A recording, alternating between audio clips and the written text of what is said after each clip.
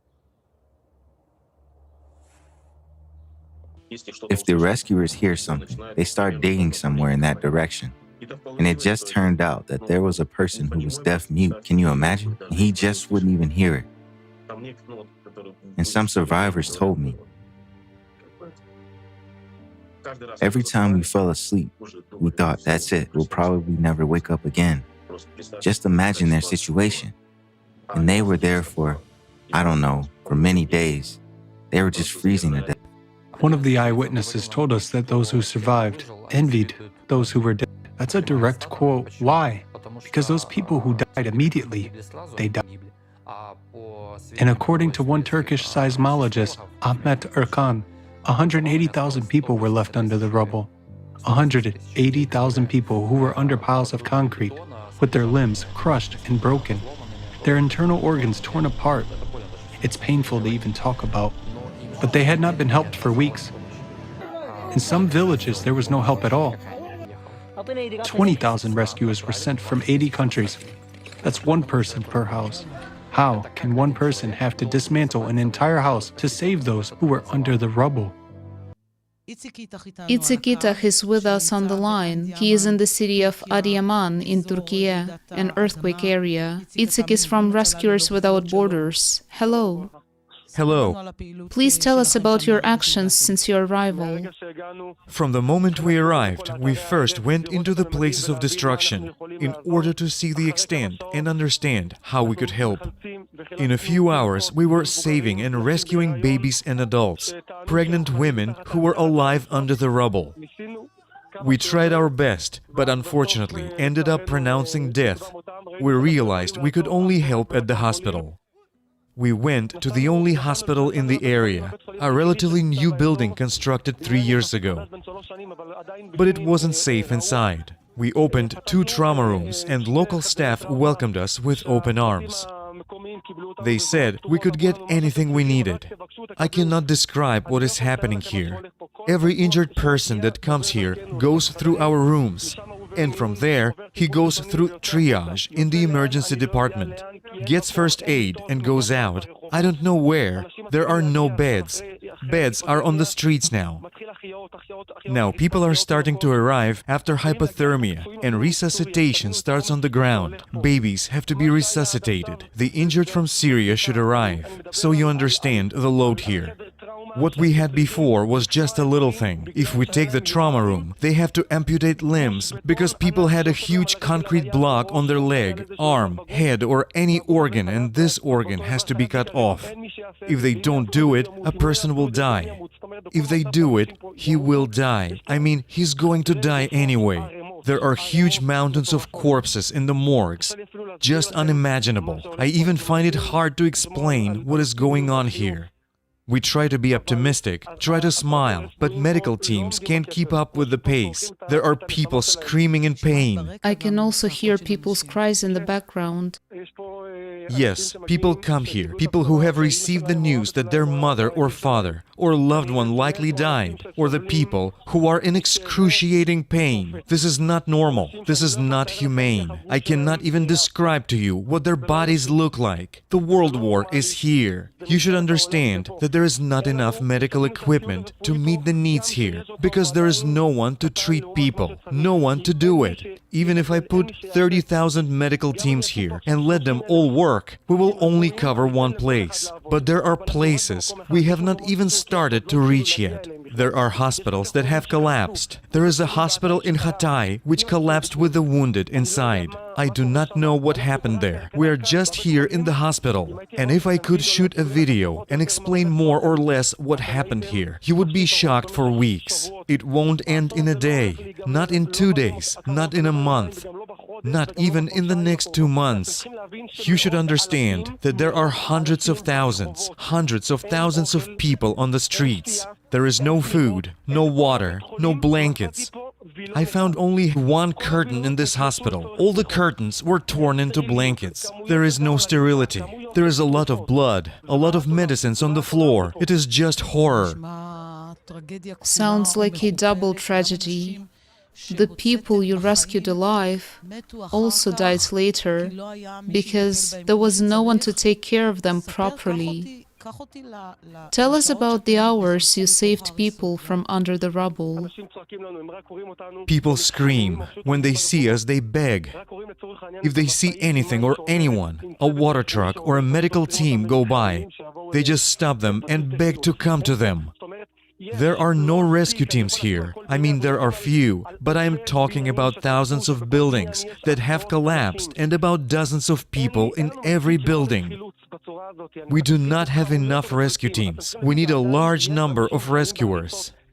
I mean, people are still alive under the rubble. This is beyond luck.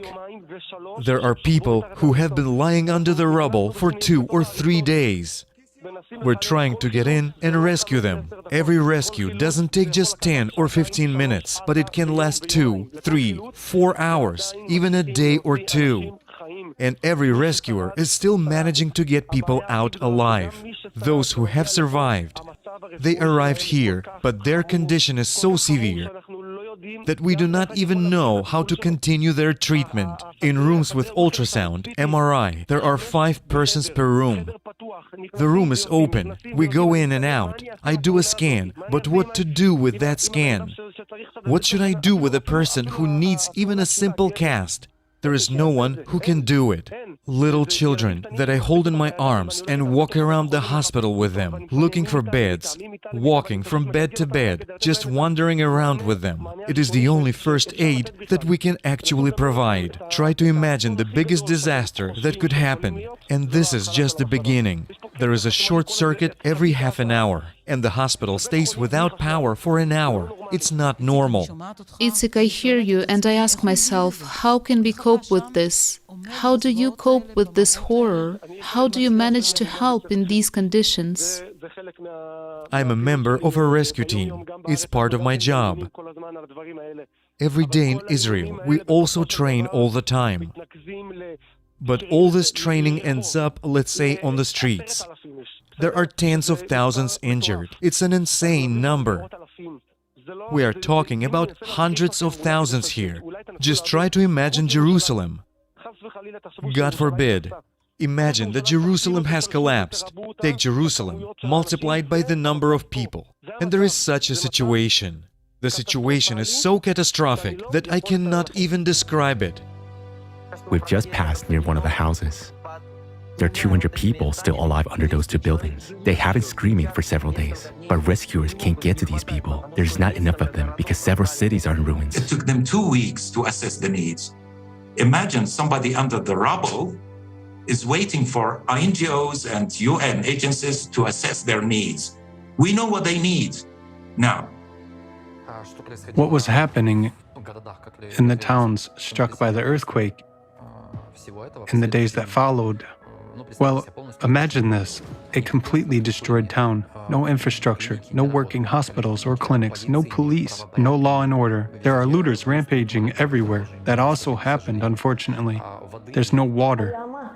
We couldn't find any bread. Bakeries were closed. Everyone was on their own.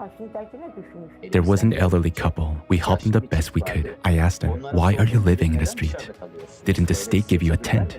He said, no, my son. All tents have already been handed out. No one around us here has given us anything. We're waiting. They're looters, there are thieves. A person died in Malatya, they took the ring off his finger. Such things also happen. People are in fear for their lives. Now I'm saying this, and someone is sitting there watching it on TV. Whether it's on TV, on the phone, or on a laptop, it doesn't matter. And for you, it's just an image. It's a movie, but damn it, these are real people. They are just like you. And if there are loved ones, relatives, friends near you, look to the left, look to the right, look them in the eyes. They are the same kind of people, and as long as you watch and think that this is just a YouTube video, just an image, it doesn't sink in. But when you talk to these people, you realize that every story you see on YouTube is a human life just like yours. That was simply abandoned to the mercy of fate. Abandoned by us. We, the survivors, abandoned them to the mercy of fate. Why? Because we don't build the creative society. Because we support the consumerist format. We don't do a damn thing. We're sitting and thinking that it won't affect us. They also sat and thought the same. Fires are burning everywhere. People are sitting by the fires.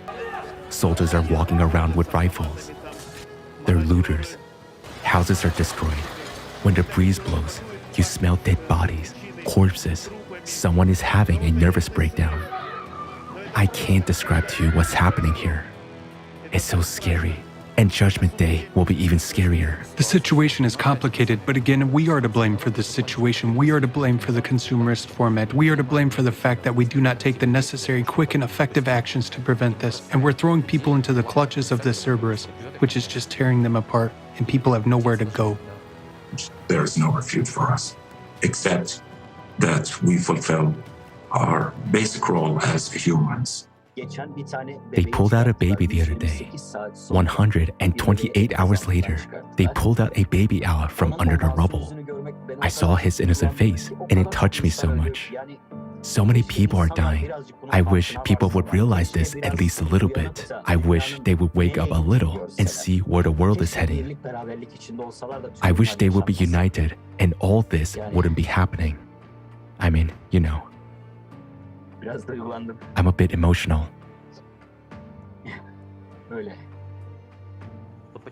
Why are people dying? Why are people dying from climate change? Because we don't know the truth.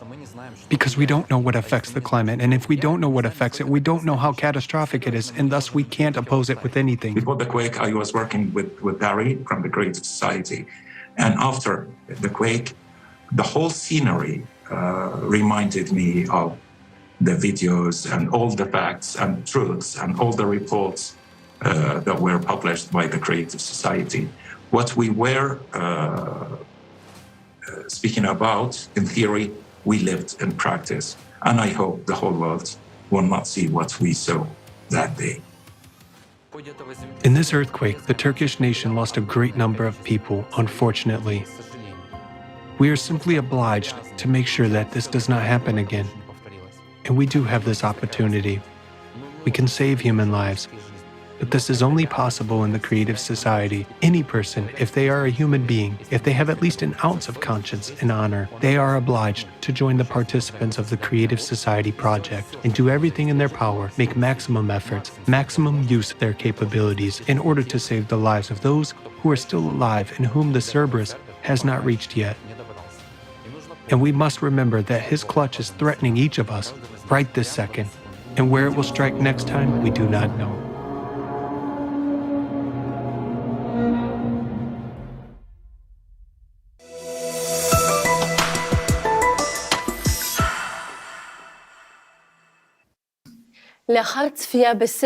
After watching this film, it is difficult to find words to express what one feels.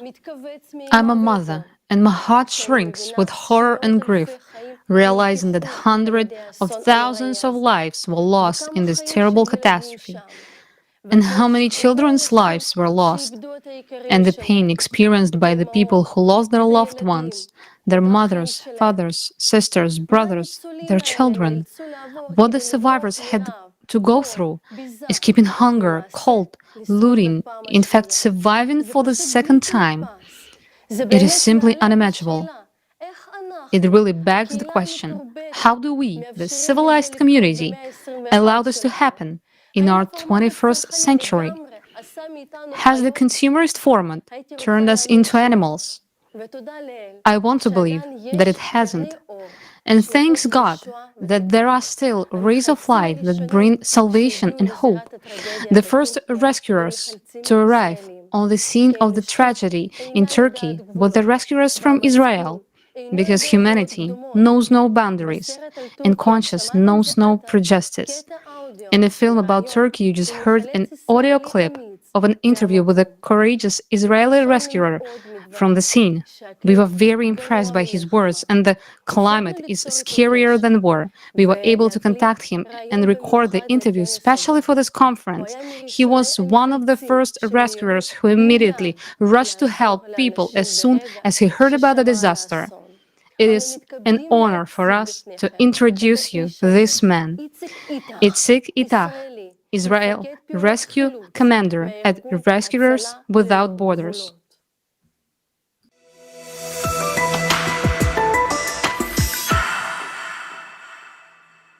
I'm Itzik Itach, CEO of Orca Solar, a company specializing in energy systems, construction, and renovation for over 20 years. I'm also a volunteer of Rescuers Without Borders, which is part of Magan David Adam, ambulance service. I have a lot of experience in Israel because I'm actively engaged in all this every day. At that moment, I'm online and you can hear radio contact for 24 hours while I'm working. Everything goes on as usual. I'm living it every day. Sometimes people look at me and say, "How do you live like this?" It comes in here. I can hear it well and continue talking to you, and then in the middle of it, I suddenly say, "Sorry, bye, I have to go." It's a normal life for me to be in the course of events 24/7. That morning, at 7 o'clock, I turned on my phone and got lots of messages. I said to myself, "What's wrong?" And then I saw, "Itzik, good morning, Turkey." I didn't understand at once what they wanted. Send a copy of your ID immediately, a copy of your passport. You're going to have a flight now. At that moment, I realized that a disaster had happened. I get there, and no one can explain anything. Where are we going? Who is going? Nobody knows. Even the army doesn't know where they're going. We were the first team to fly out to help. On February 6th, we arrived in Turkey, landed there. Even before landing, there was some debate about how to get there. There were rumors that Turkey didn't like Jews and didn't want Israelis. Fake news began to emerge. Turkey says it doesn't want Israelis.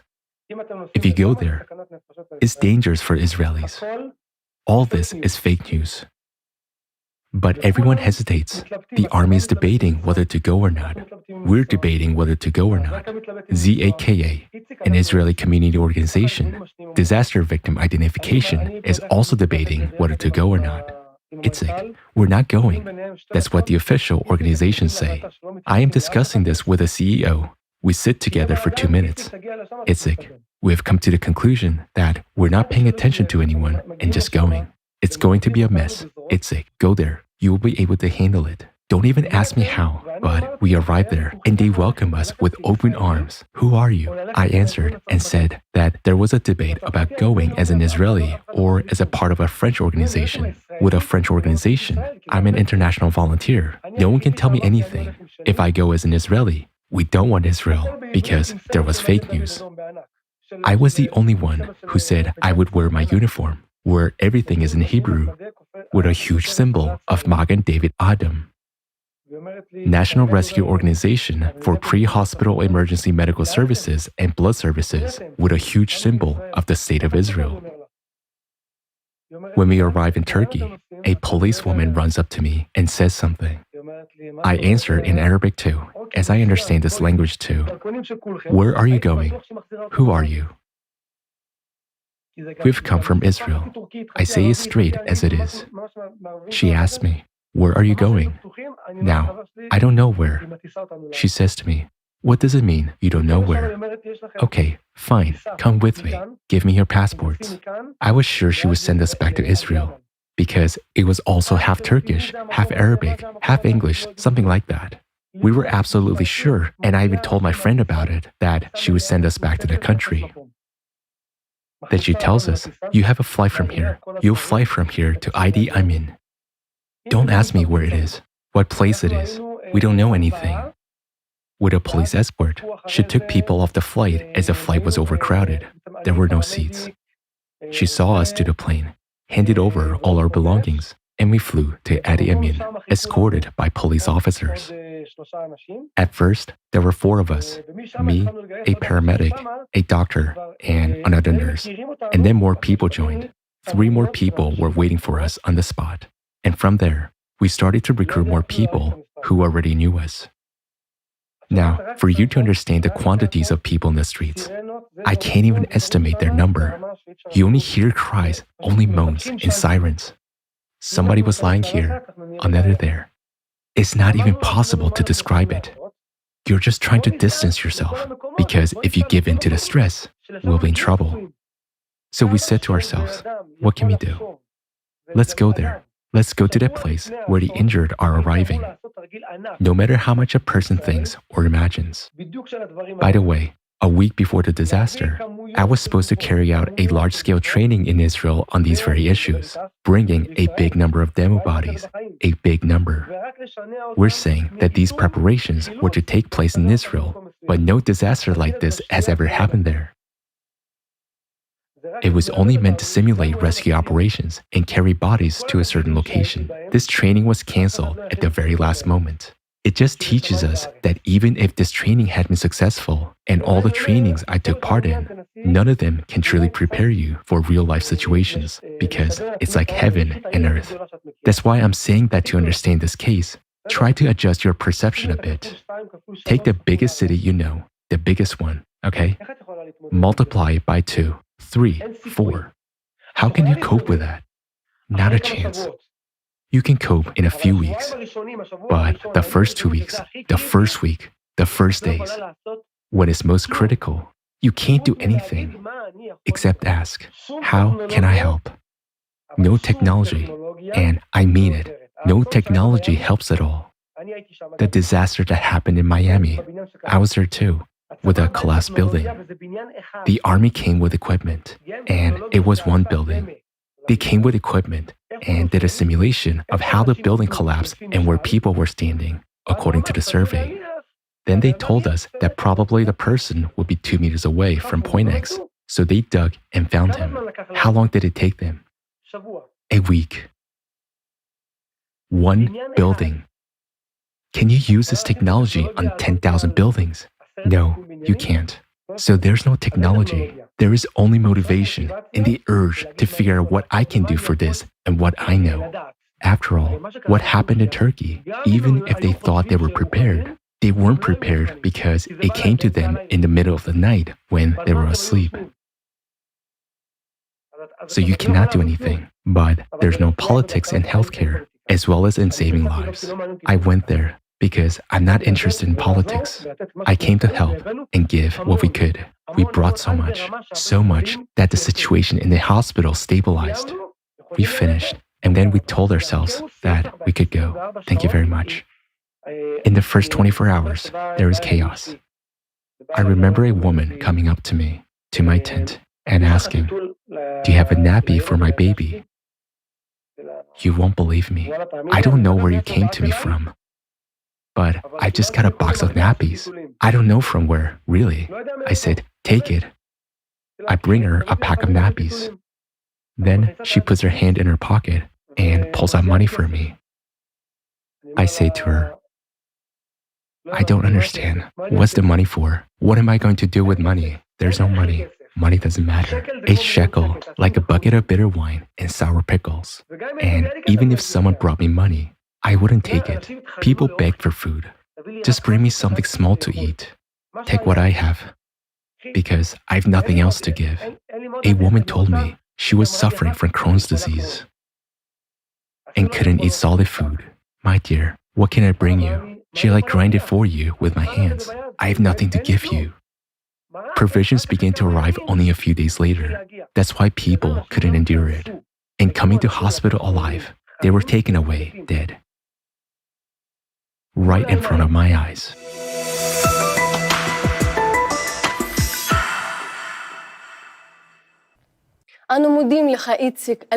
We thank the esteemed Mr. Itzik Itach for his sincerity, honesty, and courage.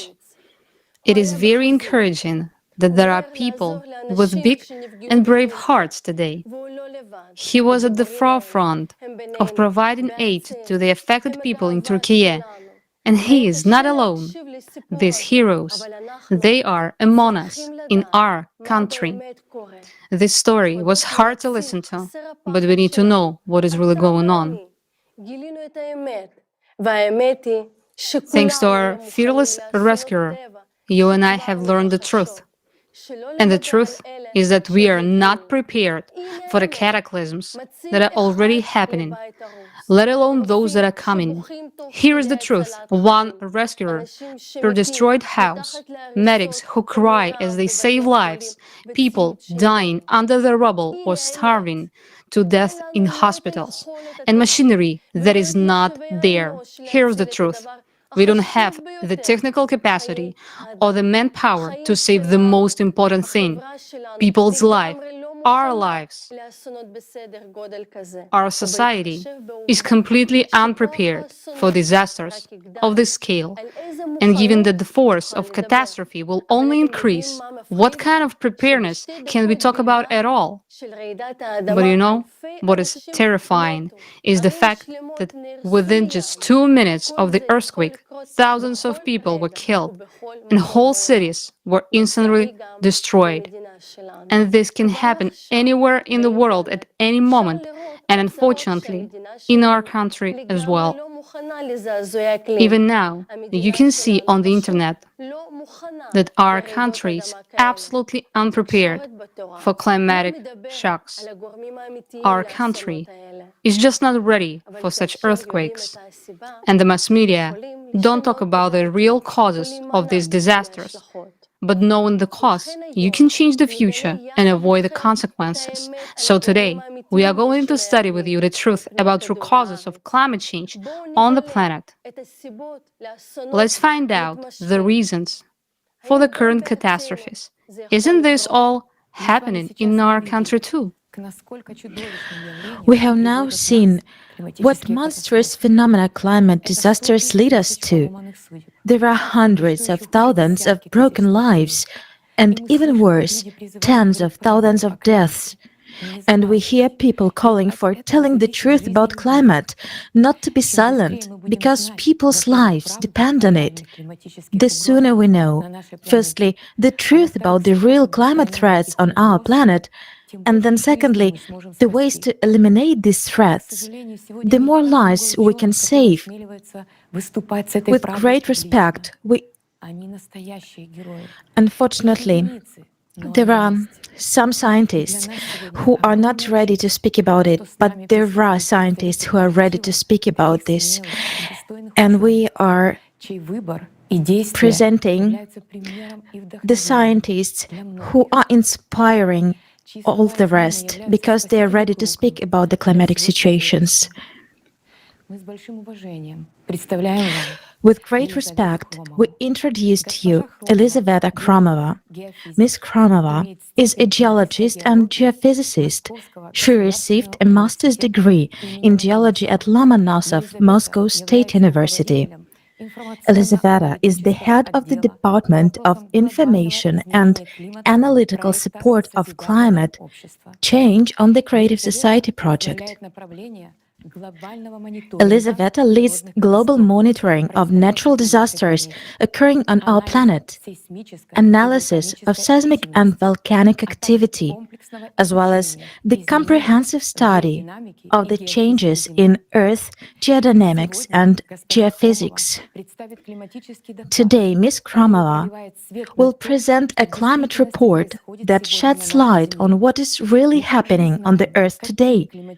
We will also learn what climate catastrophes threaten Israel and its inhabitants in the near future. Good afternoon, dear organizers and participants of the conference. First of all, I would like to thank you for the invitation. It is a great honor for me to be here and present to you the results of the work of the large team of the scientific community of the Creative Society project, which includes not only scientists from different fields of science, but also experts and independent researchers from different countries who strive to provide society with reliable information about the processes occurring on Earth. I will now bring to your attention brief summaries of the climate reports presented at the international forums Global Crisis, Our Survival is in Unity, and Global Crisis, There is a Way Out, which have been interpreted into 150 languages. If you would like more detailed information from the reports, we recommend that you watch the forums. These interdisciplinary reports are the results of long-term research that has been conducted since 1996 by hundreds of scientists and thousands of volunteers of the Creative Society project. These studies have been dedicated to a comprehensive interdisciplinary research on the causes of climate change and geodynamic catastrophes occurring on our planet these days. Now, we will share the key findings of these studies and provide a global forecast of future climate disasters both for Israel and the rest of the world. Today, you will also hear about the solution that the creative society can provide in the current climate collapse situation. We have just witnessed the devastating consequences of a terrible tragedy in Turkey and Syria. This should serve as a reminder that the frequency of such earthquakes will only increase in the future. Such catastrophes will very soon become the reality of our tomorrow. At the forum Global Crisis, Our Survival is in Unity, which took place on November 12, 2022, we presented a mathematical model showing the exponential growth in the number of natural disasters, primarily earthquakes. Even then, before the tragedy in Turkey and Syria, it was known that the number and intensity of earthquakes would increase, and we warned about it. We regret to admit that our mathematical model has been confirmed. One of the main objectives of our conference is to prevent disasters like the ones that occurred in Turkey and Syria and to save human lives. In order to achieve this goal, first, it is necessary to change the vector of our society from the consumerist to the creative one. Today, we will discuss how this can be done. In addition, we need to carefully examine the real causes of climate change. Now, you will hear unique and exclusive information that we will announce for the first time regarding the abnormal phenomena that have started to occur in the territory of Israel and the entire Middle East, which have received little attention, and the danger posed by these phenomena to the people living in this territory and the world as a whole. We are deeply concerned about the fact that the number of karst sinkholes in the Dead Sea region in Israel has been rapidly increasing over the past decades. You might have heard opinions suggesting that the growth of these sinkholes is due to improper construction or agricultural activities. However, to our great regret, the causes are completely different. Let's take a closer look at the data regarding the increase in the number of sinkholes. Dr. Gideon Bayer of the Geological Survey of Israel notes that in the 1990s, several dozen karst sinkholes would appear in the Dead Sea region each year, but now they are forming in the hundreds. Moreover, some of these sinkholes are so huge that even two-story buildings could fit in there. While in the past, the term sinkhole was associated only with the territory of the Judean Desert and the Dead Sea, in recent years, karst sinkholes have begun to appear in the central regions of the country as well. However, just 50 years ago, not a single sinkhole was discovered, whereas today, Israel is witnessing an exponential increase in their number, which already exceeds 8,000 sinkholes in total. Look at this graph and note its exponential growth. You will now understand why we are so concerned about this fact. Over the last decade, huge sinkholes and cavities have been suddenly appearing in many regions of the world. Sinkholes and cavities have also been forming in Turkey long before the catastrophic earthquakes that occurred earlier this year. The largest number of new sinkholes in Turkey was recorded in 2021, just a year before the tragic earthquakes. But why did it happen precisely in 2021, and why do we consider it terrible news for all people living in the Middle East region, including Israel? The mathematical model presented at the forum Global Crisis, Our Survival is in Unity, demonstrated that just like the number of karst sinkholes in Israel, the number of earthquakes worldwide is also increasing exponentially. This is not a mere coincidence. These phenomena share a common nature. Look at these two graphs. Pay attention to the fact that the increase in the number of karst sinkholes was documented after 1995. This is a very significant date, and we will talk about it more than once today.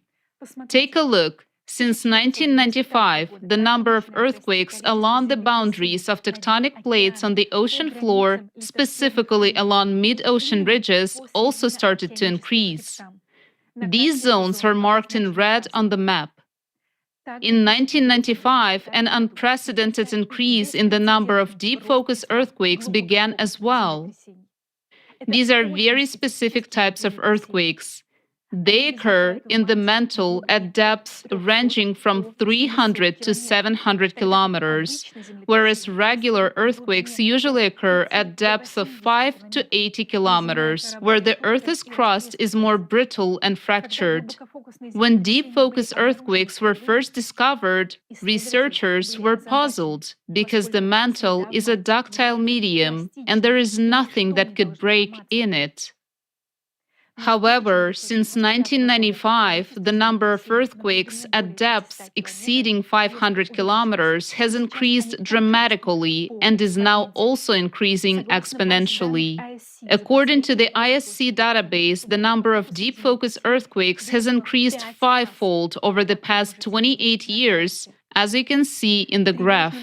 An alarming observation is that the majority of the deep focus earthquakes in 2021 occurred beneath the Middle East. According to the ISC data, as of April 3, 2023, there occurred 190 earthquakes at depths of 700 kilometers and greater in this region in 2021, compared to only 70 in the rest of the world. In our opinion, it was these deep focus earthquakes in 2021 that served as a catalyst for a series of tragic earthquakes that occurred in Turkey and Syria on February 6, 2023. The series of deep focus earthquakes in 2021 caused the Anatolian plate to break apart, which is why over 2,000 sinkholes emerged in Turkey in 2021. Currently, such sinkholes and collapses are appearing not only in Turkey, but throughout the entire Middle Eastern region. The entire region, including Israel, is now in great danger. A bit later, you will learn why deep focus earthquakes became the cause of the formation of karst sinkholes. The increase in seismic activity and in the number of karst sinkholes is not the only sign of an impending catastrophe. We will discuss the others shortly. Some people think that there are records of increased seismic activity is related to the number of seismic sensors. Elizabeth, could you comment on that? Indeed, this is a very common misconception. Contrary to this belief, the observed increase in seismic activity worldwide over the past 30 years cannot be explained by the increase in the number of seismic sensors on the planet. Take a look at the graph. The black dots, which form almost continuous lines, indicate the continuous recording of seismic events across the entire planet. This indicates a high density of the observation network. Since 1973, a sufficient number of seismic stations have been installed worldwide to record all earthquakes of magnitude 4 or higher anywhere on the planet. Another significant factor is that the increase in seismic activity, both inland and on the ocean floor, and even in the Earth's interior at a depth of more than 500 kilometers, began in 1995. These data were obtained through different methods from various sources, but independently. They indicate the same process. In 1995, there were also global changes in other processes on Earth.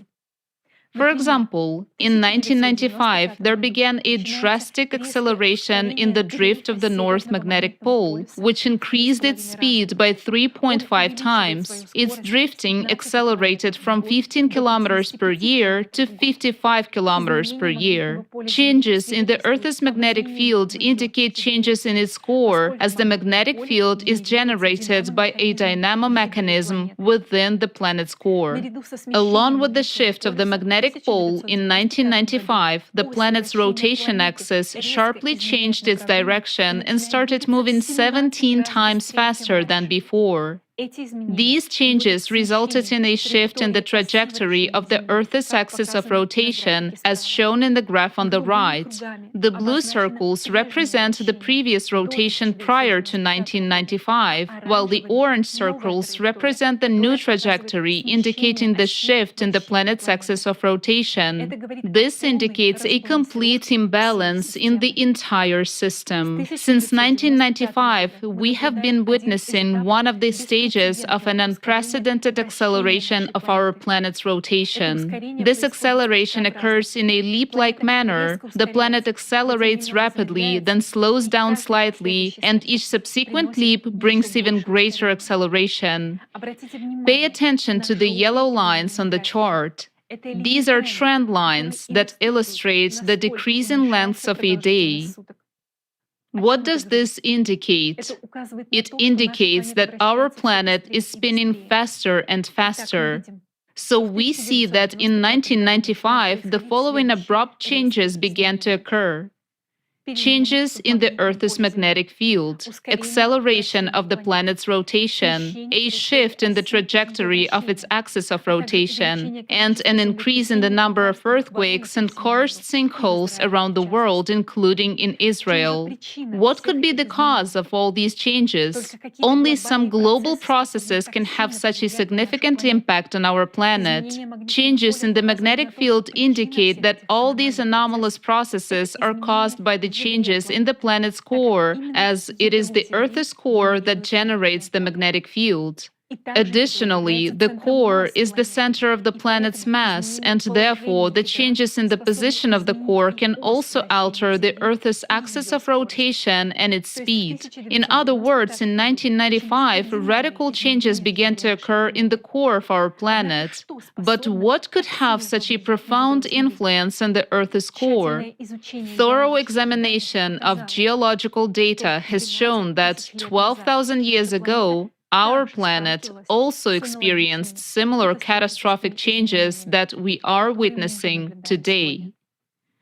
What happens every 12,000 years on our planet? Find out in the next video.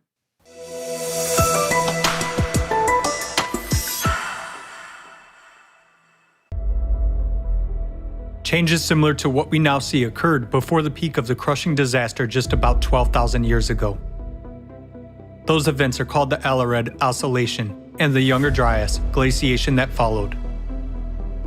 12,800 years ago, global temperatures rose as much as 15 degrees Celsius within just a few years. Most of the ice sheets suddenly melted, and the Earth emerged from a full ice age. At that time, there were extreme floods and other natural disasters, along with an intense sea level rise. The Gulf Stream stopped at that time, just as it is happening nowadays. Scientists from the University of Kansas have proven that about 12,800 years ago, there was a giant fire on Earth that covered a tenth of the entire planet's surface. Other researchers have also found that large fires raged in Siberia 12,000 years ago. Similarly, nowadays there are more and more large-scale fires that cannot be extinguished. Based on an analysis of satellite images, scientists have discovered that 10 to 13,000 years ago, the largest known dunes formed in the Sahara Desert and other regions, indicating the enormous strength of winds during the Younger Dryas. A short-term intensification of winds during that period has also been documented from Greenland ice cores data and research in Alaska. Nowadays, the same phenomena are happening on Earth as during the Younger Dryas. We see winds, hurricanes, typhoons, and tornadoes intensifying and destroying entire cities, razing them to the ground. Right at the cycle change 12,000 years ago, there was a very intensive seismic activity. This is indicated by radiocarbon data, as well as paleographic reconstructions of the Younger Dryas. During the same time period, more than 12,000 years ago, as well as now, there was a drastic weakening of the magnetic field and a pole shift, which was called the Gothenburg excursion. The reason for all these abrupt changes was an abnormal magmatic activity caused by changes in the core. This was expressed in large-scale volcanic eruptions that scientists recorded in the Younger Dryas by dust and traces of acid rains and glacial cores. Analysis of sediments found in Hall's Cave points to volcanic eruptions that caused a volcanic winter about 13,000 years ago, and glaciation across the globe. After the sudden warming in the Younger Dryas, an equally abrupt cooling occurred. This event caused a mass extinction of megafauna. Thousands of frozen mammoths and other mammals were found in the ice on the northern slopes of Siberia. There happened a drastic decline in the human population, including extinction of the Cro-Magnon. All of those catastrophic events occurred within just a few decades.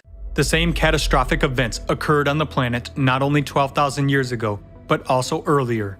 Taking into account errors in dating, this cycle is very well traced in the geological data. Catastrophists among scientists wrote about it independently of each other in their books and works. Vladimir Bubnenkov, Vitaly Bushyev, Alexander Baturin, Igor Kopolov, Nikolai Petrov, Maynard White, Douglas Vogt, and many other scientists have come to understand the cyclicity of global cataclysms on Earth with a period of approximately 12,000 years. In geology, paleontology, and archaeology, there is numerous evidence of past disasters of this cycle. Each of these catastrophic events was characterized not only by abrupt changes in the climate situation, but also by complete geodynamic restructuring, weakening and excursion of the magnetic field, widespread disastrous volcanic eruptions, tectonic restructuring, atmospheric temperature variations by 10 to 15 degrees, and changes in the world's ocean levels by 20 to 50 meters, followed by large-scale glaciations. Since every cycle is accompanied by a change in the magnetic field and powerful volcanic eruptions, it clearly indicates that the cycle is associated with changes in the planet's core, just as it is happening now. We are entering the active phase of the cataclysmic cycle.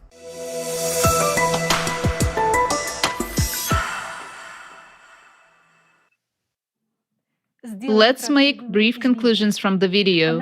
Analysis of geological data for the past 100,000 years shows that abrupt drifts of the magnetic poles occur with a periodicity of 12,000 years. According to geological data, during the same periods, there was a noticeable weakening of the Earth's magnetic field by 8-10 times. Modern studies show that the situation is repeating itself at present. The Earth's magnetic field is weakening 10 times faster than in the past century.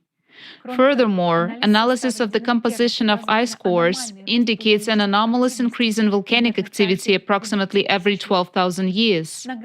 The graph shows the occurrence of such eruptions, with each circle's size corresponding to the scale of the eruption. Note the larger red circles, which indicate more catastrophic eruptions, repeating approximately every 24,000 years. Supervolcano eruptions during each 12,000-year cycle led to the destruction of virtually all life on the planet. As archaeological research confirms, entire Homo sapiens species died out during these catastrophic eruptions.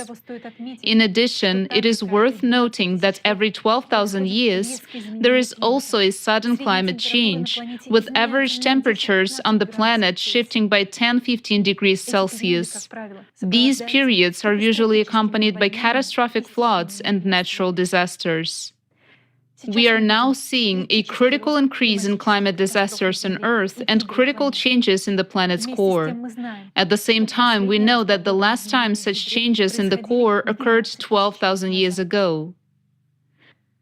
Due to the inaccuracy of the age determination methods, traces of cyclical catastrophes in the geological past of the planet have vague temporal boundaries, and the further in time, the greater the error, which can reach thousands of years. However, cyclical cataclysms occur exactly every 12,000 years. Unfortunately, we are in the next such 12,000-year cycle, which overlaps with a more catastrophic 24,000-year cycle. So, we are in for a worst-case scenario. Interdisciplinary scientific research into the causes of climate change also includes the study of eschatology, that is, the description of the end times and their harbingers in the scriptures. And our research team discovered that the Bible contains the prophecies of the prophet Ezra, who, according to the translations of the second book of Esdras of the Old Testament, spoke of a cycle equal to 12,000 years. These words of the prophet Ezra state, "The world is no longer young, it is rapidly approaching old age. The whole history of the world is divided into 12 periods, and the 10th period has already arrived, and it is half over. Only 2.5 parts remain. So set your house in order, warn your people. You have seen many evil things already, but far worse things are about to happen. As the world grows older and weaker, the evils that will come upon its people will multiply. Truth will depart and falsehood will draw ever nearer. The eagle you saw in your vision is just about to arrive." Here, Ezra clearly says that the age is divided into 12 parts, and by his time, 9,500 years had already passed, after which the most severe cataclysms would follow.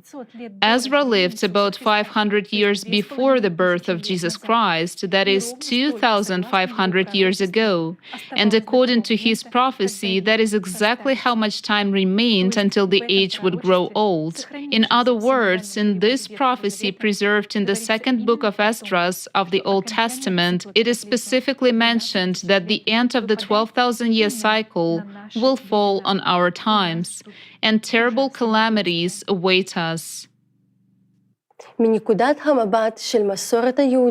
According to the tradition of Judaism, the fact that cyclical cataclysms occur exactly once every 12,000 years is by no means a coincidence.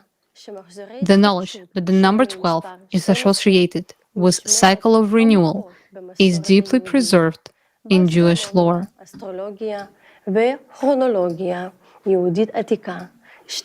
In ancient Jewish astronomy, astrology, and chronology, 12 is the prime number that symbolizes space and time. 12 is considered to be the number of the chosen ones. Also, in Judaism, the number 12 is closely related to the organization of the cosmos and signifies the stages of renewal and the cycle of change.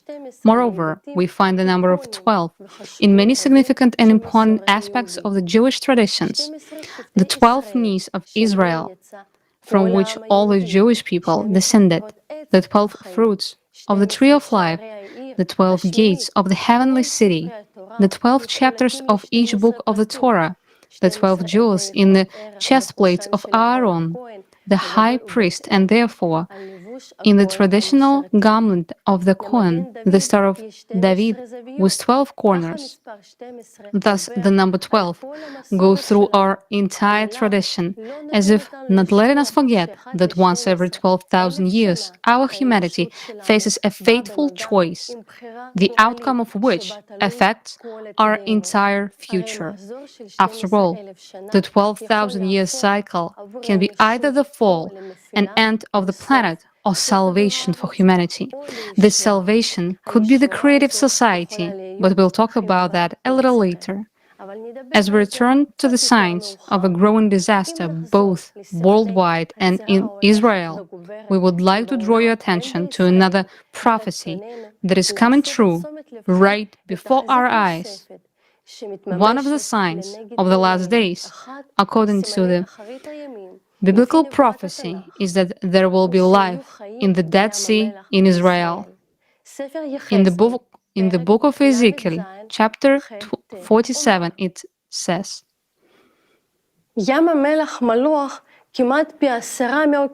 "The Dead Sea is nearly 10 times saltier than the ocean. Nothing survives in such a hyper-salting environment, and yet in 2016, Breaking Israel News reported that for the first time, freshwater ponds teeming with fish and wildlife appears on the shores of the Dead Sea. Proof that fish have been appeared in the Dead Sea came from pictures taken by Israeli photographer Noam Bedain. This suggests that today the Dead Sea is no longer completely dead, confirming Ezekiel's biblical prophecy of the last days. Many interpret that this prediction came true. This is a good sign, but is it? Elizabeth, how can appearance of life in the Dead Sea can be explained scientifically?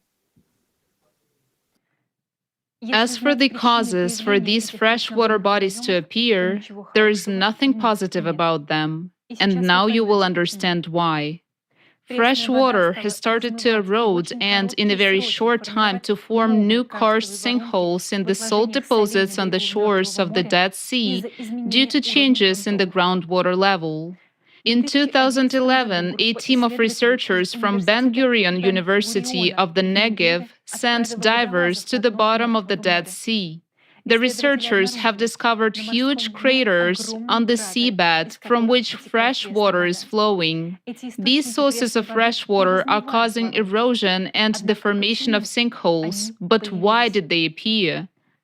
Global temperatures are rising across the planet, but what is alarming for Israel is the fact that the temperatures there are increasing at a rate almost twice the global average.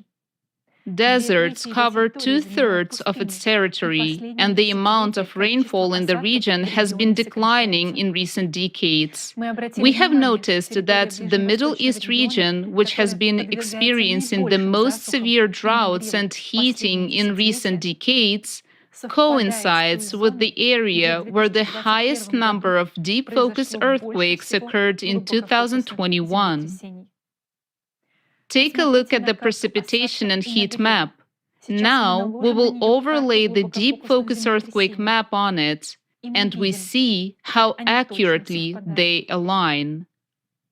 This is not a coincidence, because it was the deep focus earthquakes that triggered the disasters in Turkey and Syria.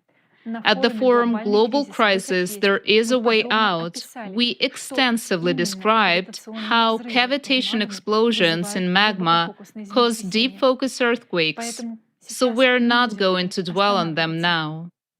The increase in the number of cavitation explosions is caused by magma being heated from the core and the ascent and movement of this molten magma inside the relatively cooler mantle.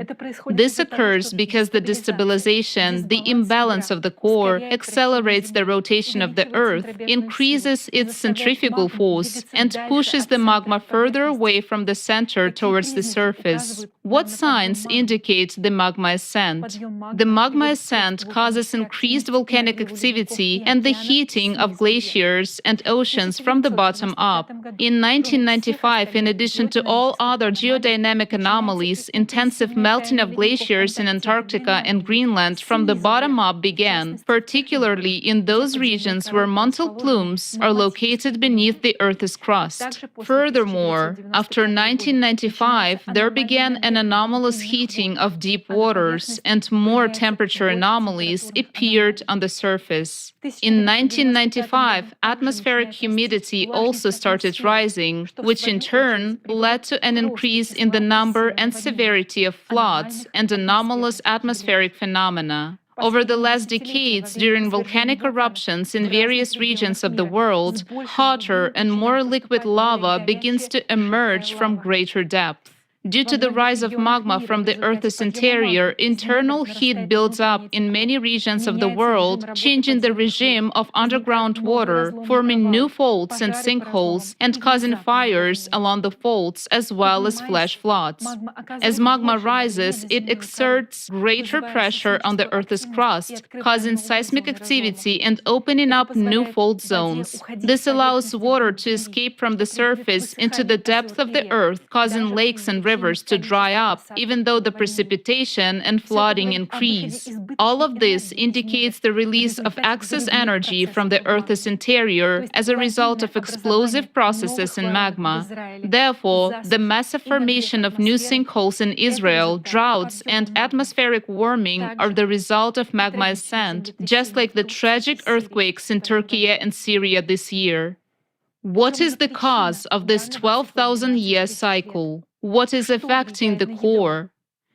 Thanks to satellite research, science has been studying other planets for the past 50 years, and it is now quite evident that climatic changes and increase in geodynamic anomalies are occurring on all the planets of the solar system. We have examined all types of interactions and physical forces known at this stage of scientific development and have come to the conclusion that this is a completely new type of external cosmic impact affecting the cores of all the planets in the solar system.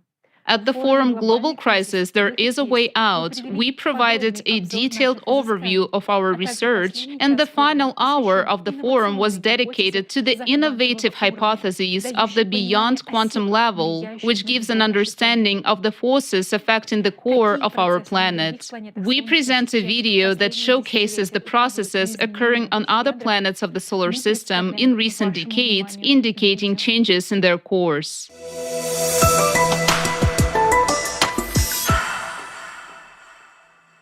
During the 12,000-year cycle, an external cosmic impact reaches the cores of all planets in the solar system. On Earth, this leads to abnormal heating of magma and its rise, resulting in increased volcanic and seismic activity, abnormal heating of the Earth's crust, as well as glaciers and permafrost melting from below. Is it currently possible to detect any increase in internal heat and tectonic activity on other planets, provided external cosmic impact is spreading to all planets? Mercury. Satellite data from the MESSENGER probe has shown that 19 tectonic-related terrain changes formed on Mercury between 2011 and 2015. The planet's core is responsible for internal activity. Previously, Mercury's core was believed to be inactive. The new tectonic changes are concentrated predominantly in the northern hemisphere. What's notable is that the core of Mercury has now shifted in the same direction, according to scientists' assumptions. So where's the extra energy that intensifies tectonic activity on the planet coming from now? Venus. Recently, there has been an increase in volcanic activity on Venus, similar to what is currently observed on Earth, Mars, and Jupiter's moon Io.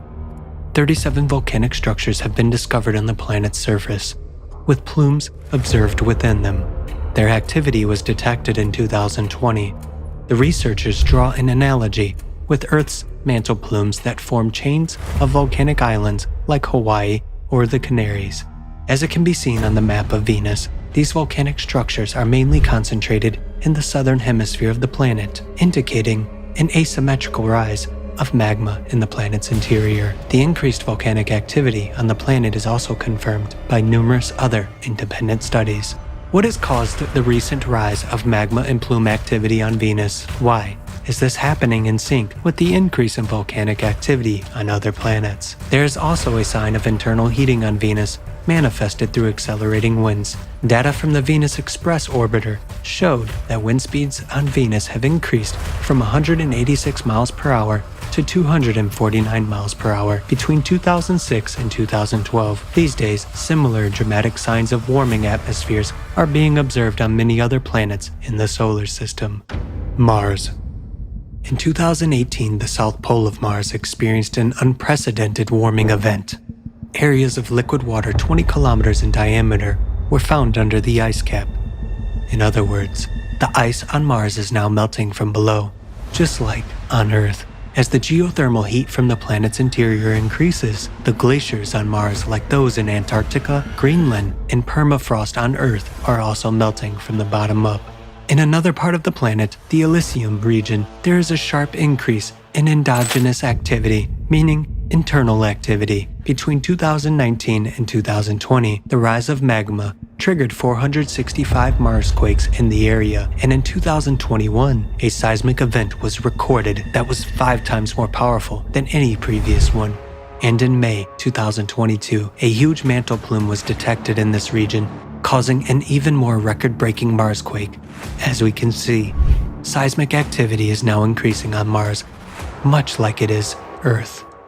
It is worth noting the similarities between the processes on Mars and Earth. When the Earth's core shifted along its axis of displacement, two heating zones initially formed, one in western Siberia and the other in western Antarctica. Similarly, we have observed two zones on Mars, one near Elysium and the other at the South Pole. This indicates that Mars' core shifted in the same way as on Earth during the 12,000-year cycle. The recent processes on the terrestrial planets point to an increase in the activity of their interior. Mercury, Venus, Earth, and Mars are experiencing a simultaneous increase in volcanic and tectonic activity, with a sharp rise of magma creating zones of anomalous heat.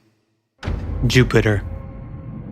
On gas planets, the function of a core is performed by a denser accumulation of gas within the planet. The high temperature of Jupiter's atmosphere is mainly provided by its internal heat. In 2001, scientists discovered that since the Voyager probe's exploration in the 1980s, Jupiter's internal heating had increased by 37%. Moreover, this heating is greater than the energy received from the sun. It is known that internal heat fuels storms and turbulence on gas planets, increasing wind speed. Hence, the sharp increase in Jupiter's internal heat has resulted in the intensification of these atmospheric phenomena. When the Hubble was launched in 1990, no cyclones or thunderstorms were detected on Jupiter. But over the last decade, storms have become increasingly active and intensified. We can see them on images of the planet as spots. Red spots are the hottest areas.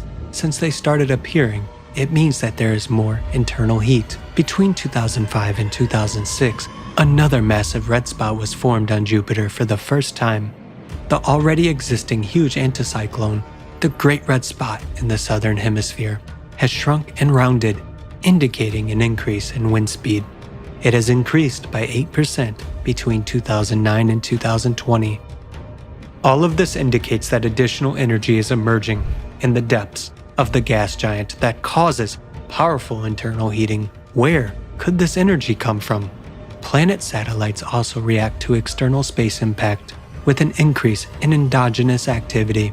On Jupiter's moon Io, in the northern hemisphere, the most powerful volcanic eruptions have been occurring over the past 5 years. On another of Jupiter's moons, Europa, in 2013, scientists discovered that the ocean at the equator was warming from below. Subsequently, the satellite's interior heated up so much that in November 2019, NASA's research group detected water vapor above Europa's surface. It is noteworthy that the moon Europa started heating up on the side that does not receive heat from the sun. Conversely, the coldest area was found on the sunny side. In other words, the appearance of zones of anomalous heating on Europa cannot be attributed to solar energy. They can only be explained by an increase in internal heat. Saturn. Internal heating on Saturn is known to be the main driver of storms, as it is on Jupiter. Between 2007 and 2010, a chain of 23 to 26 dark spots was discovered, which were interpreted as areas with high heat emission. In 2010, the so-called Great White Storm formed abnormally early in the northern latitudes of Saturn.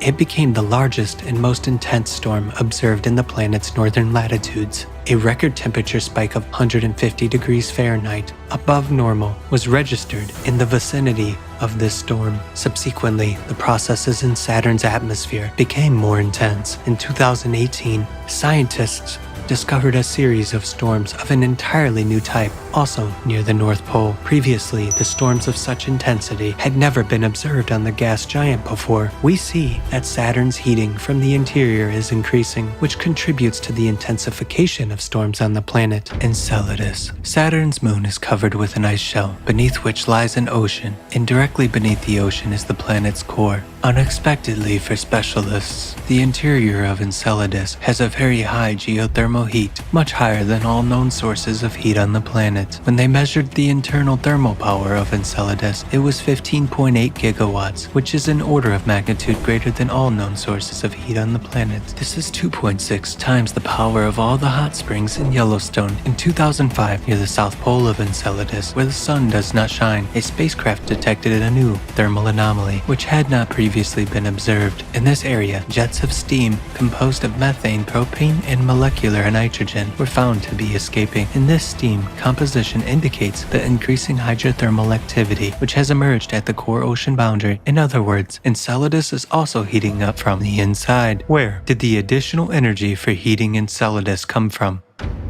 Uranus. It is believed that Uranus is warmed by solar energy only, which determines the planet's weather patterns. However, in 2014, when Uranus began to move away from the Sun, solar energy was almost non-existent in its northern hemisphere, and extreme storm activity was detected in that region. This means this activity on Uranus must have been triggered by recent internal warming processes. Neptune. Neptune is experiencing dramatic temperature anomalies. Although it has been summer on Neptune since 2005, data showed that most of the planet had been gradually cooling into 2018. However, between 2018 and 2020, stratospheric temperatures at the South Pole have risen sharply by 11 degrees.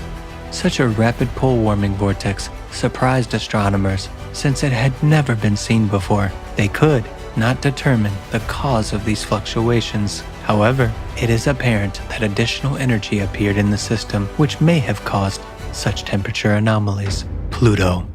Pluto and its moon Charon are the smallest and farthest objects from the Sun. They have been considered inactive as they cannot store internal heat due to their size. In 2015, a 1,000 kilometers long, that is 620 miles long, field of large cryovolcanoes was discovered on Pluto, spewing ice and ammonia. Planetary scientists were astonished by this discovery, as cryovolcanism requires a mechanism of the planet's internal heating. Heating from the Sun is excluded due to Pluto's distance from it. Researchers were unable to explain the activity observed on the planet with the help of traditional heat loss models. We are clearly seeing internal activity on the surface of Pluto and Charon. Something is ripping apart their ice crust. That is, we can see that the planet and its moon have recently begun to heat up from the inside. What could be adding energy to this heating of the interior of Pluto and Charon? Conclusion. So what is currently affecting the interiors of all the planets in the solar system? It is an external source of additional energy that enters the cores of the planets every 12,000 years. This excess energy in the core is converted into heat. Magma heats up, producing zones of increased heating. There's growth of seismic and volcanic activity, strengthening storms and other anomalies. Moreover, they are often localized in certain areas of the planet and do not depend on solar energy. What you have seen now is but a small part of all the facts that indicate that the heating in the interiors is synchronously increasing both on the terrestrial planets and gas giants and their moons. All these anomalies have only appeared in recent decades, when the number and strength of disasters from the Earth's interior began to increase. In just 5 to 7 years, we will see all these processes on other planets increasing tenfold, if we ourselves remain to live on our planet.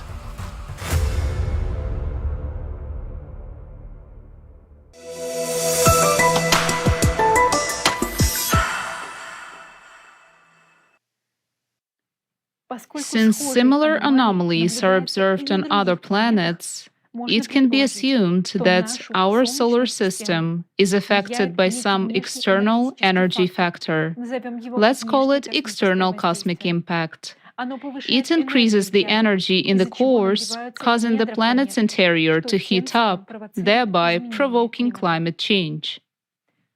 I would also like to note that even though it may seem that changes in the core of the planet do not yet lead to a huge tragedy, unfortunately, we have to admit that this is already happening.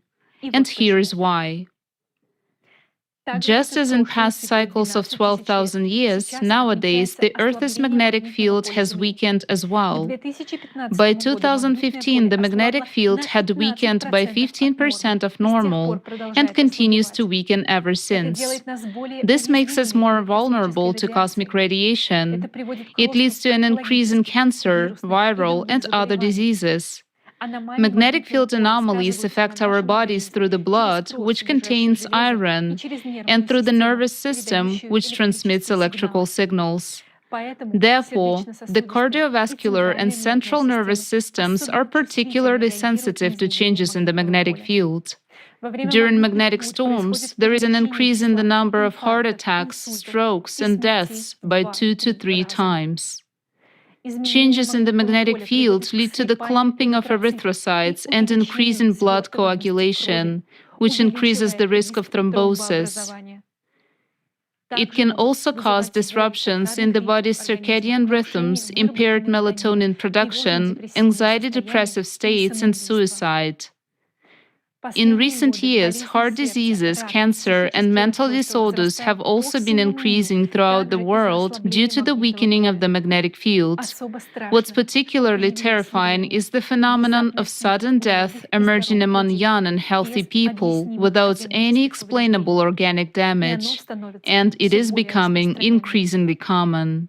Sudden death appeared due to changes in the Earth's core, accompanied by the emergence of local magnetic field anomalies that may cause the human body to abruptly cease functioning, much like electric appliances that burn out when exposed to a powerful magnetic field. Due to the increasing instability of the core, this type of anomaly is occurring more and more frequently and poses a serious threat. Moreover, a number of atypical magnetic field anomalies are already causing such phenomena as clear sky turbulence, posing serious risks to air travel and leading to airplane crashes, as well as threatening atmospheric overturns and sudden local temperature changes. For more information, watch the forum Global Crisis, There is a Way Out. Let's go back to the progression of earthquakes. It shows what a terrible catastrophe awaits all of humanity. Look at the progression for yourself. Seismic activity is increasing so fast that it is shocking. Each subsequent stage is characterized by a threefold increase in the number of earthquakes. If your income as entrepreneurs grew in the same progression, you would be the richest person on the planet. But unfortunately, this is the progression of our end. This progression promises a catastrophe that will lead to the end of all life on Earth. To learn when and how this catastrophe will occur, let's watch the excerpt from the forum Global Crisis, Our Survival is in Unity.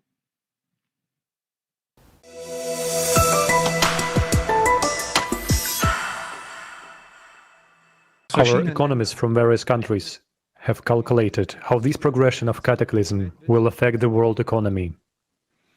You see the graph of that progression here. The dynamics are obvious. It suggests that the collapse of the world economic system will happen as early as 2030. Already in 2030 year, the world's GDP will not be able to cover all the losses from the climate. In fact, the entire businesses worldwide has no more than 6-7 years left. And from here on, the processes will worsen even more critically. Why? We now arrive at a very sad conclusion. If we had lived in a 20,000-year cycle, we would have lived through this as a civilization and continued our existence, albeit with great losses. But we are in a 24,000-year cycle. Considering how our planet endured it before, it was complete devastation. Supervolcanoes exploded and most of the life was simply swept away. Ignoring these facts is suicide. What awaits the divided humanity in the near future if we do nothing? The damage will increase exponentially and irreversibly on a massive scale. The hotbeds of catastrophes will break out and escalate until they envelop the entire planet, turning it into another dead planet like Mars. Inversion of magnetic poles will lead to critical weakening of magnetic field by 8 to 10 times, which will render all living beings unprotected against rays of ruthless cosmic radiation. suddenly awoken stratovolcanoes all over the Earth will start to spew magma.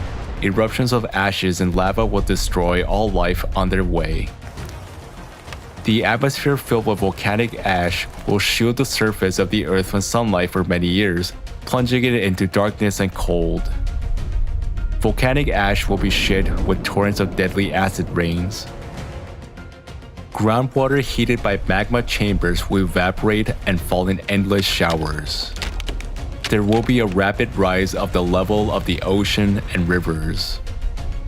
Ice caps will start to crumble and disappear due to the activity of the volcanoes awakening under them.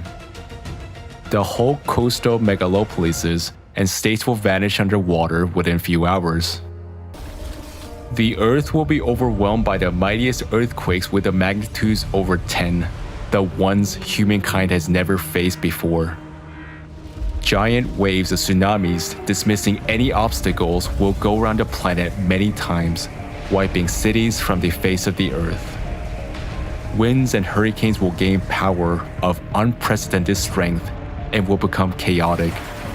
The burning gases escaping from the bowels of the Earth will lead to a large-scale natural fires in the remaining regions that have not been flooded. Abrasive radioactive particles at enormous speeds will grind cities into dust. Billions of people will die from natural disasters in their first few months. Imagine what it would look like in our consumerist, immoral world when disasters of this magnitude only begins to mount. Food, economic, energy, and social crises would grow until civilization collapses completely. The usual life will no longer be available to any of the inhabitants of the Earth. Lack of portable water and food would turn people into packs of embittered armed gangs killing each other for a piece of bread. Unsanitary conditions, outbreaks of epidemics, pestilence, looting, and devastation would engulf the cities. Survivors would roam around lifeless lands in search of food and shelter. Those living will envy the dead. Such is the cycle of 12,000-year cataclysm in its apogee. And this time it will be stronger than usual because it falls on a difficult period of time when a very sick planet, which we ecologically tormented, is added to a 24,000-year cycle. What is this, if not our end? Already in 2028, life will be almost unbearable. That's literally in 6 years. Just think, your comfortable family life, your business, your plans will be over in 6 years. We have calculated different variants of events development and came to the conclusion that in any, even the mildest variant of the current cycle, all humanity will die. And according to our mathematical model, this will happen no later than 2036. Further development of these events leads to the internal cracking of the Earth's crust. There will be microfractures in the crust in some places, which will increase magmatic activity. And it will keep increasing even more until it provokes a large-scale rupture in the thinnest part of the crust, which is in the ocean. This is inevitable. There is a 99.9% probability that this rupture will occur in the area of the Mariana Trench. A gigantic volume of magma from the magma plume will rip the Mariana Trench in an instant, and billions of cubic meters of water will meet billions of cubic meters of magma. There will be a huge explosion. This explosion will be equivalent to thousands of times of the entire stockpile of nuclear weapons available on Earth. Under extreme pressure, the ocean won't just boil, it will explode. This will raise a huge column of steam mixed with dust. Under tremendous pressure, this gigantic column of steam will rush so high up that it will tear through our atmosphere.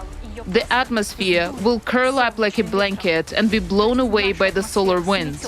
Meaning, our atmosphere will literally be swept away along with the entire water cover.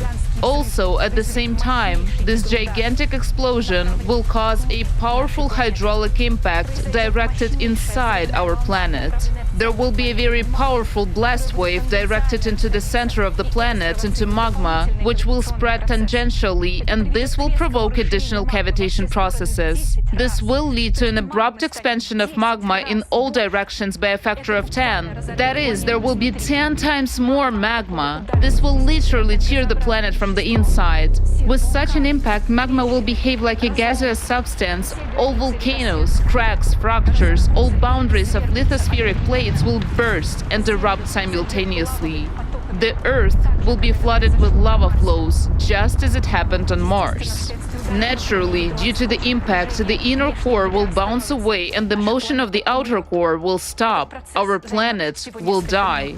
But we, humans, will no longer be threatened by this, because as a consequence of these events, we, as humanity, will already cease to exist completely. Before your eyes, you see a timer that counts down to the time when the planet, as a living planet inhabited by life, will no longer be able to exist. This is the fact that we have been living with for more than 10 years, and as of today, you will also have to live with it.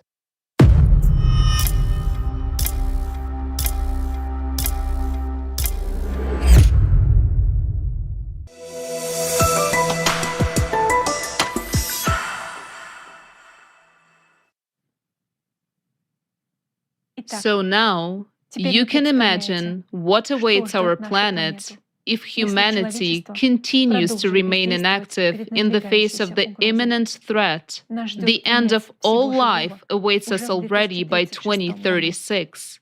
This prediction is based on a reliable mathematical model, and unfortunately today, we can clearly see its confirmation in the form of a rapid growth of destructive cataclysms worldwide.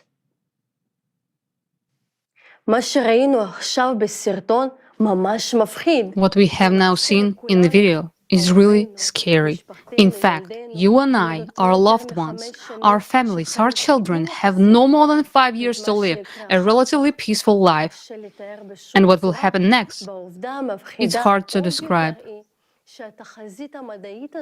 And what is even more frightening is that this scientific prediction of climate events is also confirmed precisely by the words of our prophets. Many centuries ago, they warned us about the end times, and the picture described by our ancient prophets exactly coincide with the model of climate cataclysms which we have just seen. For example, in Tanakh, the prophet Isaiah said,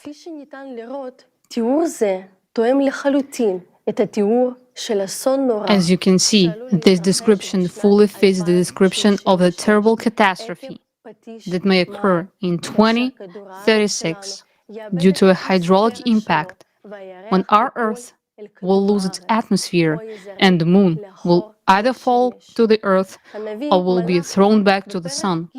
The prophet Malachi also said in the 3rd chapter,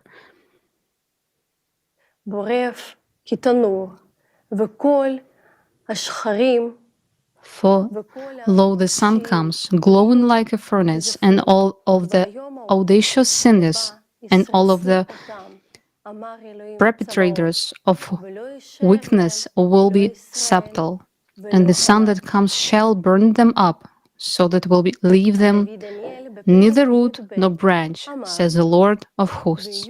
And the prophet Daniel also said, "And it will be a time of distress that never was since a nation existed until that time." These words clearly indicate that such a disaster have never before been experienced by our Earth, which is also consistent with the results of the mathematical model that was presented at the forum Global Crisis, Our Survival is in Unity. How could our prophets have known what would happen several millennia later, if not from God Himself? Is Is it not a mercy for us that we were warned of these terrible events by our prophets, that so we could change this scenario? Elizabeth, in your opinion, as a scientist, how it is possible to change this catastrophic scenario? What is needed to be done?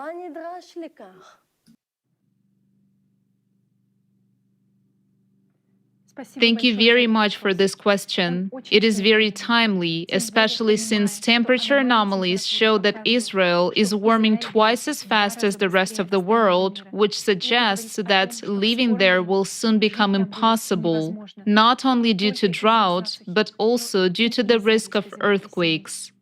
This problem must be solved, but it can only be solved in the creative society. To solve such a serious problem as changes in the Earth's core and to be able to save people's lives, we must change the format of society from the consumerist to the creative one, where human life will be the highest value. Only in this format will it be possible to unite the smartest people on the planet and provide unlimited funding to science for solving these issues. Although external cosmic impact affecting the planet's core has not yet been studied by modern science, research in this direction is already being conducted in many classified laboratories. Unfortunately, these efforts are not aimed at stabilizing the Earth's core, but rather for military purposes. Scientists already possess the necessary skills, experience, and understanding, but they cannot share their research and knowledge with the rest of the world. Their talents cannot be used in this search for a solution to ensure the survival of our civilization, because no country in the consumerist format of society will reveal its best minds to the world. This is because the world is still engaged in a race for dominance, influence, and power. Scientists cannot come together under a common goal to overcome the climate crisis in the current consumerist format of society. In order to survive, we need to change the model of our society. We must create a format of society that does not contribute to unleashing wars and is not ruled by a minority. It's a format that values human life and which we call the creative society. In the creative society, we can find solutions to protect us against cosmic impacts, prevent climate disasters, and stabilize the Earth's core. This society gives humanity a chance not only to survive, but also to build a united civilization which guarantees that we will no longer face such challenges in the future. The creative society is our real chance for life. Elizabeth, we thank you for this comprehensive climate report, for your courage to voice the truth about climate to the world, and for your example. We would also like to thank the enormous team of volunteer scientists from around the world who work tirelessly to give humanity a complete picture of how critical the situation is today, with the disruption of the planet's core, the rise of magma, the increase in the number and strength of earthquakes, and what it all leads to. And most importantly, why we, humanity, need to act urgently now. We are very happy that people today have the opportunity to hear this vital information in 50 languages. We thank all the volunteer simultaneous interpreters who are doing their best right now, each in their place, to bring this valuable knowledge and understanding to their people. We, as a global community, can no longer ignore what is happening to our planet's climate. We can already see how much volcanic and seismic activity has increased on Earth, and this is an undeniable fact. In recent months alone, we have witnessed dangerous volcanoes awaken one after another. Nevada del Ruiz in Colombia, which is considered one of the most dangerous in the world, is showing signs of increased activity. In different continents, almost simultaneously, two volcanoes began erupting, Etna in Italy, and Popocatépetl in Mexico. In Kamchatka, Shevelich, a nameless volcano woke up. Ebica in Kuril Islands, Java in Indonesia, Kilauea in Hawaii, and many, many others. And today, scientists are concerned about an even more serious problem, namely the possibility of activation of supervolcanoes such as Yellowstone in the United States and Ira in Japan. The explosion of just one of them can wipe out all humanity from the face of the earth and plunge our planet into volcanic winter for many years. By a chain reaction, other volcanoes can also be activated. The consequences will affect everyone. Earthquakes, poisoned air, ash, hunger, and cold over the planet. What is the likelihood of such an event happening in the near future, and is there any way that we can prevent such an eruption today? An international expert in the field of elementary particle physics, member of the CERN Laboratory's Future Circular Collider project team, and Lawrence Livermore National Laboratory's National Ignition Facility user team, educator member, International Association of Intelligence Educators will talk about this. Dr. Egan Chalakan. Good day to everyone. My name is Egon Chalakian. I am a retired international tax law professional who was also a qualified particle physicist. For the most part, I reside in Cambridge, Massachusetts, USA, home to both MIT and Harvard University, where I have academic roots. Equipped with a combined legal and physical science background, I developed a professional career within the national security, legislative affairs, and academic communities, commencing very early on. Today, I shall be speaking on the interface between climate change, Earth's geophysical disruption, legislative affairs, and national security. Because the character of my chosen topic requires a cultivated expertise typically obtained only on the job, particularly with respect to legislative affairs and national security, I'm also going to give you a bit of my professional background in these same domains as well. In this regard, very early in my career, I served as a legislative tax analyst attached to the President's Commission on International Trade and Investment Policy, the White House, under President Nixon and President Ford. And while affiliated with the Harvard Legislative Research Bureau, and while serving on the board of editors of the Harvard Journal of Legislation, I simultaneously served as a legislative tax analyst with the Joint Taxation Committee of the Committee on Ways and Means and Finance, U.S. House of Representatives and Senate, 92nd and 93rd sessions of Congress. Thereafter, I worked with the Reagan Kitchen Cabinet and Reagan White House, where I was intimately involved with President Reagan's Strategic Defense Initiative project. In total, I have worked with 4 U.S. presidents. While I am, in fact, based in Cambridge, Massachusetts, the lion's share of my current professional activities do in fact take place on Capitol Hill, Washington, D.C., where I have recently commenced a specialized legislative affairs practice centered on climate change and national security-related matters. Incidentally, if you're wondering whether or not I still keep my hand in the physical sciences, well, yes, I do. In fact, I am duly cited in all 4 volumes of CERN Laboratory's Future Circular Collider Conceptual Design Report, and I retain a very active role in the FCC's development. Additionally, I am likewise actively involved in NASA's NISAR mission as well, with a 2024 launch date rapidly approaching. CERN is the preeminent particle physics laboratory worldwide, and the FCC project is deemed to be one of the world's most sophisticated engineering challenges. And with regard to NASA's NISAR mission, which is a partnership between NASA and the Indian Space Research Organization, it is the first satellite mission to collect data in 2 microwave bandwidths, called the L-band and the S-band. In fact, it measures changes of our planet's surface, including movements as small as a centimeter, thus allowing the mission to observe a wide range of Earth processes, from the flow rates of glaciers and ice sheets to the dynamics of earthquakes and volcanoes. The tools provided by NASA's NISAR mission will likely be available to many of you within this audience within the very near future. Now I will turn my attention to the interface between volcanoes, the oceans, human anthropogenic behavior, and legislative affairs and national security. Starting with the oceans and human interaction, the anthropogenic factor has indeed destabilized our ocean's ability to mitigate Earth's ever-increasing volcanic activity. Historically, we as humans could place reliance on Earth's oceans to provide a natural cooling system for the plates and magma beneath Earth's crust, which in turn prevented magma from achieving critical temperatures. By simply cooling the plates and the magma through the release of excess heat into the atmosphere, the oceans routinely prevented the prospect of potentially catastrophic consequences of magma breaching through Earth's crust. Now, unfortunately, it would appear that humans have seen fit to handicap our oceans from performing this vital service.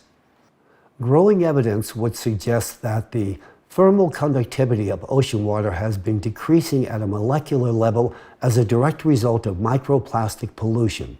Microplastic pollution has decreased the ability of the ocean to release heat into the atmosphere, consequently causing the ocean to heat up and the magma beneath the plates to receive insufficient cooling. As a direct result of this activity, the opportunity for enhanced seismic and volcanic activity has dramatically increased. Routine results reveal that magma flows that are currently being released reflect higher temperatures and significantly different chemical compositions than those observed in the past.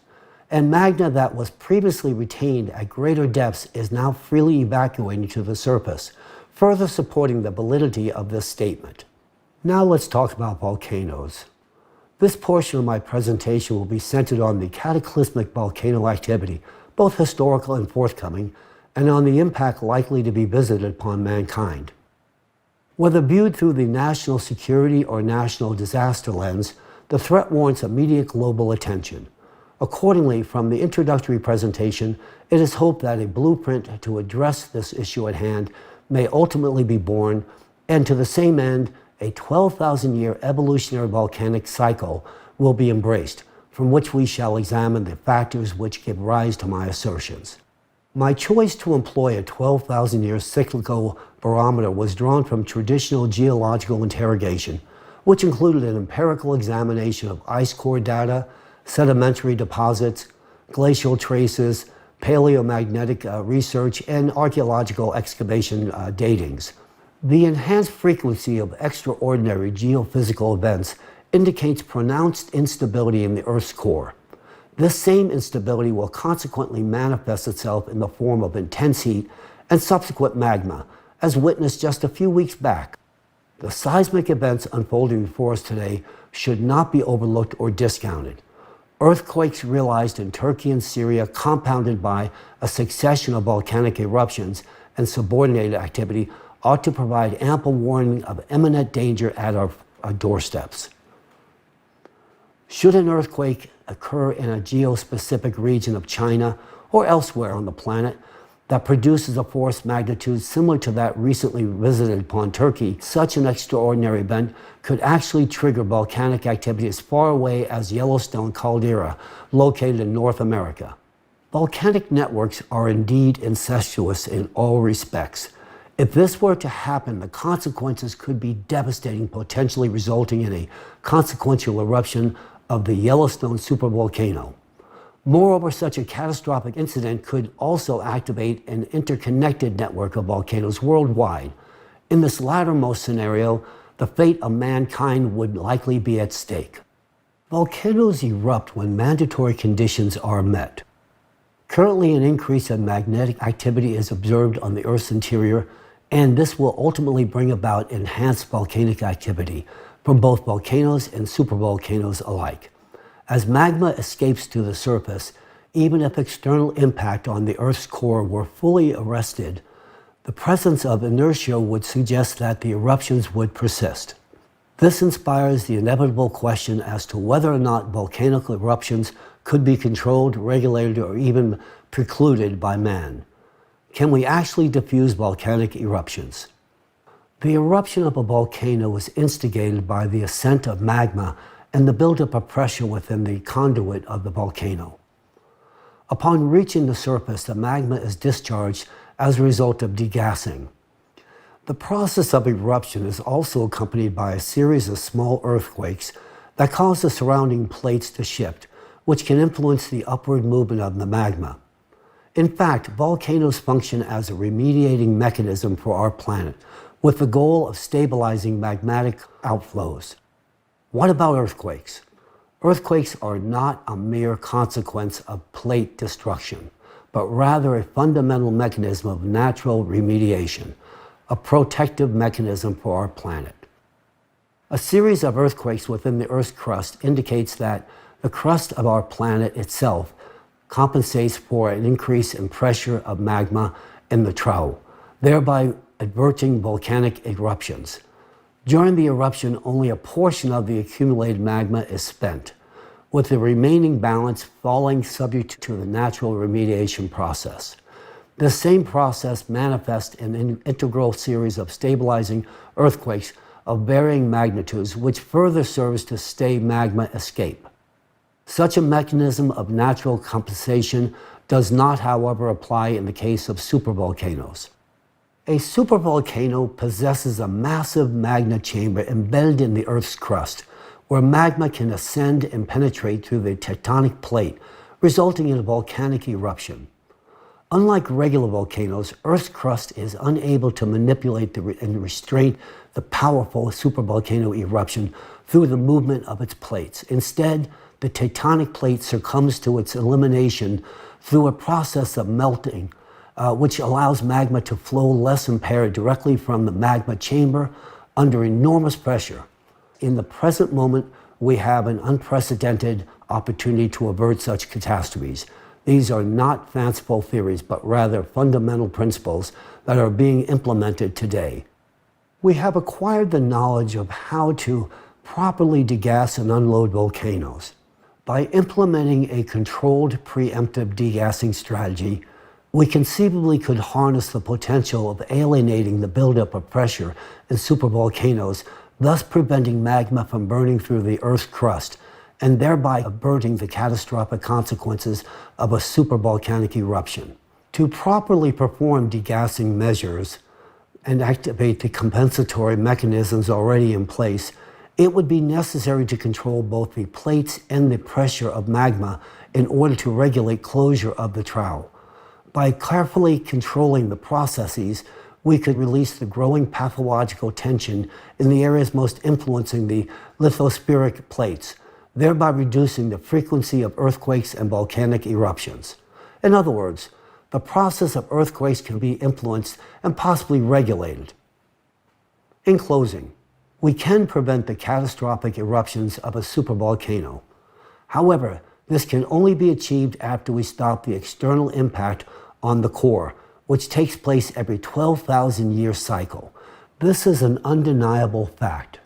If we fail to take corrective action or improperly conduct degassing, the excess energy will intensify the cavitation process of magma and lead to a sharp expansion of magma pressure, which the crust would not be able to withstand. In such a case, our planet may well face the same fate as Phaethon, a catastrophic explosion that would transform it into an asteroid belt. The issue at hand is not just a matter of national security, but rather a supranational one that should capture the attention of intelligence agencies and governments worldwide. It is critical that we act with urgency, as the consequences of inaction would be catastrophic. In fact, we should have acted yesterday. And this is the reason that I stand before you today, delivering this message with the utmost seriousness and urgency. The paradox of the current consumerist format lies in the fact that despite our understanding and solution to the problem, we are unable to implement them in practice, because executing the degassing process effectively requires a globally coordinated effort that involves the territories of different countries. However, in a world where everything starting from private enterprises to the states themselves is divided and focused on defending their own interest, such efforts are unfortunately seen as a potential threat to national security.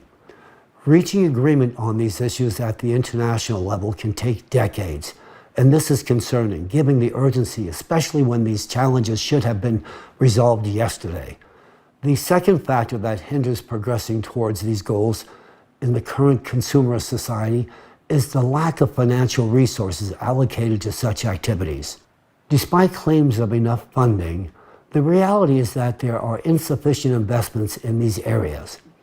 While funds are directed towards wars and conflicts, no funds are allocated to provide for pressing human needs because the consumerist society places no value on human life. Therefore, I assert with confidence that if we persist in the consumerist model of international relations, we are bound to fail. The terms of the game are such that even if we possess a solution, we are not able to execute it. We people are the root cause of all crises. Nevertheless, regardless of our past mistakes, we can always stop and do things in a different way. However, given the current state of affairs, any small delay in addressing the climate threats will result in irreversible consequences. Soon we will no longer be able to do anything against the climate, and all of us understand this perfectly well. In light of the dire climate situation, I have come before you today to discuss a possible solution. I believe that the only way to overcome our current crisis is to transform our society from a consumerist format of society to a creative society. The model of the creative society instills in us three key conditions that will enable us to combat climate change. First and foremost, in the creative society, human life is considered paramount, and thus its preservation and protection are prioritized above all else. Secondly, the creative society operates as a single economic space that is both open and transparent, which means there are neither wars nor geopolitical conflicts, nor hidden agendas. This will allow us to execute a global degassing strategy. Finally, it is of the utmost importance that the transition to the creative society provides unlimited funding for scientists to quickly solve the climate issue. This will ensure that scientists have unlimited funding and enough resources to expedite the resolution of the climate issue. In the creative society, sufficient resources will be directed towards the control of volcanic eruptions, thereby enabling us to alleviate the pathological load and pressure from the tectonic plates. With such proactive measures in place, we can even prevent the impending eruption of Yellowstone and corresponding earthquakes. This is not far-fetched, this is a realistic goal, and we are actively working towards achieving it. In addition, not only will we be able to forecast powerful earthquakes such as the recent ones in Turkey and in Syria, for example, but also be able to prevent them. Through the implementation on such measures, we could achieve a stabilization on the planet's geodynamic processes. Of course, this will only be possible once we have stopped the external impact. I am confident that we will discover the necessary solution, but it is extremely crucial that we initiate this work in the near future. Please note that control over geodynamic processes will have a nearly instantaneous impact on the atmosphere, culminating in the control of typhoons, floods, anomalous precipitation, and other cataclysms as well. We envision a future where humans can control climate, including natural disasters. Creative society truly opens up an opportunity to create a world in which cataclysms can be prevented and every person's life safeguarded. This prospect has been the subject of my thoughts and aspirations for a very long time. Therefore, when I was in Washington and encountered the presentation on the Creative Society, I immediately realized that it is precisely what we need. I recognize that the Creative Society is our way out, and thankfully we have such a way. This is something that can enable scientists to act without constraint, stop an external impact, save our planet, and protect human life. That, to me, is the most significant aspect. I know how to solve this problem. I hold the keys to the future in my hands. But as of now, I lack the opportunity to utilize them. This opportunity can only be provided through creative society. Only through the establishment of a creative society can we actually unlock the true potential to implement the solutions to prevent climate catastrophes and secure the safety and well-being of every individual. Ladies and gentlemen, Thank you. I appreciate the opportunity to speak before you this day. Thank you so much. Have a good day.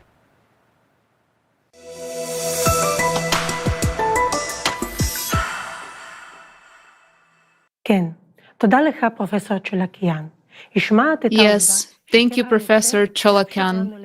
You have voiced the fact that the Creative Society will enable us to implement a proper degazing strategy on a global scale, that is, throughout the planet.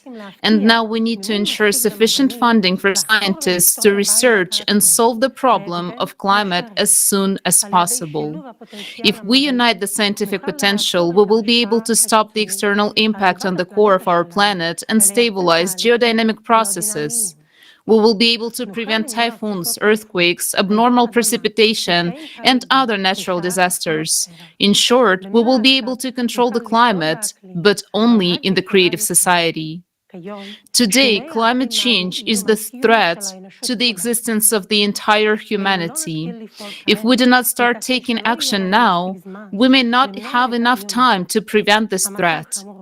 The situation is very acute. Climate is a faceless and ruthless enemy that recognizes no borders or nationalities. It doesn't care about your social status or your wealth. You cannot bribe it. Your high fences will not stop it from destroying you. To save ourselves, we need to unite the whole world, all the people, the entire scientific potential. And our people have the greatest scientific potential. We, Jewish people, are one of the smartest people in the world. Although we make up only 0.2% of world's population, more than 25% of Nobel Prize winners are Jewish. Our people are also the winners of the Turing Award, the most prestigious prize in computer science, the Fields Medal, awarded by the International Congress of Mathematicians, and many other prestigious awards. The achievements of Israeli scientists have greatly contributed to the strengthening of Israel's international status. Our country is considered a high-tech superpower, attracting the attention of major international companies which open their research centers here and invest in startups in various industries. There are more than 70 venture capital funds operating in Israel. Every year, $12 billion, or 4.7% of GDP, is spent on innovation development, which is one of the highest rates in the world. 300 major international companies have innovation centers in Israel. Among them, Intel, Google, Microsoft, Facebook, SAP, IBM, Oracle, Dell, Cisco Systems. Israeli science has contributed significantly to improving the quality of life of billions of people around the world. Israel is one of the top 10 nations in space exploration. But despite all these achievements, Israel will not be able to save itself and survive alone in the conditions of the rapidly changing climate. It is impossible to solve this problem within one country. Even if Israel chooses the path of building the creative society, all of Israel's most advanced technology will not protect it if neighboring countries remain in the consumerist format.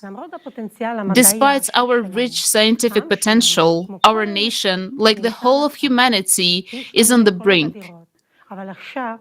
We have enormous potential, but now we're channeling it into the existing consumerist format, a world that is crumbling before our eyes. So there is an urgent need to channel our minds and our intellectual potential to bring people together to deal with the climate issue. It is up to us, the Jewish people, to set an example of unity and to unite the entire world community. We can do this because our people are all over the world. We rule the world. Look, our people are everywhere. Even if the president of some country is not a representative of the Jewish people, his advisor is our person. There is not much time left, but we know how to get the things done. We need to unite, to make the most of our potential, relying on the richest resources of the Jewish people, which are our intellect and experience. Since we have this potential, we must apply it for survival of the people of Israel and the survival of all humankind. We need change. And if we can change something, it is better to change it for the better and to change the format of society to the creative one, to a format where everyone's life will be valued and secured, to a format where each person's life will be worthy and prosperous. Creative society is beneficial for all the Jewish people. It is the best future we can build for ourselves. It is a society that guarantees us prosperity, security, and unlimited development for our great people. With a great pleasure, we invite you to watch a video about the wonderful prospect of the creative society and all the various benefits and bonuses of the creative society for you personally and for every person in the world.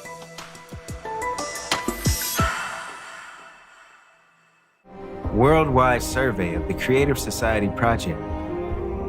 What kind of society does every person dream of living in?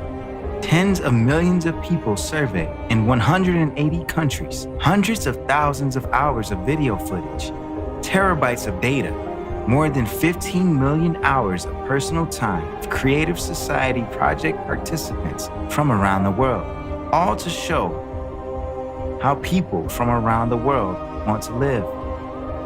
Only in the Creative Society, all people's desires for a comfortable, safe, and happy life will be guaranteed 100%. All of this is laid out in the 8 pillars of the Creative Society, which is the foundation of your happy future. Watch this video and you will understand why the Creative Society is exactly what you want. First pillar, human life. The highest value in the Creative Society will be human life, that is, your life, as well as the life of any other person. All of humanity will become a unified civilization, and this guarantees the absence of wars, various conflicts, and crises. You will finally gain confidence that you are truly protected. Second pillar, human freedom. In the Creative Society, you will be free and protected. No one will be able to violate your rights and freedoms. You are a citizen of the world, and you will be able to travel freely. And if you want, you will be able to easily change your place of residence. The Creative Society is true freedom and equality.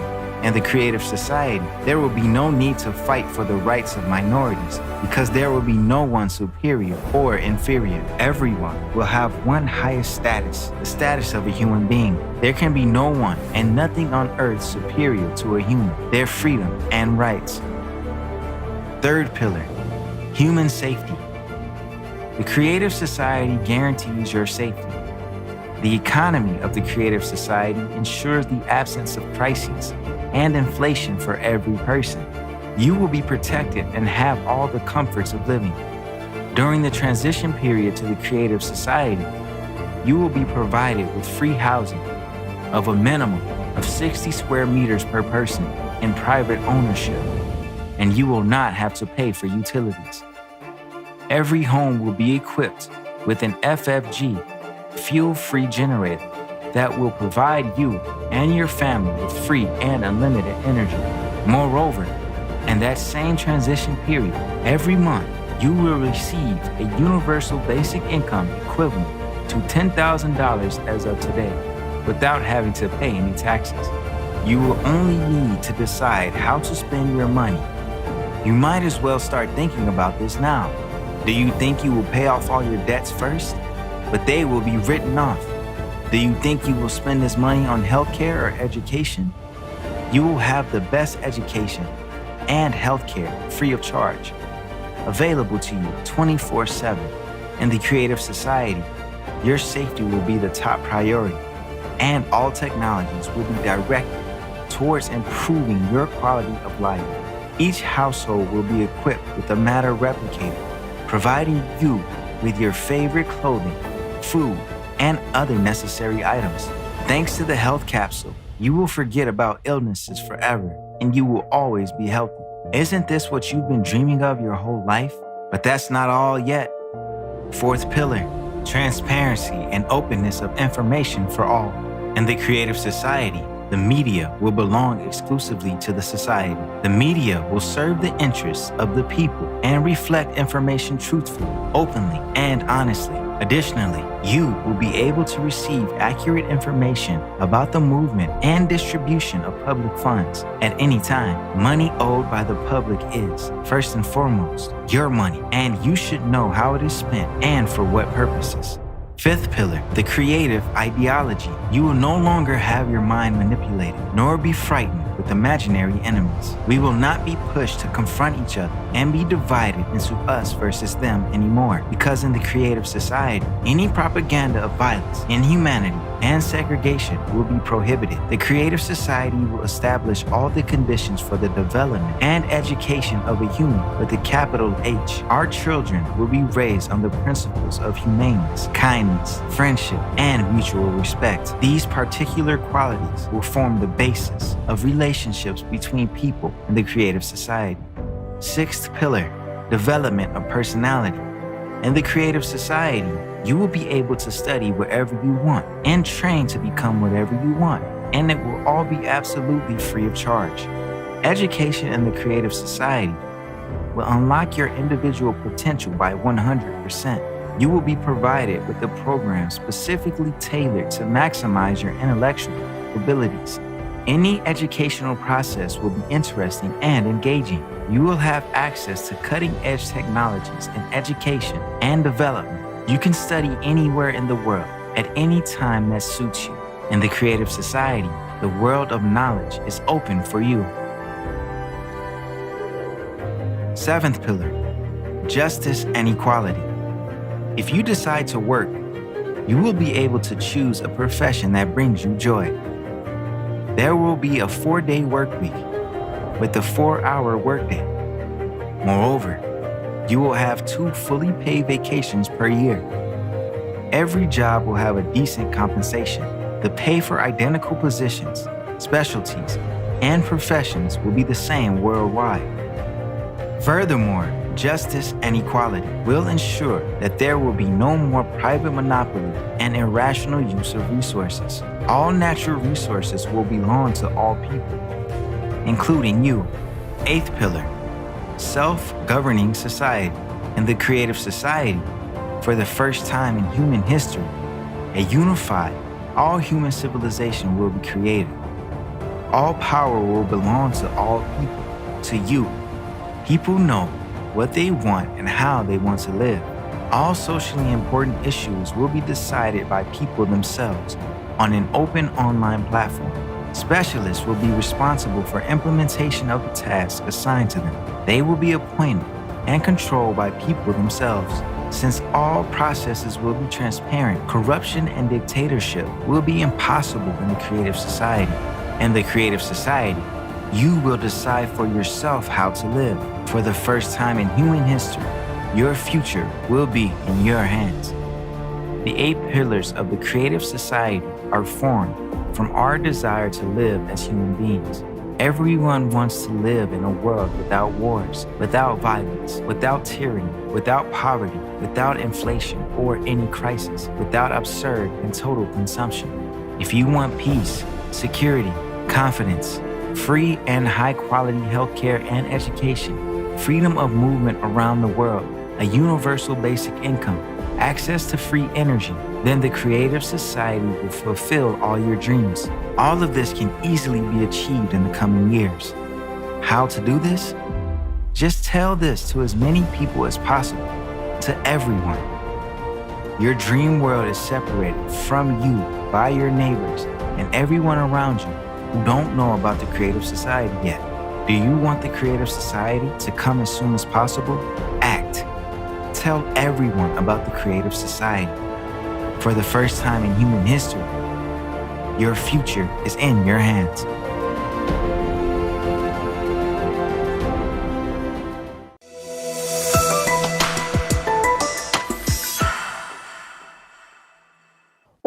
איך אני כבר רוצה לחיות בחברה יוצרת. How I want to live in a creative society already, in the world without wars, I want peace so much. No one is safe now, and anywhere, at any time, a war could begin when you don't want it and don't expect it. But in a creative society, it will be different. The highest value will be life of each person. It will be a beautiful, safe world for us and our children. Yes, Jews want peace more than everyone else. And in the creative society, not only will all of humanity live in peace, but all of our problems will be solved, even such everyday and pressing ones as mortgages. As soon as I imagine that I don't have to pay this money, I feel so relieved. And I will be able to go on a trip around the world with the whole family. And my children, while traveling with me, will be fascinated with the interactive way of learning. To be honest, I myself have long wanted to learn a new profession. Olga, what would you like to do in the creative society? I'm a professional musician, but I have a family and responsibilities, and now I have to do something completely different. But I would love to go back to playing the cello.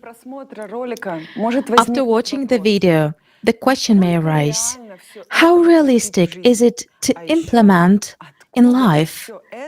And also, where will we get money for all that? One might think that this is such a distant future that our generation won't live to see it. In fact, this is not the case. One of the conditions for building the creative society is a transition to a new economic model. Let's see a presentation of this new economic model.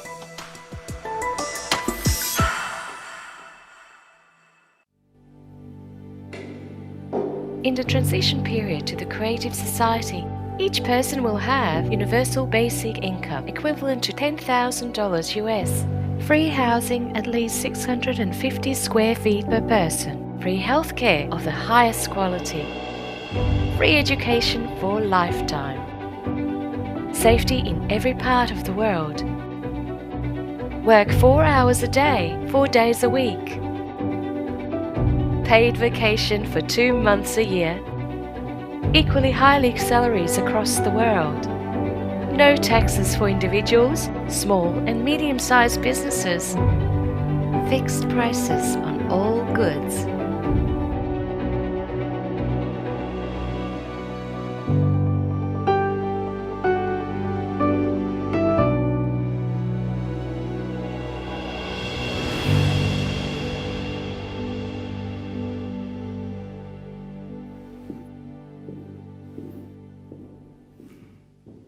When I look at the picture of this kind of the world, a thought comes to my mind. This is incredible. This is incredibly cool. And yes, I want this kind of life. But just like in any person, a skeptic inside me begins to rant and says, first of all, it is impossible to implement. And even if it is possible, it certainly won't happen in my lifetime. And goes on to affirm, no one will let you do this. And you know what I reply to him? You're right. And indeed, he is right in today's economy of the consumerist format in which we exist nowadays. This cannot be implemented. This requires a different economic model. We need to look beyond the confines of the current system. And I invite you to learn about a new model of economy that will provide a high standard of living for every human being. This model has been developed and proposed by experts from around the world. It takes into account the economic needs of each person, technological advances, and the need for our civilization to develop and evolve. This innovative model will change our lives from the first day of its implementation. I want to draw your attention to the fact that its implementation is possible only if the format of society is changed from consumerist to creative. And further, I will explain why. Unlike the current economic model, the new model will have a different goal: to provide the high standard of living for every human on the planet. There are two key requirements for the new economic model to function and achieve this goal. The first requirement: the new economic model can only work on the planetary scale. It cannot work in a single country. The second requirement is the self-governing society. All power must belong to the people.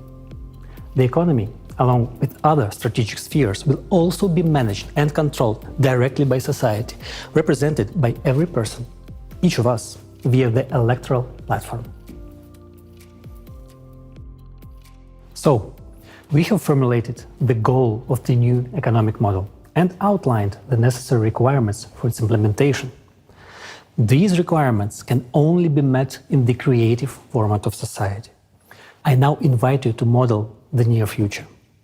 After we have successfully completed all three stages of building the creative society, informational, political, and the global referendum, the world community legally and peacefully transitions to the creative format of society that we all have chosen together and become one civilization.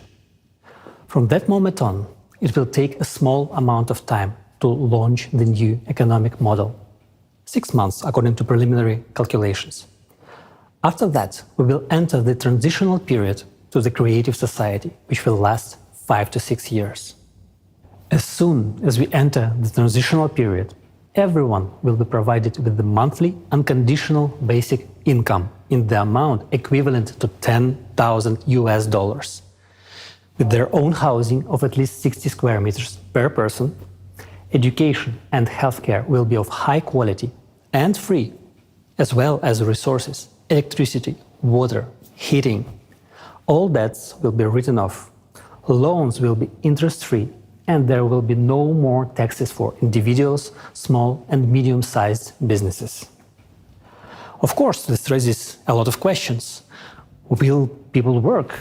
What will the prices be?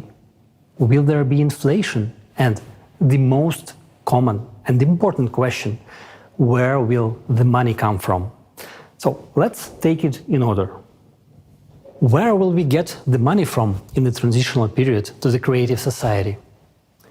In the new economic model, money will be created by a single fund for global financing, which belongs to society and serves its interests. The single fund for global financing will only serve the function of creating and redistributing funds. It will not accumulate money like the funds do today, nor will it make money as the banks do in the consumer model of the economy. There will be no banks in the transitional period to the creative society because there will be no need to keep money, because money will be exclusively digital. In fact, there will be no money in the conventional sense of the word. These are just numbers and equivalent for exchange. That's your assets. You can exchange them for something, a product, a service, and so on. The more the economy grows, the more means of exchange, what we now call money, are created. In contrast to the consumerist format, all financial transactions will be open and transparent to everyone. The task of the single fund for global financing is to supply the right amount of means of exchange at society's request. How will this work? Society decides what needs to be improved, created, and what projects and initiatives to implement. Experts will use the artificial intelligence to calculate how much money is needed to achieve those goals. And the single fund for global financing will create the necessary amount of money. If there is a request for the implementation of a project in a village, city, or country, an application is submitted to the electoral platform. For example, if a city decides to replace its asphalt pavement, it submits a request, and funds are allocated for this from the single fund for global financing. It's just like in the family. You know what everyone needs, and you allocate money from the family budget to buy the necessary goods: pants, sneakers, a piano. It's the same at the city and global levels. The only difference is that our budget as a society is not limited. We can spend as much as we want if there is something to spend on, and we need it. This approach does not limit the development of the economy. The economy develops and our opportunities increase. In the new economic model, there will be no budgets of cities and countries. There will be no such thing as state money either. The only place where money can accumulate is your personal account, and you yourself dispose of it as you please. If a country, city, or village has a budget, there will inevitably be those who will try to make a profit from that budget, local officials and others. And when there is no budget, it cannot be taken away. And this is the answer to the question of why there will be no corruption, theft, and bureaucracy. There won't be a situation where the asphalt pavement was changed last year and this year it is changed again, and someone makes money on it. It will not happen because the monitoring system will guarantee the transparency of all operations. Monitoring that the money allocated has been used as intended will be done with the help of technologies that already exist, such as the multipurpose complex Voskhod. You won't be able to buy building materials for a higher price than those that are sold everywhere, and everyone can see their price. How is it possible to steal if what you buy and sell can be seen immediately? Money flows are transparent. Anyone can see what every penny is spent on. Now, in the consumerist format, this information is hidden. But in the transitional period to the creative society, it will be available to everyone. You can see exactly how money has been spent in any part of the world, regardless of where you are, because society's money is your money. For the convenience of transactions and complete transparency, a new single monetary unit will be introduced, which can be used anywhere in the world. It will belong to society and be created by the single fund for global financing. It will be digital. It will not be possible to seize or freeze it, and it will not lose value. You cannot lose digital money. It cannot be stolen, and its flows are completely transparent. From the first day of the transitional period to the creative society, an exchange of existing currencies for the new monetary unit will take place. All savings, capitals, and assets of people and enterprises will be converted into it. Why will the single currency be digital? Because firstly, it guarantees the transparency of all financial transactions. And secondly, with modern technology, there is no need for paper money or documents. Digital money is both environmentally friendly and convenient. A person doesn't need to carry a wallet, a passport, or a plane ticket. No chips or third-party devices are needed. A person can be identified by retina or a fingerprint. All this information will be stored in a single database that would be under the control of society as a whole, rather than individual countries or special services, as it is today, where everything is fragmented. This high-tech approach would simply eliminate any illegal activity. It will be impossible to engage in stealing or money laundering. It will all stop. In the creative society, a person has nothing to fear or hide. They are absolutely open and free. Everything starts with a clean slate. The key mechanism of the new economic model will be a limitation of wealth, which is the limit of maximum wealth per family that we will set as a society.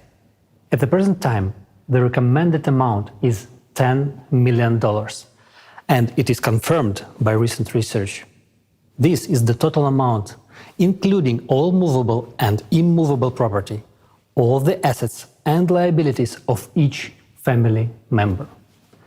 This amount is more than enough for a comfortable, prosperous life, but not enough to gain unlimited power.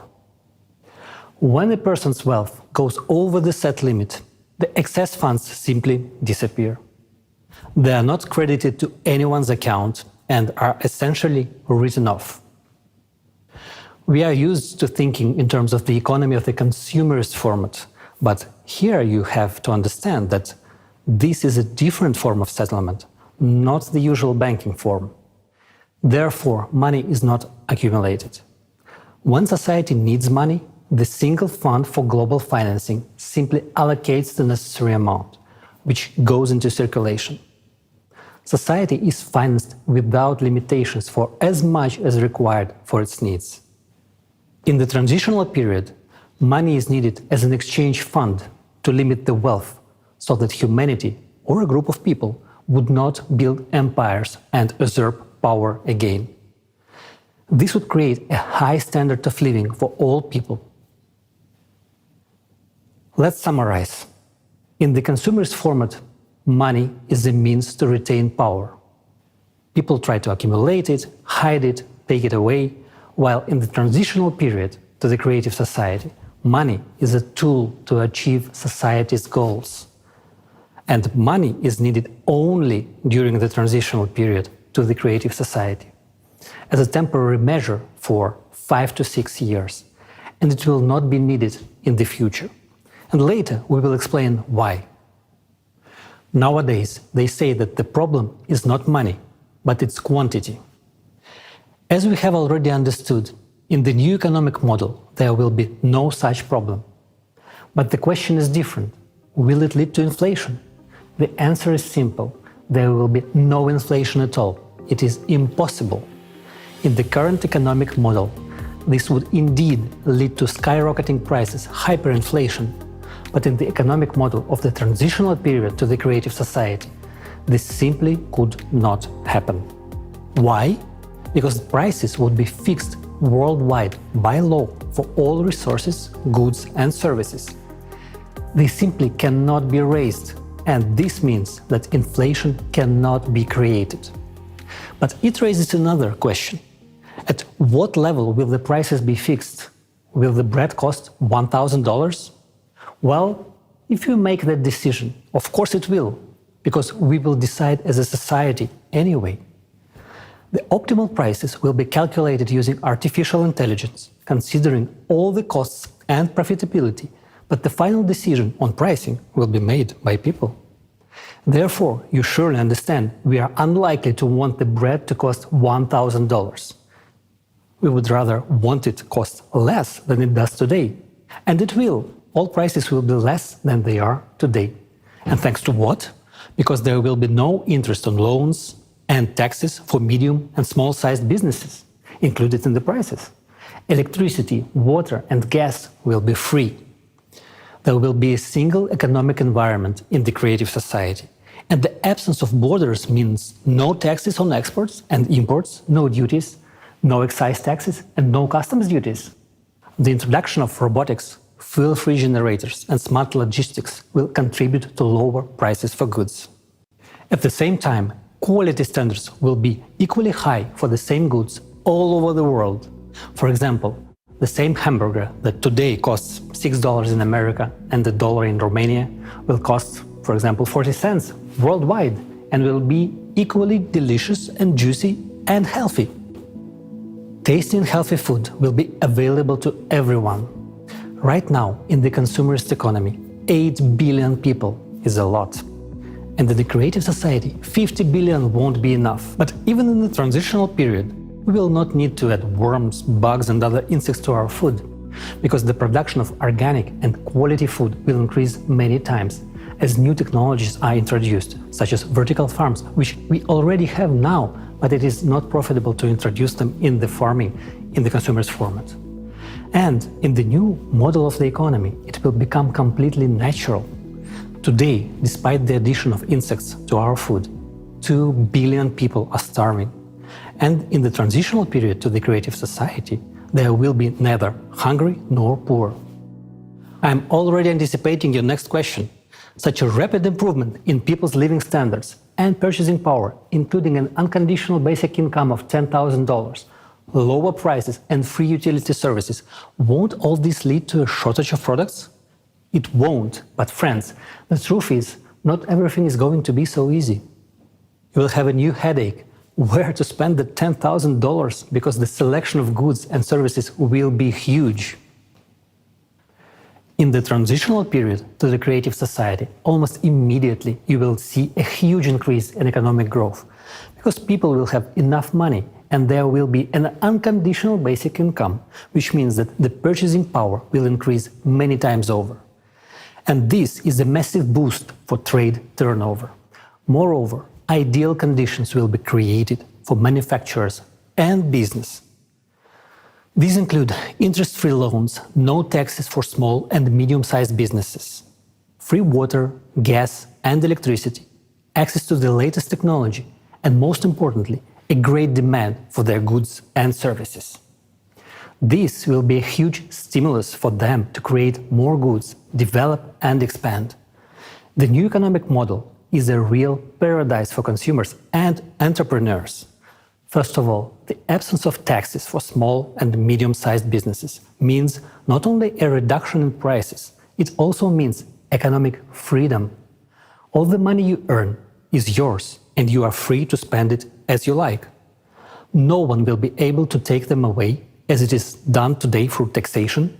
Taxes will be simply not necessary because there is a wealth cap and funds above a certain amount are already directed towards the needs of society. And this money will anyway be exchanged for goods and services which will make manufacturers themselves richer. This is much more beneficial than taxes. Secondly, loans for small and medium-sized businesses will be interest-free. You can take out a loan and develop your business, but this does not mean that you can borrow without limit and not pay it back. Obviously, there will be a mechanism for control. Of course, you have an obligation to repay the loan. No one will allow anyone to live off their back. It is not good for someone to live off the president's back. And considering that each person is the president, you cannot get a free ride on anyone. But on the plus side, no one can get a free ride on you. And thirdly, another key benefit for business is the economic model itself. It will be structured in such a way that any entrepreneur will always know what is in demand. This will be possible because we will use a planned economy model, which will be calculated using artificial intelligence on a global level. This means that any businessman can always visit the electoral platform and, with the help of artificial intelligence, find out what will be the demand for their goods and services in a particular location. Artificial intelligence will help them process the data and make the right choice so that their business becomes profitable and successful. For example, you have decided to open a coffee shop. You can go to the electoral platform and see how many coffee shops are in your area, how busy they are, and if there are already 2 half-empty coffee shops, it would be foolish to open a third one. Such a business will fail on its own and harm others. At the same time, the artificial intelligence will prompt you that there is no bakery in this area. Therefore, opening a bakery will be profitable. This way, you get to understand which profitable business you can open for the benefit of yourself and society. Moreover, when starting a business, the same artificial intelligence will offer you options for premises, purchasing goods at the most favorable price in nearby places to reduce logistics costs. It will connect you with a logistics company, calculate the required loan amount if one is needed, and also calculate the cost of necessary repairs of the premises. Find the companies that will do the repairs at the most advantageous price. Find options for design solutions and propose the necessary employee candidates in the required location. All on a turnkey basis. At the same time, it is you who chooses from the options suggested by AI, and all final decisions are up to you. The same artificial intelligence will calculate how much time it will take from the moment you apply on the electoral platform for your business to start making a profit.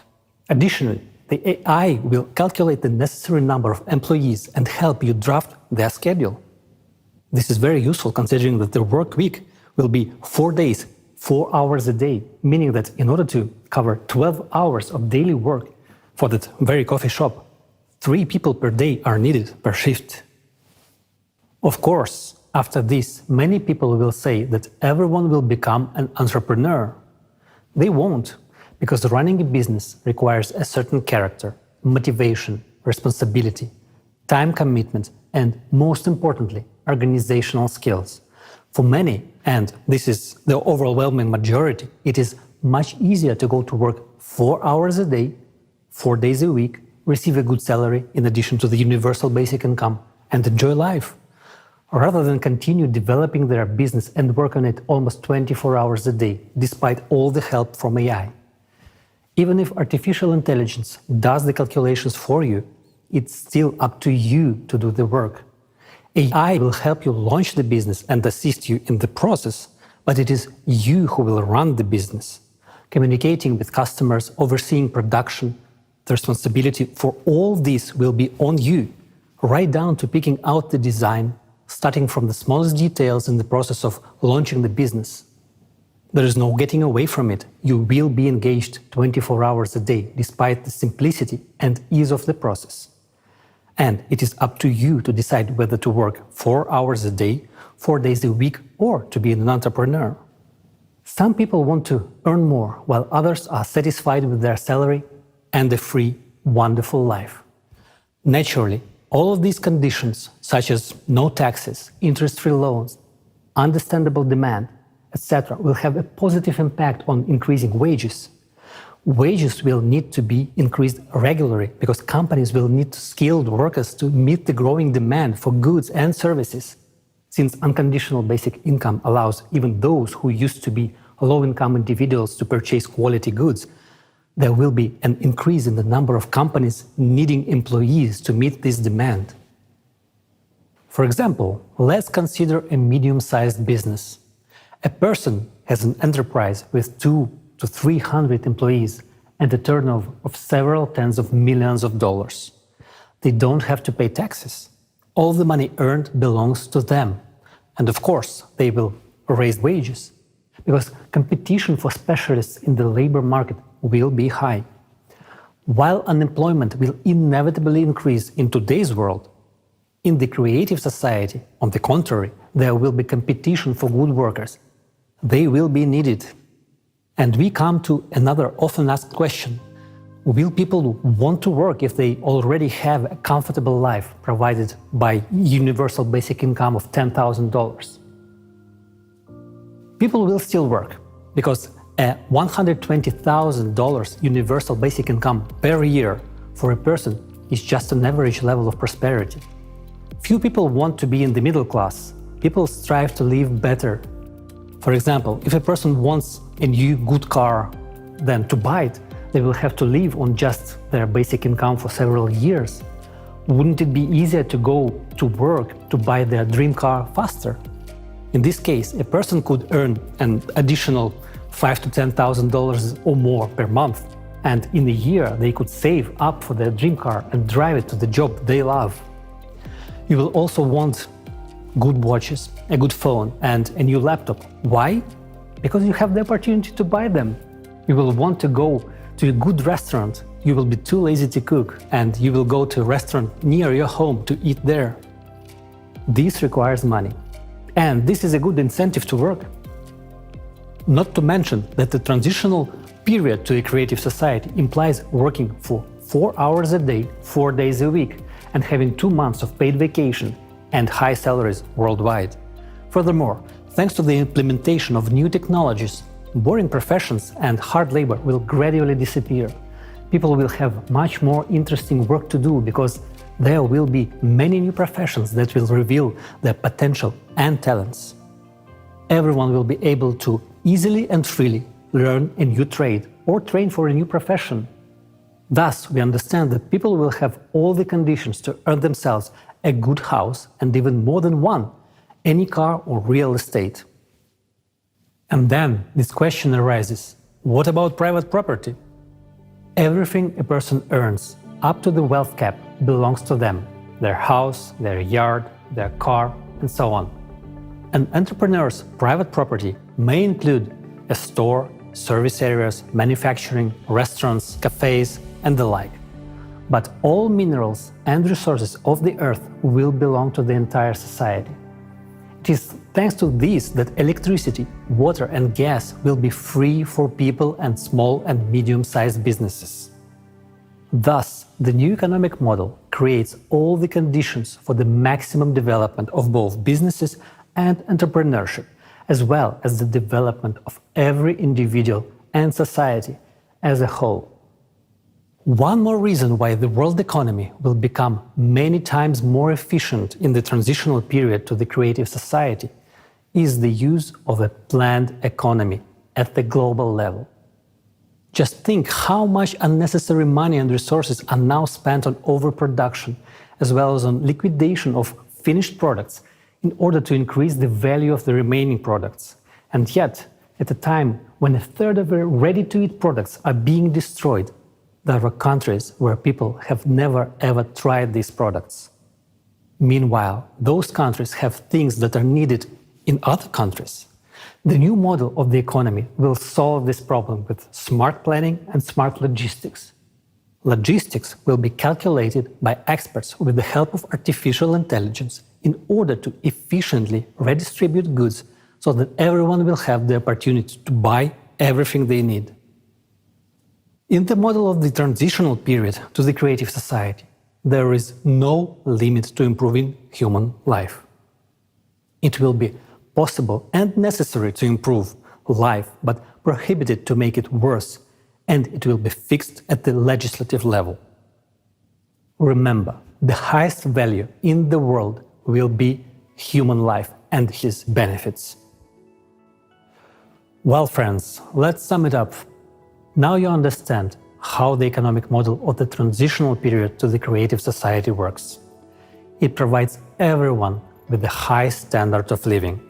This includes a monthly unconditional basic income equivalent to $10,000, fixed prices for all goods, high level of wages, free and high quality healthcare, education, and excellent conditions for business development. What's more, there's only a part of its advantages over the current consumerist format of economy.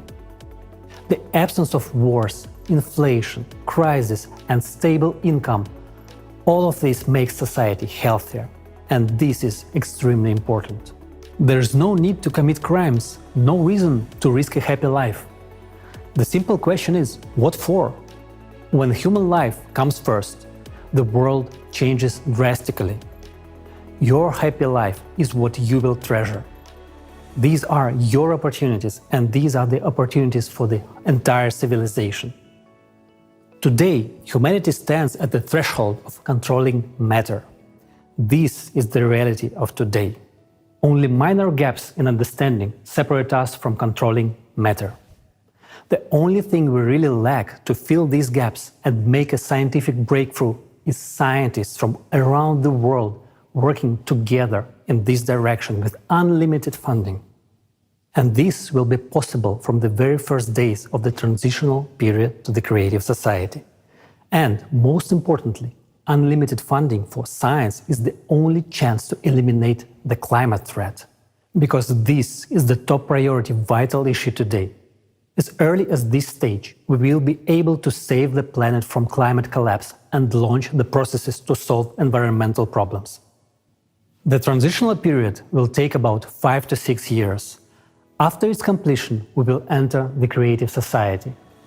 And the creative society is a world of incredible possibilities where the latest technologies will be available.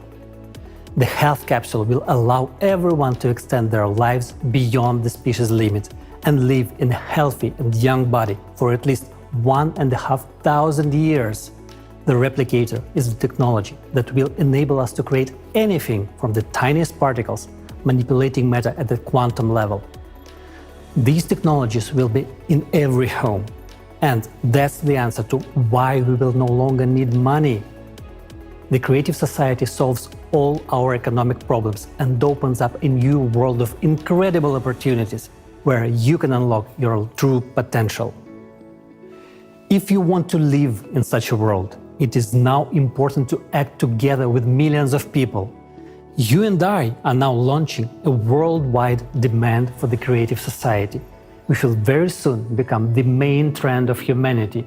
If each of us takes an active part in this first and most difficult stage of building the creative society, the stage of informing.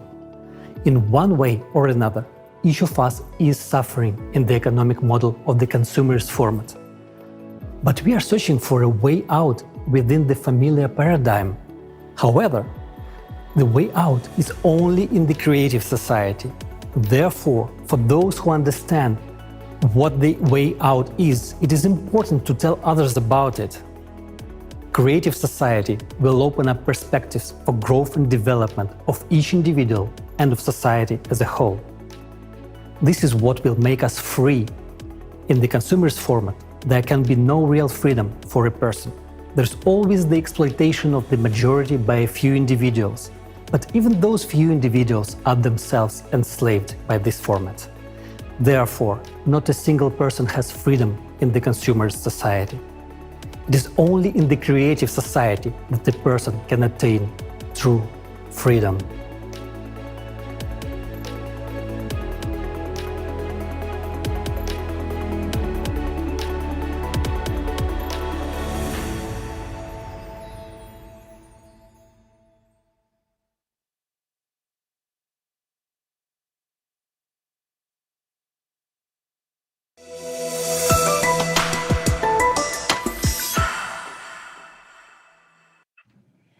מדהים. כסף תמיד יהיה כמה שכולנו צריכים. אני בטוחה. Amazing.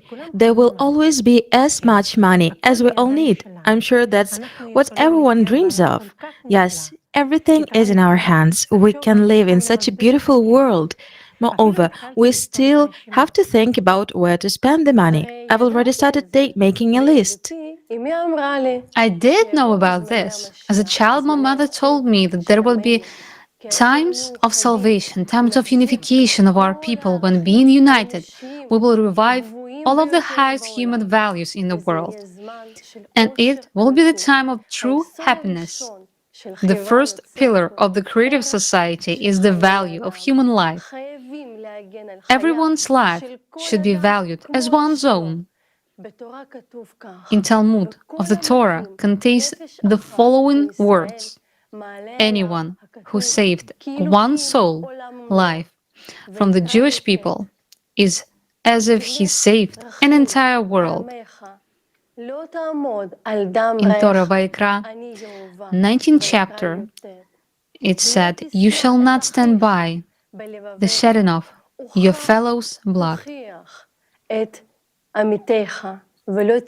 You shall not go around as a gossip monger amidst your people. You shall not stand by the shedding of your fellow's blood. You shall choose life so that you and your offspring will live, to love the Lord your God, to listen to his voice, and to cleave to him, for that is your life and the length of your days." Our scriptures teach us to cherish our life and the life of others as one's own. We are instructed to choose life, and in our times, to choose life means to choose the creative society. And when I saw the regeneration capsule technology of the creative society, I understood in a new way the meaning of what is said in the scriptures, that everyone will be cured. There will be no such thing for a person as incurable disease. Then the eyes of the blind shall be opened, and the ears of the deaf shall be unstopped. Then the lame shall skip like a hart, and the tongue of the mute shall sing, for waters has broken out in the deserts and streams in the plain. It will be available thanks to the health capsule technology. To understand better what the regeneration capsule is, I suggest watching the film about this capsule and its function.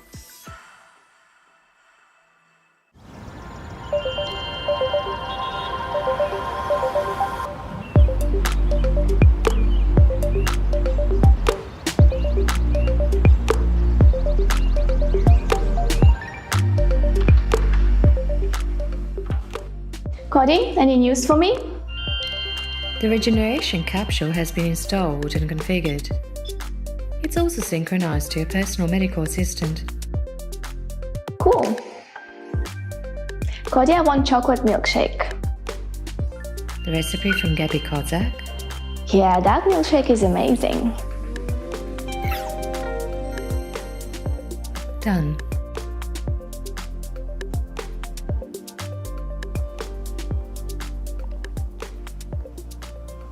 Wow, you are a beauty indeed. I see they implemented all my design suggestions. Wonderful. Greetings! I'm a regeneration capsule, the first generation. Would you like to undergo the body regeneration procedure? Do I have to? When analyzing the data from your personal medical assistant, I discovered that you suffered a fracture at the age of 10. It healed but left a slight dislocation, which deformed your joint, causing pain and potential damage to the joint cartilage if you exercise. The surgery that you had at the age of 16 to remove your appendix left a scar on your skin. Your frequent unbalanced diet has also caused your body to malfunction. I can eliminate all the consequences and restore your body to its perfect condition. Would you like to start the treatment? Yeah, I guess so. But first, I'd like to know more about you. Shall I start the presentation video? Yes, go ahead. The regeneration capsule of the first generation 1.0. The regeneration capsule is a unique daily comprehensive care for your body that includes diagnosis of your body, prevention and treatment of any diseases except mental disorders, restoration of lost body parts and organs, body shaping according to your wishes, hygienic procedures, and cosmetic body care. Thanks to this innovative method, you will be able not only to revitalize your body, but also to extend your life up to 1,500 years. The regeneration capsule works at the information and physical levels. At the physical level, the regeneration capsule will detect any parasites, viruses, bacteria, or toxins in your body, extract energy from them, and transform it into useful elements for you. It can urgently remove any pathological changes, such as blood clots, hemorrhages, or stones, eliminate inflammation, and restore damaged organs and tissues in the body. Thanks to this technology, there is no longer a need for hygienic procedures such as taking a shower or brushing your teeth. Epithelial particles or any dirt will be broken down into elementary particles and used as useful building material to transform your body. At the information level, the health capsule restores all the functions of the body and rejuvenates your body at the DNA level, as it contains all the information about how the body should function. The capsule only changes the program inside the DNA and corrects just one pixel at the beyond quantum level. The rest is done by organism itself according to the new information. In this way, any cell can be reprogrammed. Everything unnecessary is removed and everything necessary is added. Thanks to this technology, you can change your appearance, change your height, weight, body volume, and set a program for the regeneration of limbs and organs. By changing information at the beyond quantum level, you can make a cell, as well as the entire body, rejuvenate and live a long life. Moreover, the whole process takes place at the micro level, completely painless and safe for you. Thanks to the regeneration capsule, any diseased organ can be repaired instantly, and its function will be restored. There is no need to replace your heart with someone else's to make it start beating. It is enough to run the necessary program on the regeneration capsule. Now you can choose any look you want. To transform the entire body, it takes time depending on the scale of anthropometric changes for the body to transform according to the new information in the DNA. Physical transformations in the human body take place over a period of 9 to 14 months. Start the rejuvenation and life-sustaining program in your capsule, and every day you will feel healthier, younger, and stronger until you reach the biological youthful age defined by your program. It is possible to extend human life by an average of up to 1,500 years in a young and healthy body.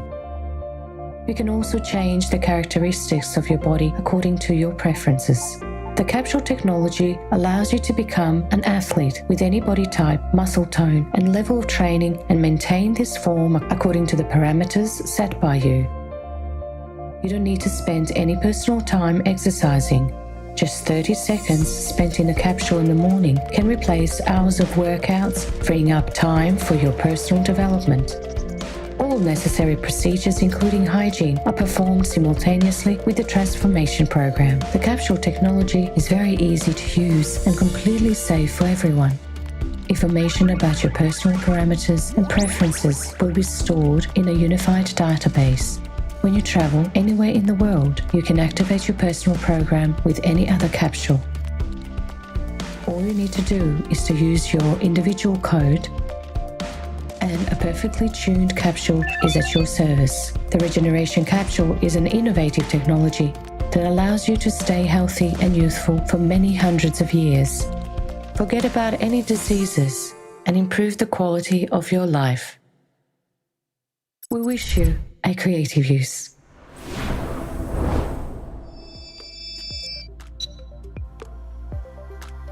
Wow, that's awesome. So you can really cure all diseases? Yes, in fact, most diseases are caused by infections. I can eliminate them very quickly. For example, Alzheimer's disease is caused by a parasitic infection. These microparasites generate a calcium casing around themselves, resulting in excess calcium on the axons, and that in turn leads to neuron connection breakdown and brain cell death. On the other hand, these are living microorganisms, so I can extract the energy from them, remove the excess calcium from the axons, and relocate it to where it's needed. The excess calcium is then removed from the body.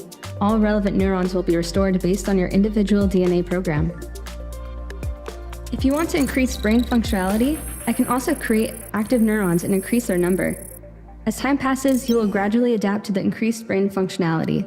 The complete program to cure a person takes 30 seconds, and they will leave the capsule completely healthy. Oh, it's good to know I won't have to worry about Alzheimer's. But can you make me look pretty? You have very beautiful facial features and body shape. What changes would you like to make? Well, I'm not really happy with my nose, and I wish my hips were smaller. No problem, just choose a program.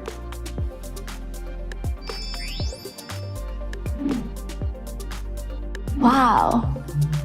So I don't have to go to the gym anymore? Only if you like to, for the sake of enjoyment and socializing with other people. I can make external changes to your body without any negative effects on your health. For instance, if you have excess weight, I can dissolve fat inclusions in your tissues and remove any excess fat cells.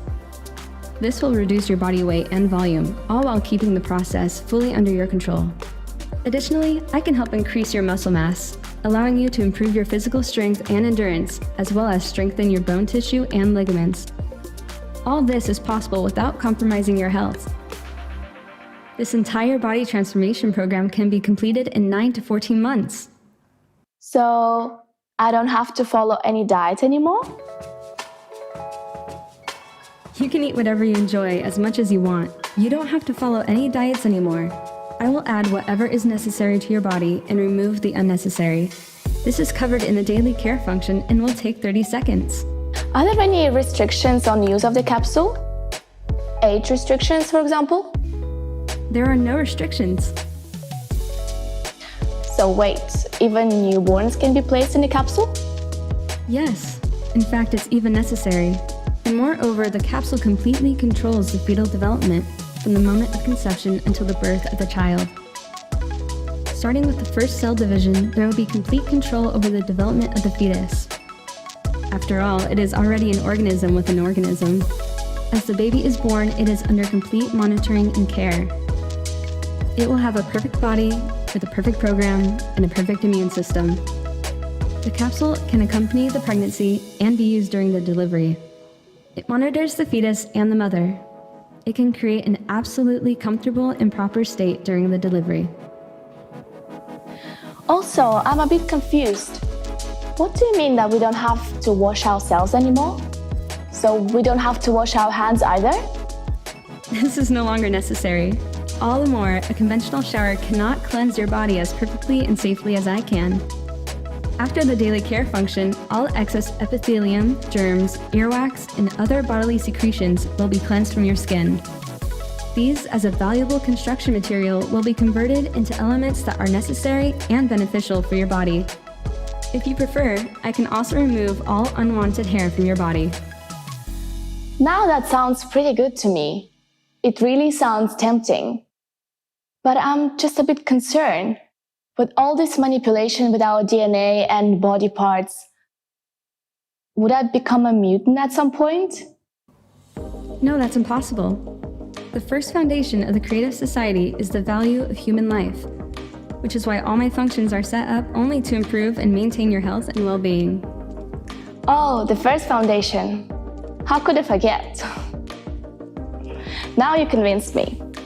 I'm ready.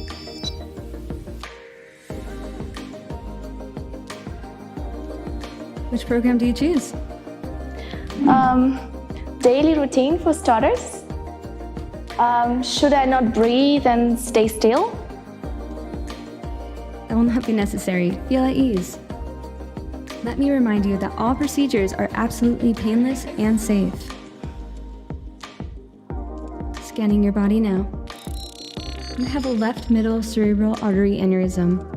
If not removed, there remains a higher risk of hemorrhagic stroke, restoring the integrity of the vascular wall. The aneurysm has been removed, and there is no longer any risk of stroke. Wow, that was incredible. Did you just remove the risk of a stroke in just a couple of seconds? Yes, ensuring your well-being is my priority. Starting the daily care routine. This will take 30 seconds. Would you like me to turn on your favorite video? Yes, please.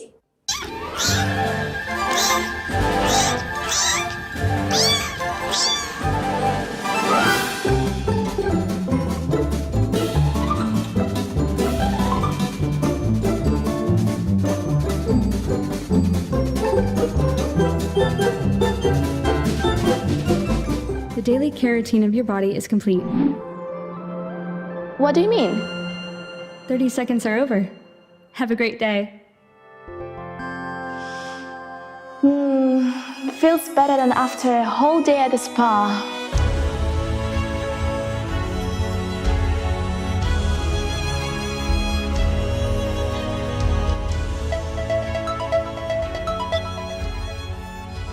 Mom, hi! Look what I've got! Looks gorgeous. Have you tried it just now? I've been testing mine for weeks. This is something incredible. My capsule just saved me from a stroke. It detected an aneurysm and removed it in a couple of seconds. Gosh, really? I'm so happy these capsules are available to everyone now. That's true. But what about you? Are you seeing any changes? Yeah, I ran mine right away under the Health and Rejuvenation Program, and my skin has already improved. The spots are gone, the wrinkles have already started decreasing. Look! And the best part is, my joints aren't aching anymore. The other day, I purposely walked up to my apartment without taking the elevator, just to check that. And to my surprise, I didn't experience any joint pain or shortness of breath. Look at you, Mom. You got a hang on a capsule way quicker than I did. Oh, it was so easy to use. It tells me everything. It told me I would take 9 months to fully rejuvenate. But I already feel like I'm 25. Oh, Mom, I'm so happy for you. Yes, my dear, me too. I am happy that we were able to build the Creative Society. And now all diseases and aging are a thing of the past. Definitely. Oh, I've got a call. I've got to run. Bye. Speak to you later, Mom.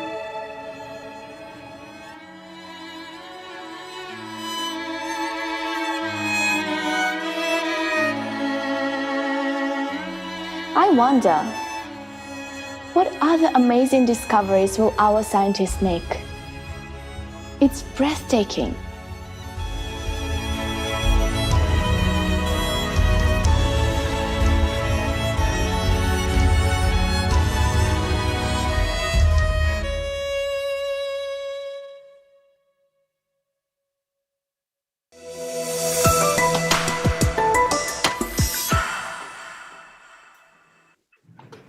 Удивительно.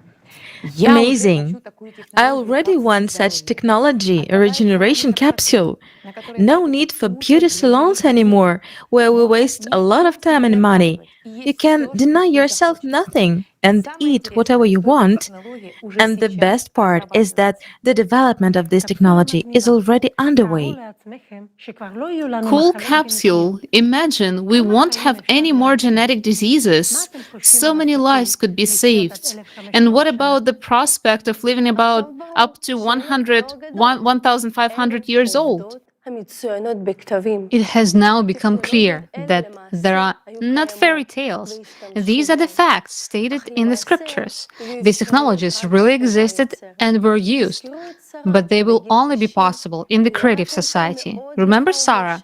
Not only was she very beautiful and attractive at the age of 90, but she was also able to become pregnant and give birth. We can assume that she was using rejuvenation technology, and in those days, people's lifespan was exceeded that of a modern person. And this is described in the Tanakh. Adam lived 930 years, Noah lived 950 years, Marusa lived 969 years, Seth lived 912 years.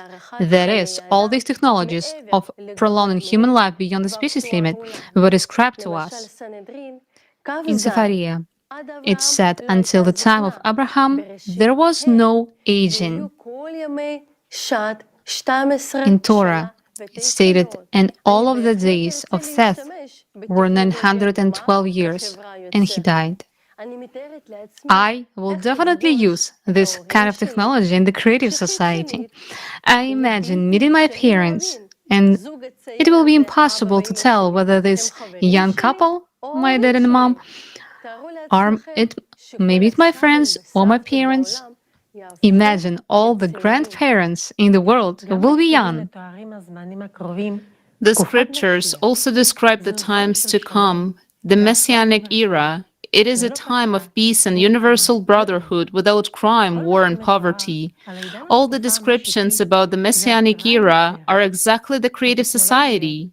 The technologies that are described in the Tanakh and the Torah will again be given to the creative society, but they will belong to all humankind. Only in the creative society, all the material problems that currently distract and hinder the development of inner talent and self-improvement of a person will be solved.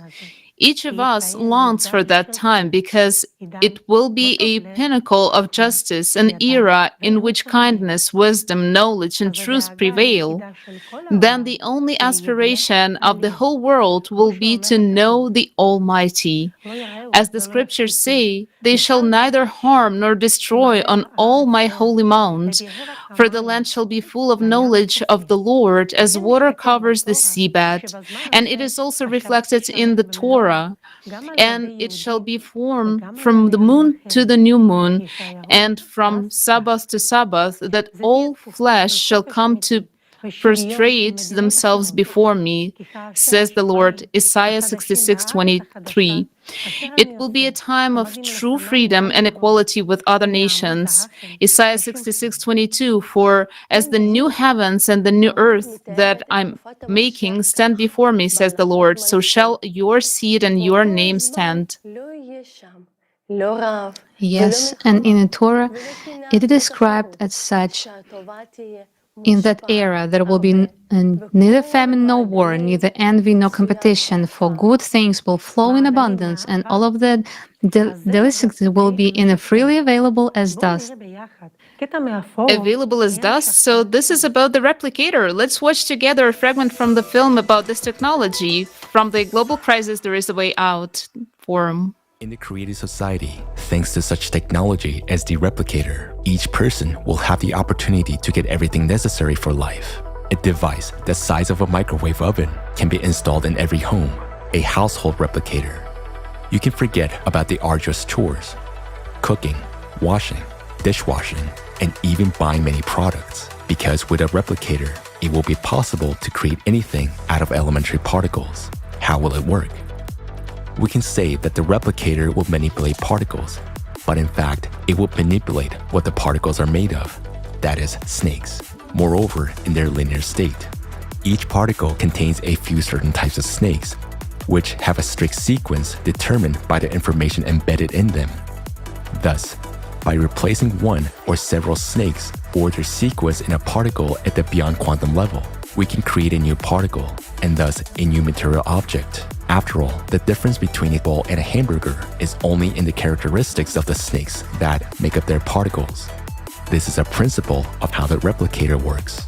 In order to create something from particles, we need particles themselves. Where can we get particles from? And in quantity to ensure the creation of different kinds of food and clothing for each person throughout their lives.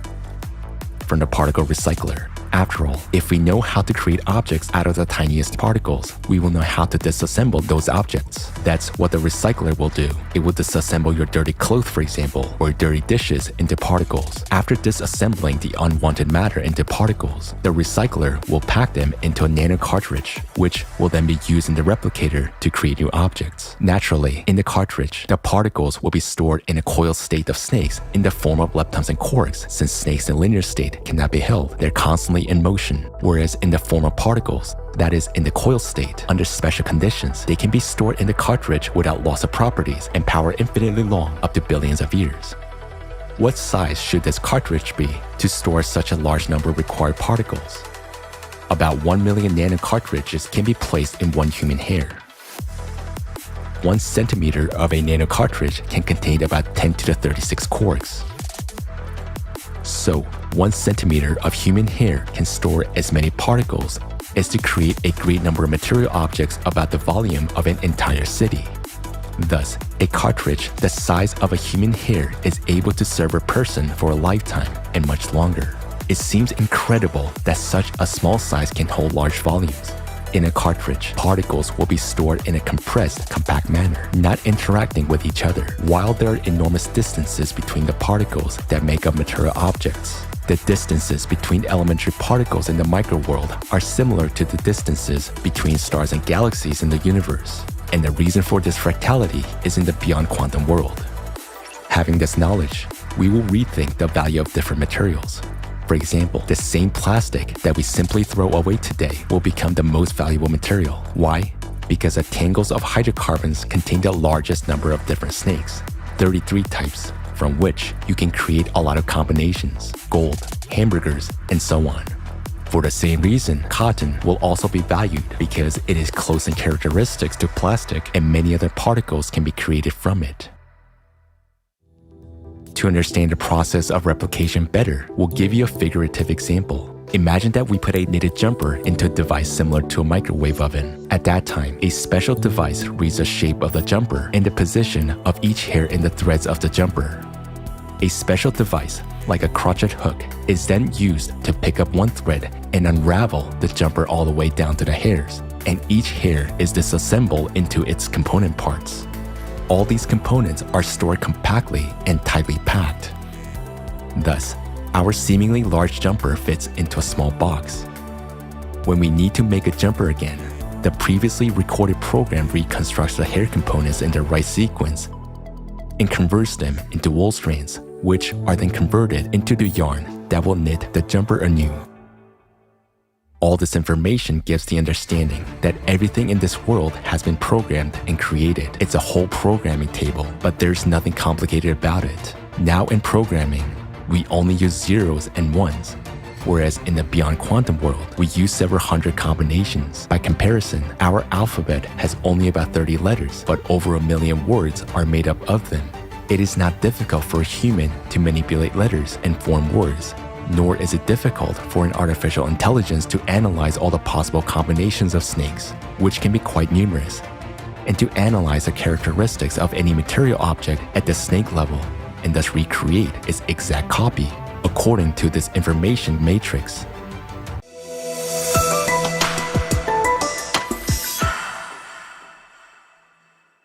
וואו, גם אני רוצה אחד. Wow, I want one too. I finally won't have to cook, much less do laundry and the cleaning. Today's rubbish will become the most valuable cartridge filler for the replicator, and that way we can recycle all the rubbish on the planet.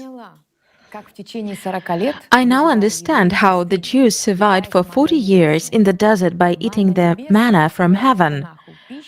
The manna from heaven, according to the Tanakh, is the food that God fed Moses and the people during their wandering after the exodus from Egypt.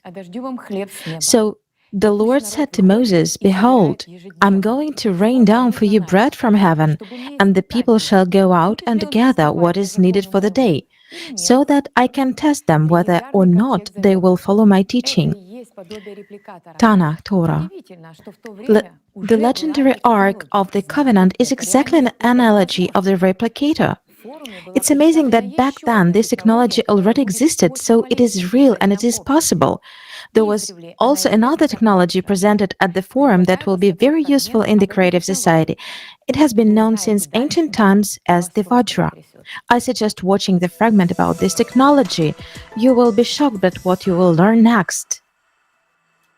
The Eye of God, Vajra.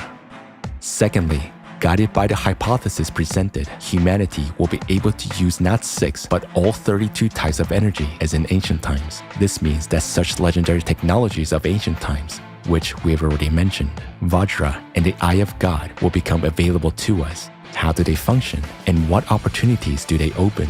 The Eye of God makes it possible to see and identify a person by their individual neural signal, no matter where they are, while Vajra makes it possible to remotely influence the operation of neurons. In essence, these are two components of a single technology that work with neurons of the brain and the entire human body. During their work, neurons produce a certain radiation, a signal which is yet unknown to science, and which is unique for every person, like a fingerprint or a retina.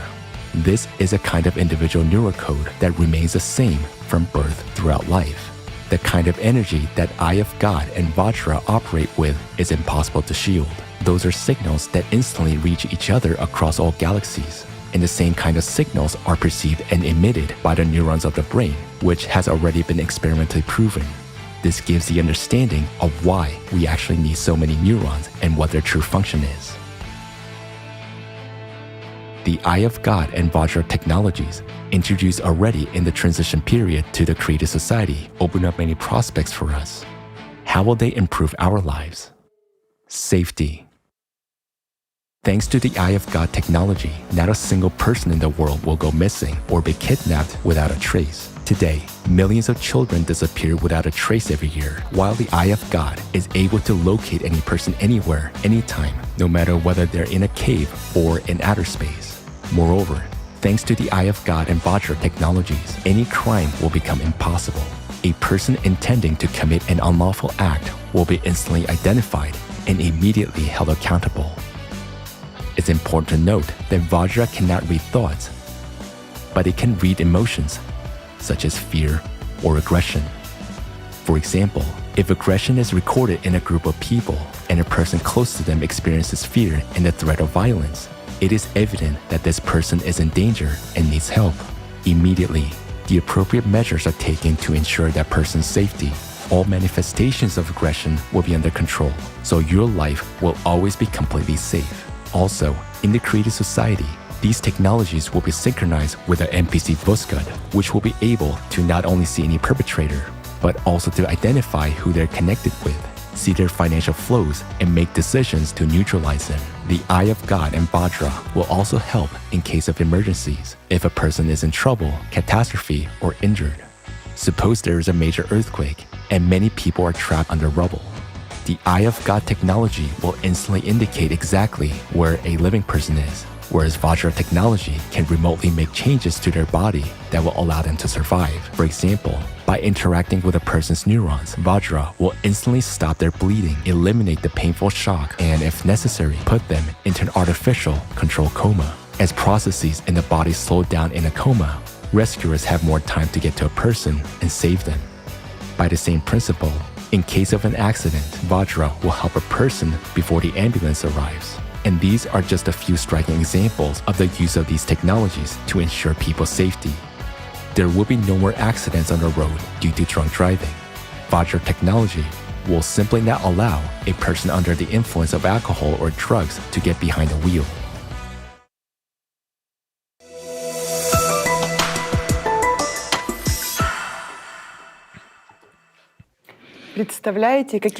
Can you imagine how safe our world will become without wars, without crime?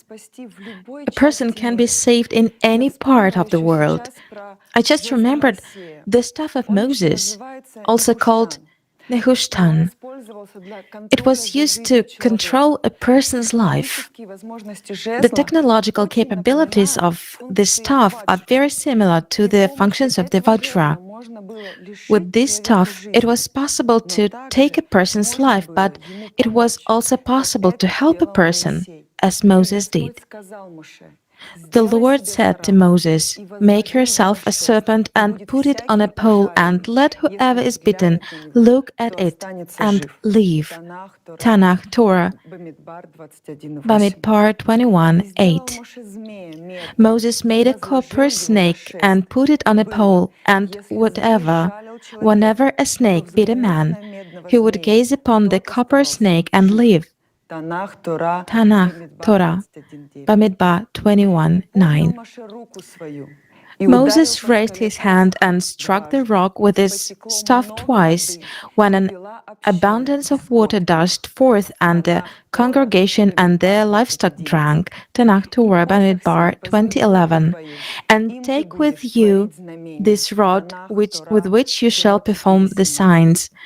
Tanakh, Torah, Shemot 4:17. When Pharaoh speaks to you and says, "Produce your marvel," you shall say to Aaron, "Take your rod and cast it down before Pharaoh. It shall turn into a serpent." Wow, now I realize that the scriptures reflect grains of truth. And what we'll learn now are merely crumbs of information. Imagine that all of humanity can study their scriptures. How many more interesting and inspiring facts we will find together. Earlier, when I was studying the Tanakh, I didn't understand why the staff transformed into a snake and how it was possible for people to stay alive after being bitten by snakes. It was at the forum that I saw a detailed explanation of how the Vajra and the snake technology works.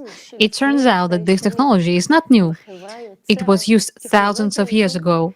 In the creative society, this technology will only serve for the good of humanity. It will help save people's lives and provide first medical aid. And most importantly, not a single person in the world will disappear without a trace. It will be impossible to commit any act of terrorism. The perpetrator will be identified and neutralized instantly. You don't have to worry about your children. They will be perfectly safe. What incredible prospects. Yes, indeed. With technology like this, the world will change. We will live in safety, and we will forget what hunger is. And we won't have to worry about overpopulation the planet due to a lack of natural resources, as we are being led to believe now. In the creative society, not just 8, but 50 billion people will not be enough. And you know, that is also written in the scriptures. "And your seed shall be as the dust of the earth, and you shall gain strength westward and eastward, and northward and southward. And through you shall be blessed all the families of the earth, and through your seed." I want it already. There will be many more of us, and that means more prospects for each of us. We will have a big family, all of humanity. Okay, that's all great.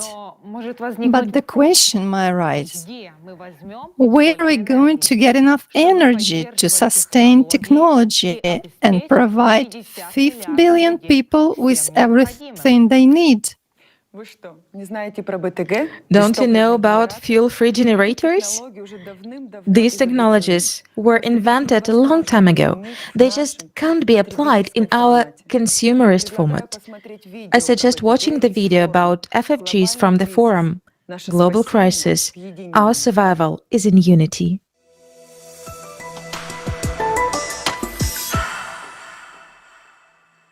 Energy is not only a tool of manipulation, but also a tool of political influence. It brings billions of dollars in profits for energy corporations, which will be gone instantly with the implementation of FFGs. Consequently, their power over us, those who buy energy and depend on this resource, will disappear too.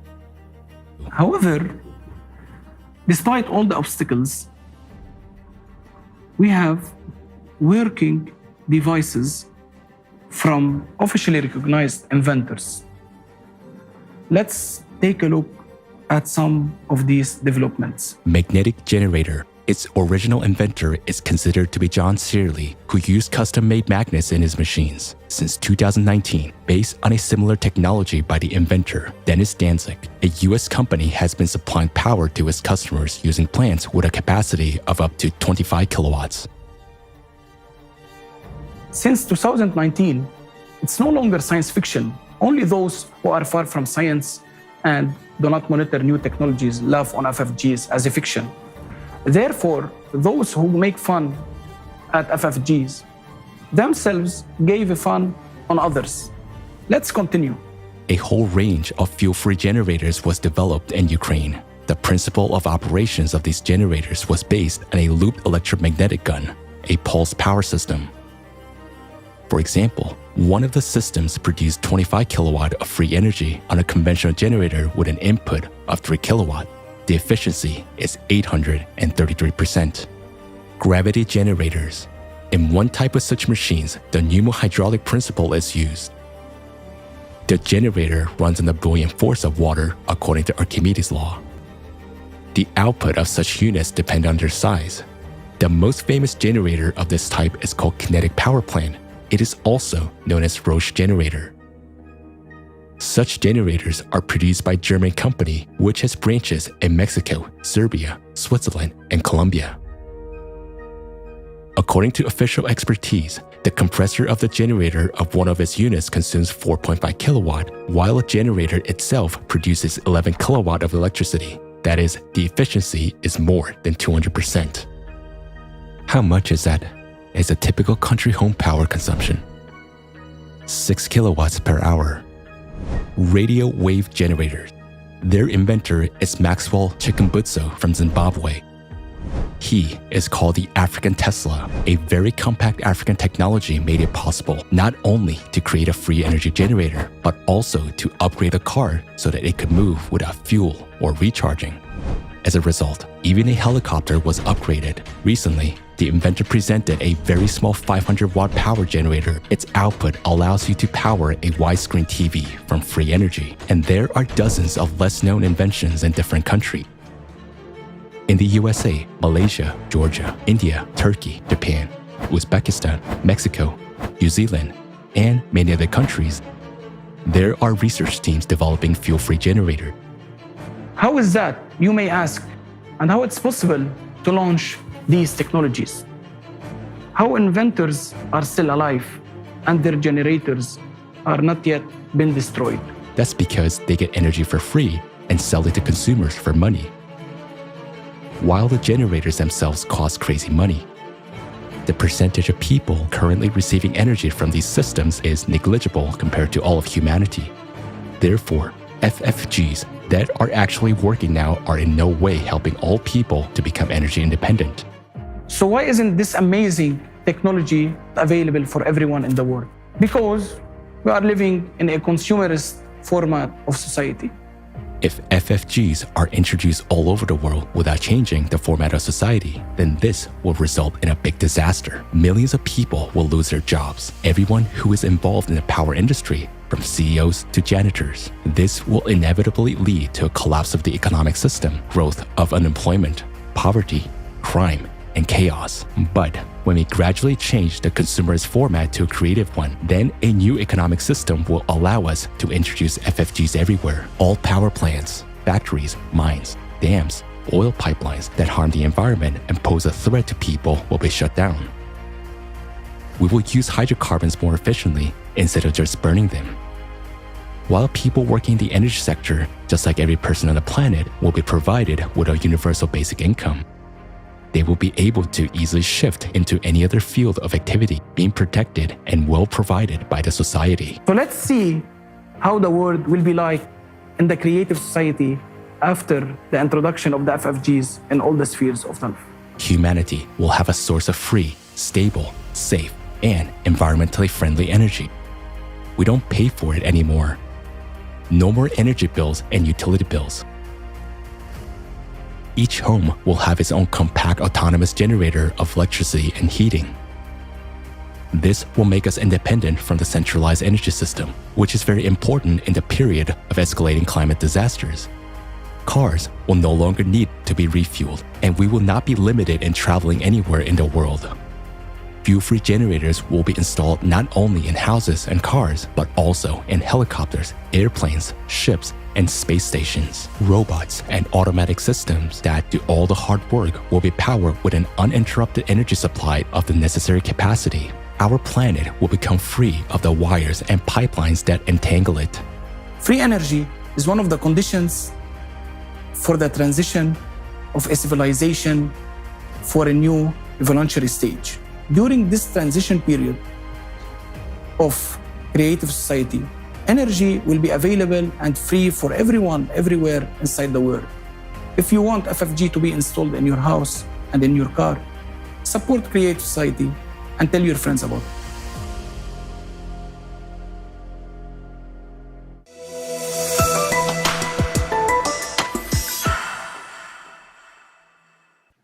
The benefits of the creative society are obvious to us, and they are all described in our scriptures. So our task is to implement the precepts of the prophets and tell the world about them. Share this information with all your close ones, acquaintances, neighbors, and friends. We, Jews, can and must be the heroes of our time. Unite ourselves and unite the world around us and build the creative society. You know, everyone who is active in building the creative society will receive a prize, because those who are now performing the most difficult and the hardest stage in forming of all people are the heroes who are saving the world. And these people deserve to receive the Peace Prize. For example, as of today, those people who inform a few people who, let's say, put "I support the creative society" stickers on their cars, who talk to their colleagues, friends, and acquaintances everywhere, such active participants will get $1 million as a prize. Those people who inform dozens of people. It could be cafe owners, bloggers, in other words, those who drive, tell, talk, who are not shy to talk to people in buses or in other places, who are massively, actively informing dozens of people. They will get 2 million each. Those who inform hundreds of people will get 3 million each. And those who inform thousands of people will get 4 million. As for those who will be able to reach out to millions of people, those very bloggers, people who address vast audiences, participate in conferences, for example, singers who give concerts and millions of people watch them, they will get 5 million each. As soon as the transition period to the creative society starts, everyone will receive these funds immediately. After all, this money they will receive is the money that goes into economy anyway. Any microeconomist will say that this is a huge infusion of funds that will give a turnover, and we will definitely build a monumental building with an alley of glory that will honor the people who saved all of humanity. For example, a building with 6 floors like this. On the ground floor will be the name of every volunteer of the Creative Society, and on the other floors will be people who helped those volunteers to do something. So the philanthropist will be honored on the 5th floor, on the 5th floor, but on the 6th floor there will be a stele with a sign of the Creative Society on it. And on this seal, there will be portraits of those politicians who were the first to openly declare that they support the Creative Society. But in order for this to happen, we really need to spread the word about the Creative Society as quickly as possible. How can we do this? Establish coordination centers in your country, states, cities, and districts.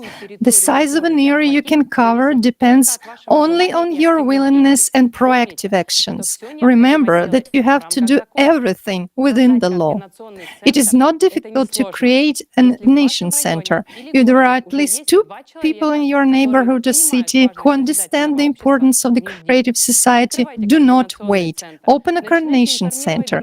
Start informing other people about the Creative Society. In a week, there will be 5 of you, once 25, and in 2 months, everyone will know about the Creative Society.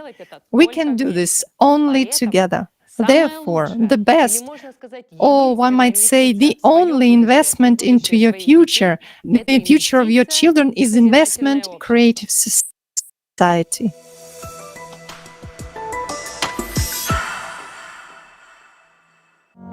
Now that you've learned about the Creative Society and understand that, thanks to its implementation, we can first of all avoid all global climate catastrophes as humanity, and secondly, gain a life beyond our wildest dreams.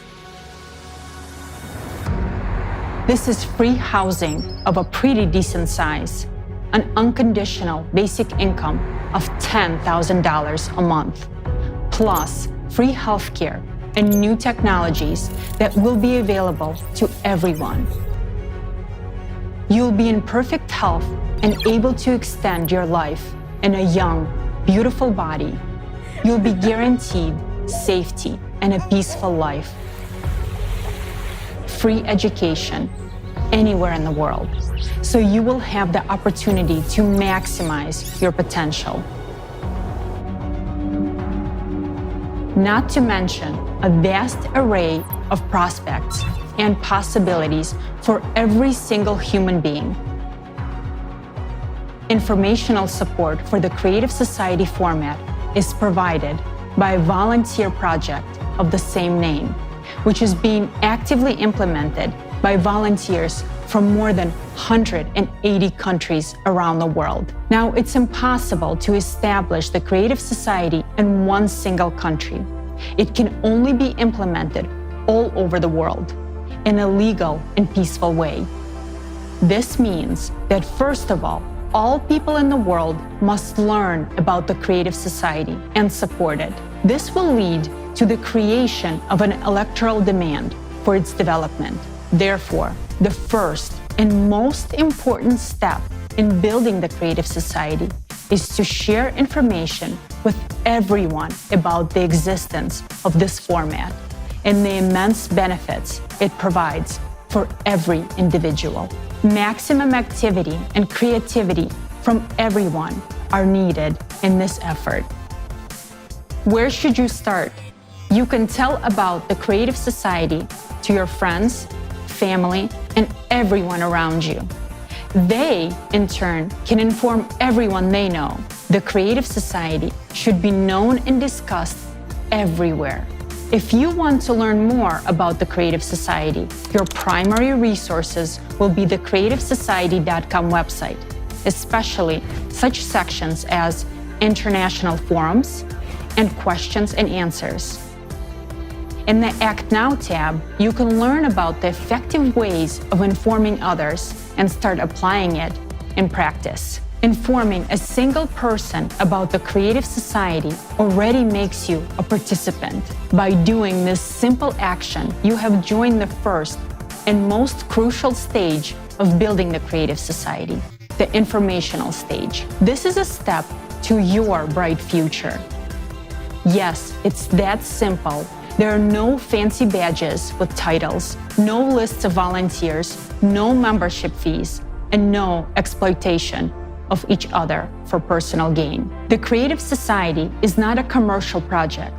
Nobody profits from it, and no one benefits at someone else's expense.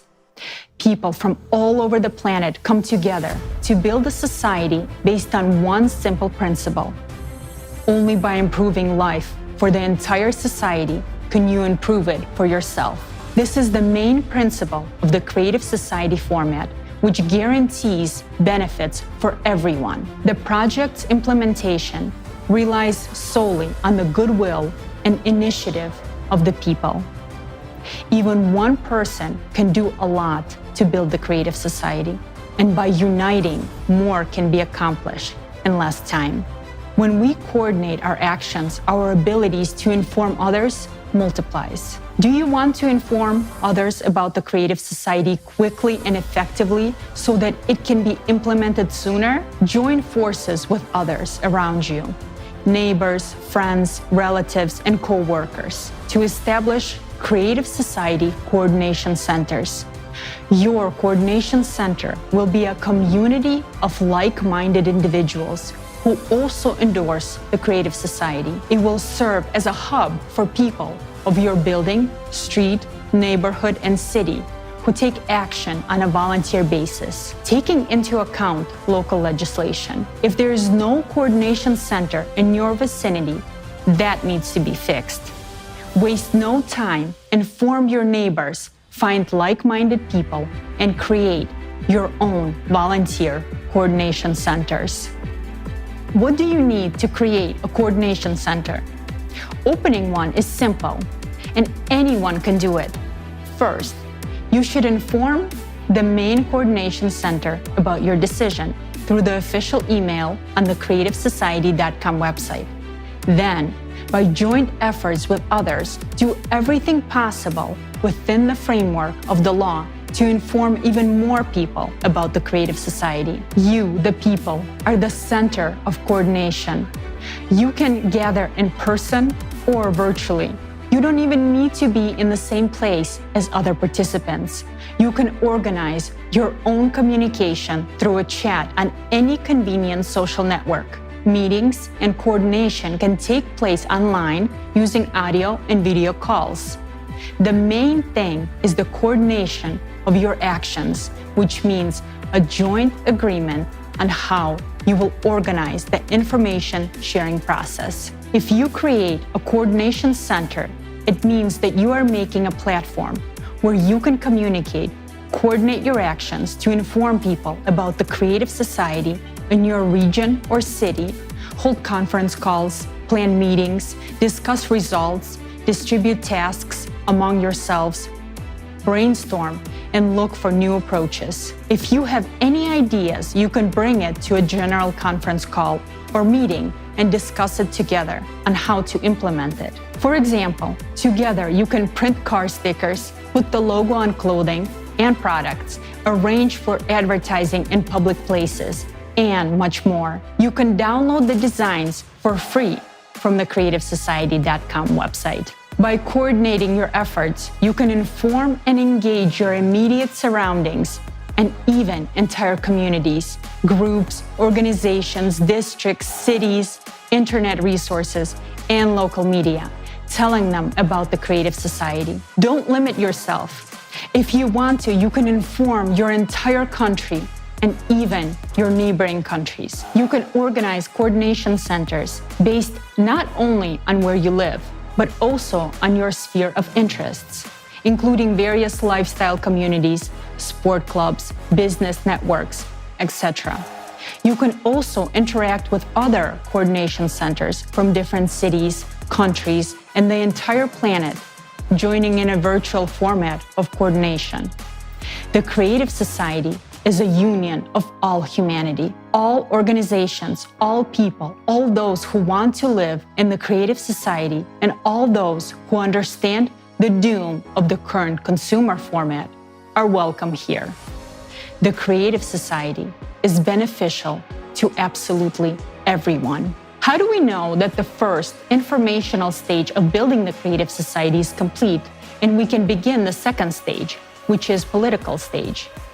Imagine that you are walking through a city and you see the logo of the Creative Society everywhere, and all the people around you are talking about the Creative Society.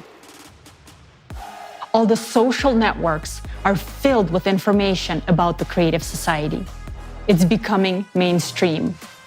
When your whole city and your entire country know and support the building of the creative society, it means that most of the citizens of the country have formed their electoral request to politicians for the formation of the creative society. In this way, we move on to the next stage, political. At this stage, we have a new responsibility and task to vote in our country for those politicians who support the development of the creative society and pledge to introduce the 8 pillars into the country's constitution. In addition, we need to legitimize the electoral platform as the highest body of legislative power. The electoral platform will be how the society will be self-governed. Every person will be able to control and recall politicians and vote for or against specific laws. This resource will be publicly available, transparent, and protected by the most advanced technologies. Through the electoral platform, power is effectively returned to the people. It returns to each and every one of you. Implementing the creative society is an entirely new approach without any revolutions, and everything happens within the legislative framework of each country. Thanks to this, we can peacefully transition from the consumerist to the creative format through an evolutionary path. We can not only save our lives and the lives of all humanity, but also open up opportunities and perspectives that we never even dreamed of. The creative society is a unique format that can solve all modern problems and crises. Never before in the history of humanity has anything like this been attempted. Its implementation depends on each of us. So act now. Do not wait for someone else to make your life better. Act now if you want to live the way you always desired. Act now if you want to live in a free, secure, and prosperous creative society.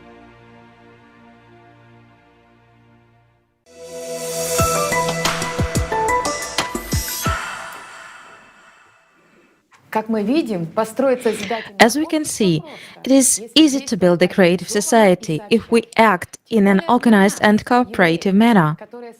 All of the more so for us Jews, who are famous for our organizational skills and unity. Together, we can easily think of new ways to spread the information about the creative society, especially now that we are fully aware of its benefits to us.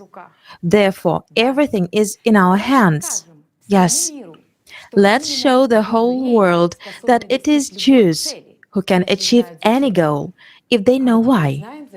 And now we know why. Yes, moreover, the creative society gives all of us another advantage. The creative society opens up for us many unexplored possibilities. Advanced thinking people, those who actively participate in building the creative society, are true heroes. Their deeds will be known to everyone. They will receive respect, recognition, and attention. And as we know, attention is power. But in the consumerist format, where there is a strict hierarchy, it is necessary to make every effort to maintain at least some order. To control and to keep all of this within certain limits, we need a huge power. But here we are talking about not physical power and strength, but about the power of influencing the masses. In order to accumulate this power, various ceremonies and rituals are performed. But those who know about this power cannot fully understand what it is. In the consumerist format, this power will always be in the hands of a narrow circle of initiated individuals and aim towards satisfying their needs. That is why we, as ordinary people, will not have access to that power. But as soon as we, as humanity, become a civilization, each of us will be able to possess this power, and it will be directed towards improving the life of every person. Thanks to this power, we will be able to manipulate matter at the level of elementary particles and get everything we need, as well as control the state of human health. Currently, we operate and manipulate energy, but not real power. We don't know what real power is and what energy is. And our science is a science of observation, but not creation. The only manifestation of power that a human being possesses in the consumerist form is attention. That's the power that truly has a serious impact on the external environment. It allows not only to change matter, but to create. And this is its major difference from energy. We can carry out various manipulations using energy, but we cannot create. More details on the difference between power and energy we will learn from the video with the participation of esteemed Igor Mikhailovich Danilov, Power and Energy. That energy which will be revealed to us if we build the creative society. It's not even energy, but power. It is the power of transformation. This is really something. Where nowadays, we as a civilization, again, we are not a civilization, as a community, where we are trying to stick our scientific noses in and to study it, right? This is the world of, shall we say, elementary particles, or the micro world. Yes, we observe. Yes, we do not understand anything yet, but we see certain laws that are absolutely different from the macro world, from that world where energy exists. And look, there's power there, and all these connections are more related to power, while the energy which we use in this world moves bigger objects. Well, or let's put it this way for a greater or better understanding. Let's compare. For example, this energy controls the movement of elephants. Such a coarse matter. Yes, a coarse one. Meanwhile, for instance, our elephants are made up of ants. So a mass of ants gets together and builds up an elephant. It's clear, isn't it? Yes. There is such an elephant made of ants. So the power controls ants. It makes them assume one or another shape, live, and release energy by processing power. And it turns out that certain forms of life or existence, by processing power, so to say, they manifest energy.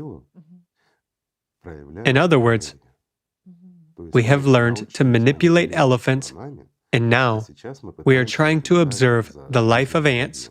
Meanwhile, do you know what puts all of this in order? Information. That's the most mysterious thing as of today. And it is nearly inaccessible to us at our level of development. Why? Yes, when we get to the first level of civilization development, we will be able to possess this power. But what is the power in? A simple question. What do you think? In information. In the ability to manipulate information.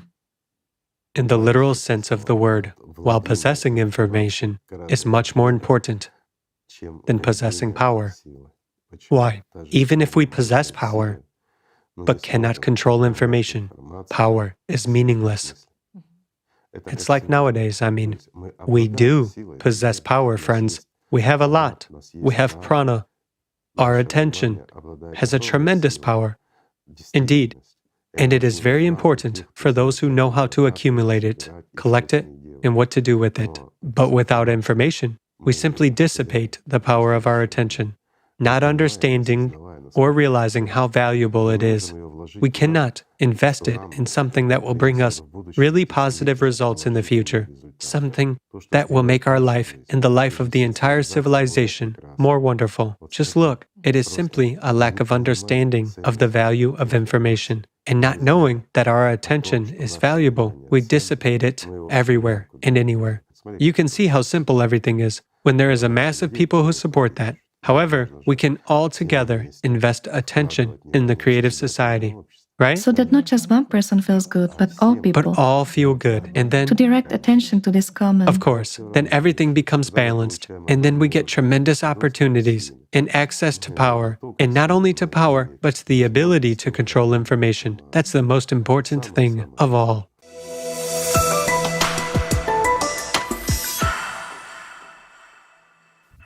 Thank you, Igor Mikhailovich. Yes, indeed, the creative society only the beginning of our rapid development.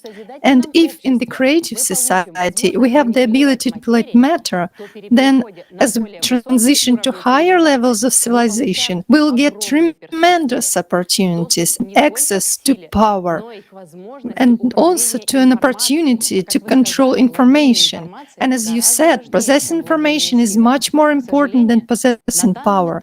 Unfortunately, at this stage, we do not understand the importance of information and do not know how valuable our attention is, so we scatter it wherever we want.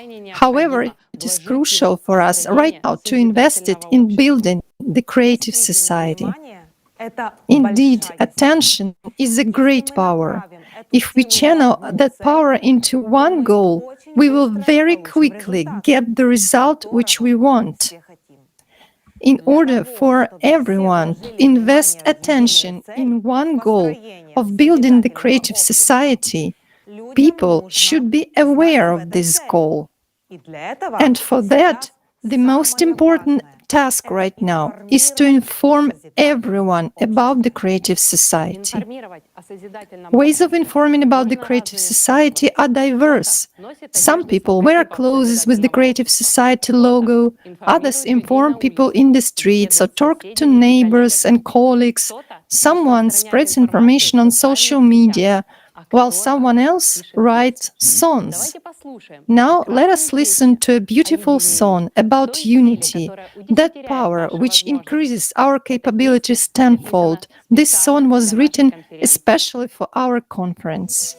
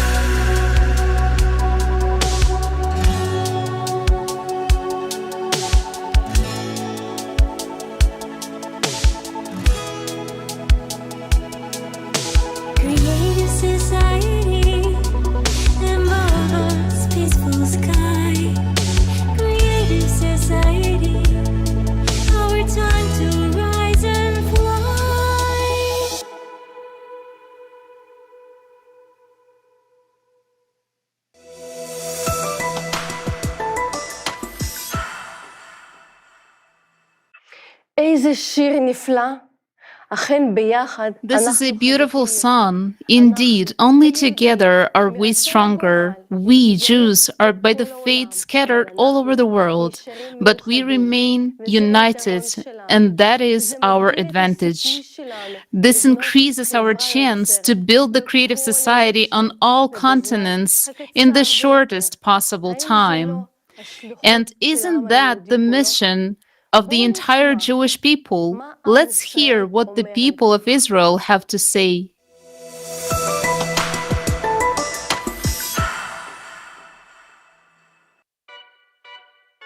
We wonder what Israelis talk, think, and dream about. What kind of world do they want to live in? Do they think the Jewish people have a special mission? We decided to take a little trip around the country, talk to people, and ask them some questions. We started our journey in a small town in the north of the country, Nazareth. What kind of society would you like to live in? And what would you like to change in society?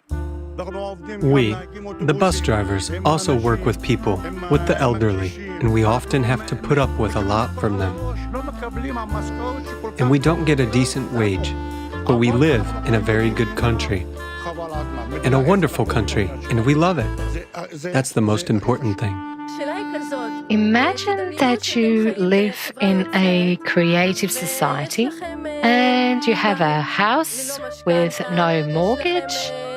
You have free healthcare and education, and a basic monthly income of $10,000. Let's imagine, what would you do with that money?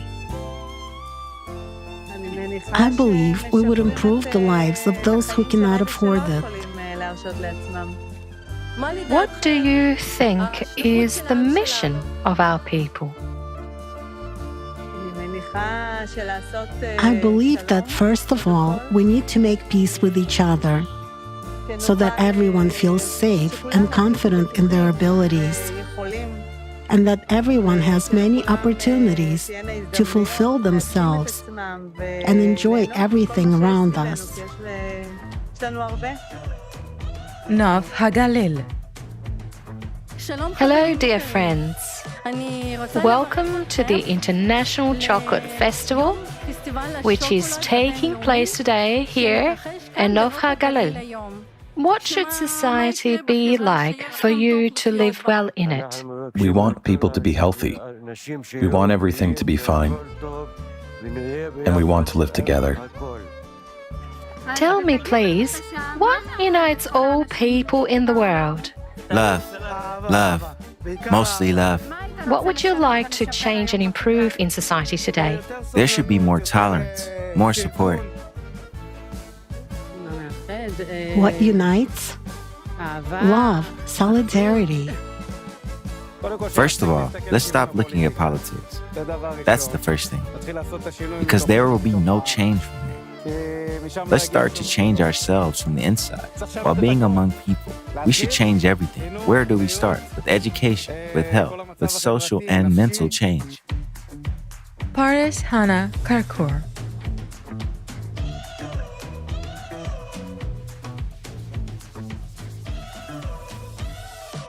I would like to ask you, do you know that the people of Israel have a mission? Yes. I think our people are very strong. They're creative people, and they have a lot of useful things for everyone. We need to learn to develop ourselves in everything we know. We took the train to Herzliya and also asked questions. What kind of future do you want for your children? What kind of future? Every mother dreams that her children do not have to join the army, that they live in financial well-being. Of course, health is above all, and the standard of living should be high but not expensive. so that all people can receive proper medical treatment, so that education is not so expensive, and so that you can buy a house, so that people can eat good, healthy food, but not expensive, with God's help. Herzliya.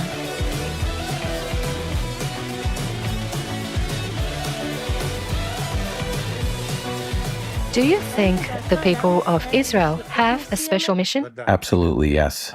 The people of Israel are considered a virtuous people, a special people.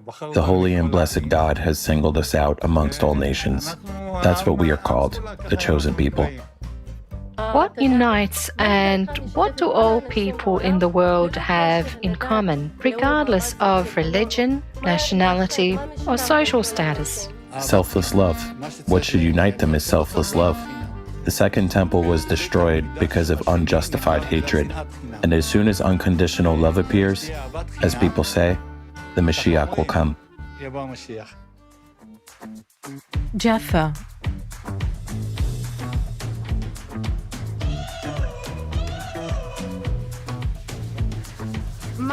What do you think unites all people in the world, regardless of religion, nationality, social status, or politics? May life be good all over the world, including Israel, so that there is no war, and so that everyone would love his neighbor. The most important thing is you need to be happy. Everything, each and every work you do, it might be a lower class job or a higher class job, you should love it. And the wages you earn, you should live your life on that. And with other people's like friends, other peoples all around the world, love everyone. That's my theory. So love and peace, love everyone. We want the world to have as much Torah and commandments as possible, as much Judaism as possible, because it is believed to purify the world. And now it's time for Mashiach to come. Tel Aviv. What kind of society do you want to live in? In a society of honest people, people who care about each other. This is the society I would like to live in, and I live in it. My society is people. We are not significantly different from each other, but most people are good. What do you think unites all people, and what do people have in common? The desire for good, a desire to live, a desire to live together. I think it's the hope of the living, in fact. To get up every morning to live. It is love, unity. This is my opinion of the world itself, of the world as a whole.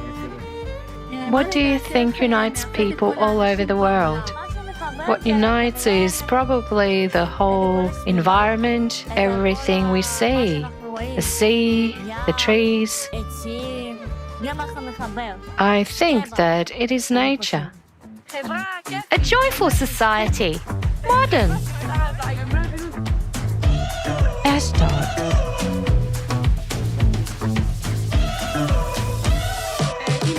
Is there a special mission for the Jewish people? Of course, this is the chosen people. God has chosen them, blessed be He, and we have to be an example, to behave well, and to be good people, so that everyone will say, this is the way God's people should be, blessed be He. I think that the mission of the people of Israel is to be a light for foreigners. Going. In our Torah, there are many things related to morality. As have been already mentioned, we need to spread this around the world. First of all, let's start by going from slander to modesty. I really hope that God will bring everyone back to repentance. This will be with God's help. We, the Jewish people, are worthless without religion and faith. We're zero, nothing. For many years since creation, only religion has supported us. The mission of the Jewish people is to spread God in the world, so that people understand that this world did not exist. It was created.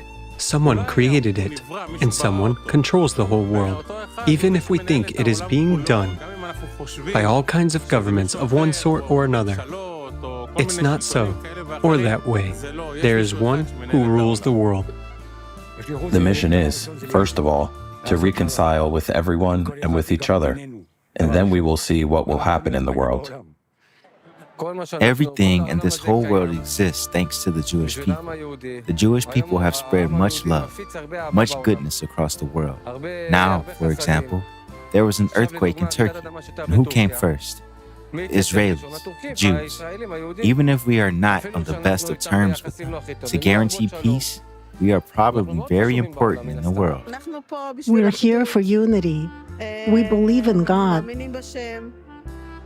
I think the people of Israel are always eager and able to support each other in difficult times. It is our mission to do good in this world. We know that we are light to others, an example to them, and above all, we should be an example to ourselves and our people. Each person, as an individual, should be an example to his family, his community, and the entire world. Jerusalem is one of the most famous places on the planet. People from all over the world come here with their innermost desires. It's very important that people talk to each other, and that's why we meet in this country. And the only thing we want to show is that all people want to live in peace, regardless of what religion we belong to and what color our skin is.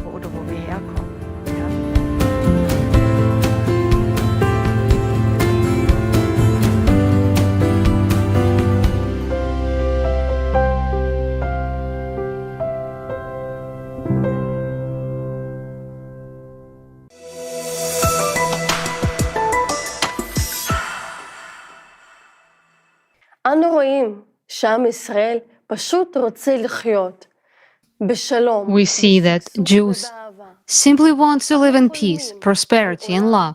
We dream of a world where we can live in peace, unity, and security. Simply put, we dream of the creative society. What is the chosenness of the Jewish people? We are the light, we are the knowledge, we are the engine of the progress. We are in charge of this world, and therefore, we are the ones who can change everything. To sum up everything mentioned above, it is worth noting that we need radical changes in all spheres of life. Who can do this within the shortest possible time?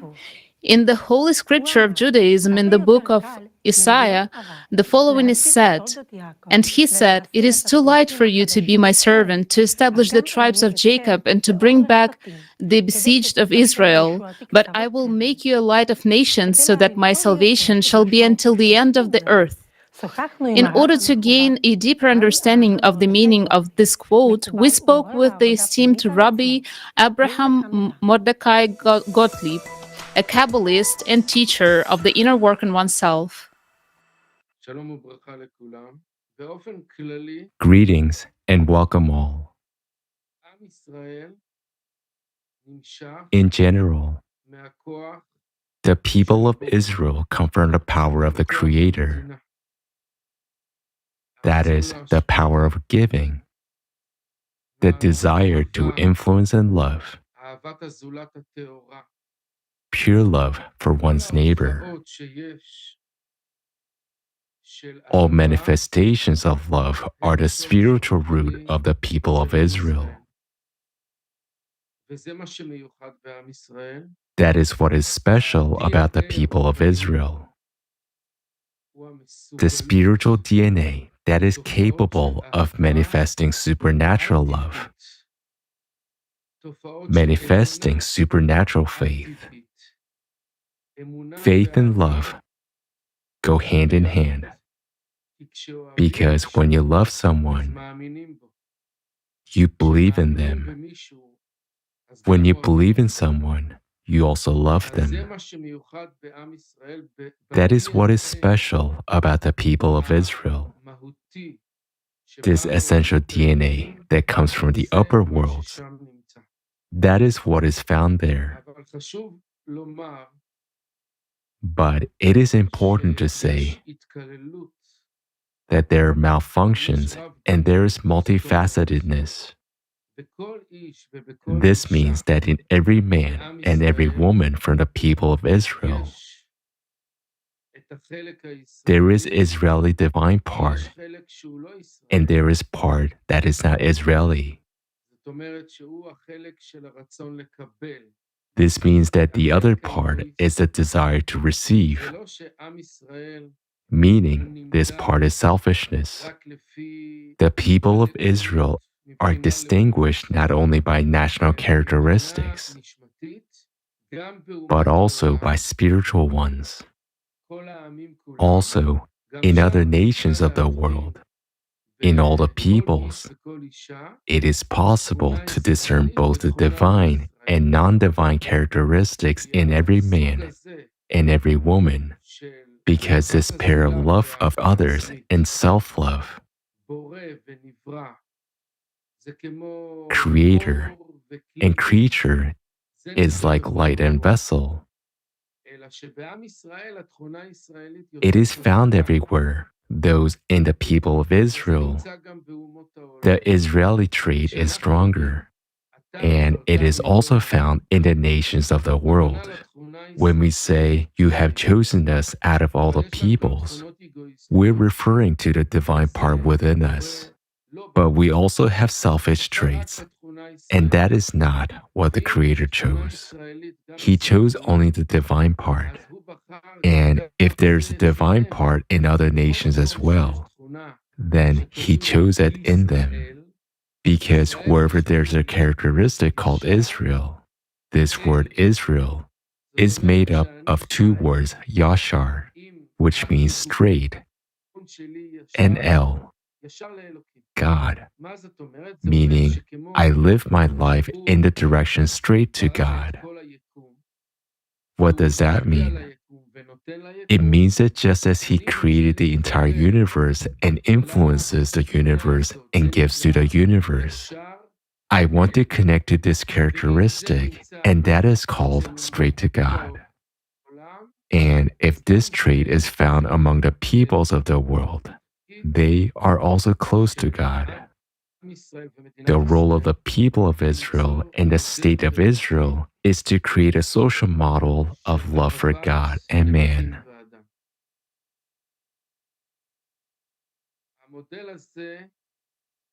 This model is a way of life that has no coercion, no police, no prisons, no courts, no armies, or any form of power. Rather, it is a form of love, understanding, friendship, acceptance, and tolerance. כל כך מעניין. תודה רבה לך. Oh, how interesting. Many thanks to you, esteemed Rabbi Gottlieb, for such valuable information. To create a model of society based on unconditional love for God and for each other, that is the mission of the Jewish people and the state of Israel. As you said, a format of life where there would be no place for authority, there would be no need for army, police, or prisons, but where a form of love, friendship, acceptance, and patience for one another would prevail. This is exactly the format of the creative society. How wonderful it is to know that this is precisely the mission of our people. When God chosen us, the Jewish people, to achieve a higher purpose, He accordingly gifted our people with beautiful talents, gifts, and skills to fulfill His will. Our people have a pronounced ability to organize and inspire people. We, the Jews, never hesitate to achieve our goals and always remain optimistic no matter what twists and turns fate might bring. And we can teach that to others as well. We will be able to set a real example of how to get things done quickly and as effectively as possible. This is why humanity needs us, the Jews, more than anyone else to build the creative society. We have a unique tradition of developing, working, and learning from a young age. We have high mental abilities. We can feel people and their needs. The value of society prevails over personal ego in us. Rabbi Chaim Donin writes in his book To Be a Jew that God ordained the Jews to play a unique role in the history of the world. He commanded them to be an example for all the peoples of the world. Our distinguished guest will tell us more about the mission of the Jewish people. We're pleased to introduce you to the real researcher, a man with a broad outlook and creative approach. Shimon, you have the floor. Hello, everyone. My name is Shimon. I've been doing scripture research for over 20 years, primarily Hebrew scriptures, Kabbalah, Torah, and so on. I'd like to tell you about the mission of the Jewish people as I see it. We are talking about the mission of the Jewish people. The mission means the purpose. I've always said that the religion of the Jewish people is not a religion, it is a mission. What does it mean? How do you spell Yehudi in Hebrew? It's spelled Yod He Vav Dalet Y. But if you replace the letter He with Ayin, it becomes Yehudi. Destiny means mission. The Jews are destined. They have a mission. So it's for a reason that the Jews are said to have a mission. We do have a mission. It's also in our name, in our second name. Because in the past, when languages were remade and changed, different writers wrote the letter He, and some wrote the letter Ayin.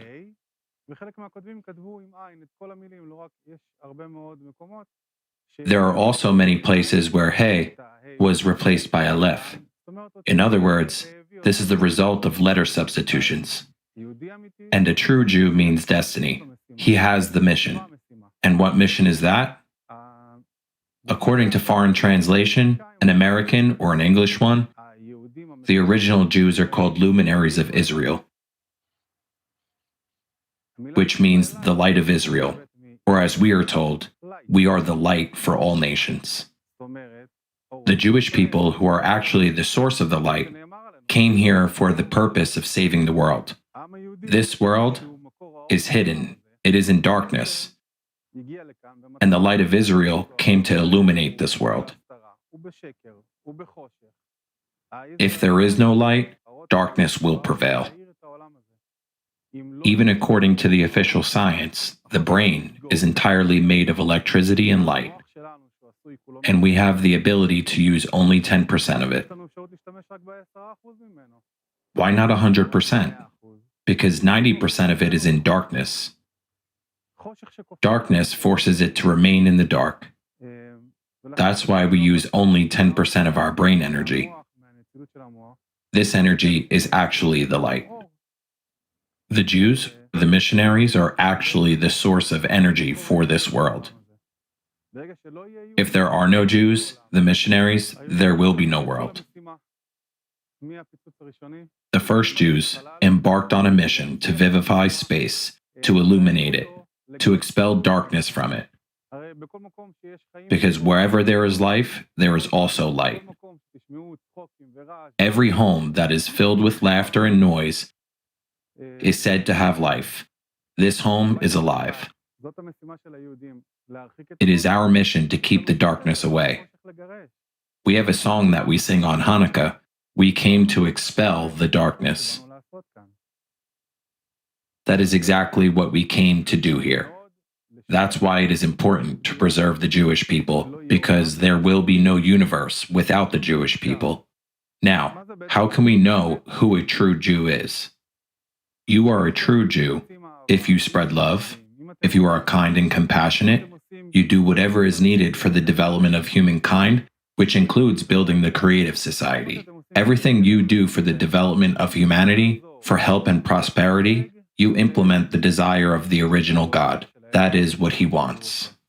Do not look at the purpose of the Jews solely through the lens of religion, but rather look at it as the purpose of the people of mission. We are on a mission here. On a mission not just to wear a kippah, a beard, and side curls. So even if you were not born Jewish, and it is not written in your identity, God did not send us an ID card, did not send us papers, yet God has created us all destined. It is you who chooses whether to follow the mission He assigned to us or switch to the other side. God did not send us an ID card, a form of vaccination certificate. God sent us a description of the soul, righteousness and purity. He sent us on a mission. We are all here on a mission. If you have chosen to fulfill the mission He assigned to you, good for you. If you choose to side with the enemy, that is your choice.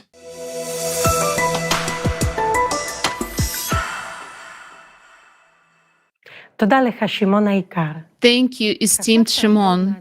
You have revealed interesting facts about the Jewish people. It turns out that a Jew is a man of mission before God and all mankind, one who is created to spread love and sow goodness, one who does everything for the prosperity of the world. And what is the best thing that you can do for God? It is demonstration of love towards one another, towards your neighbor. And as Aryeh Carnel said in his book, Judaism, Jewish Way of Life, God's good name is in our hands. We are God's people, the people of the Torah. Our behavior in everyday life, our relationships with others affect God's honor, affect the way other people treat Him. God has sanctified us by giving us His Torah.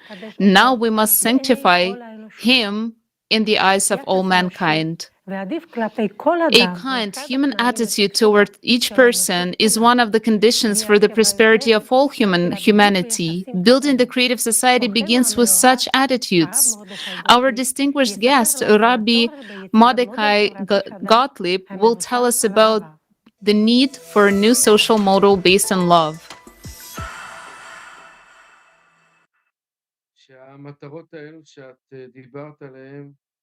These goals that you talked about integrate and align with the path of the Torah.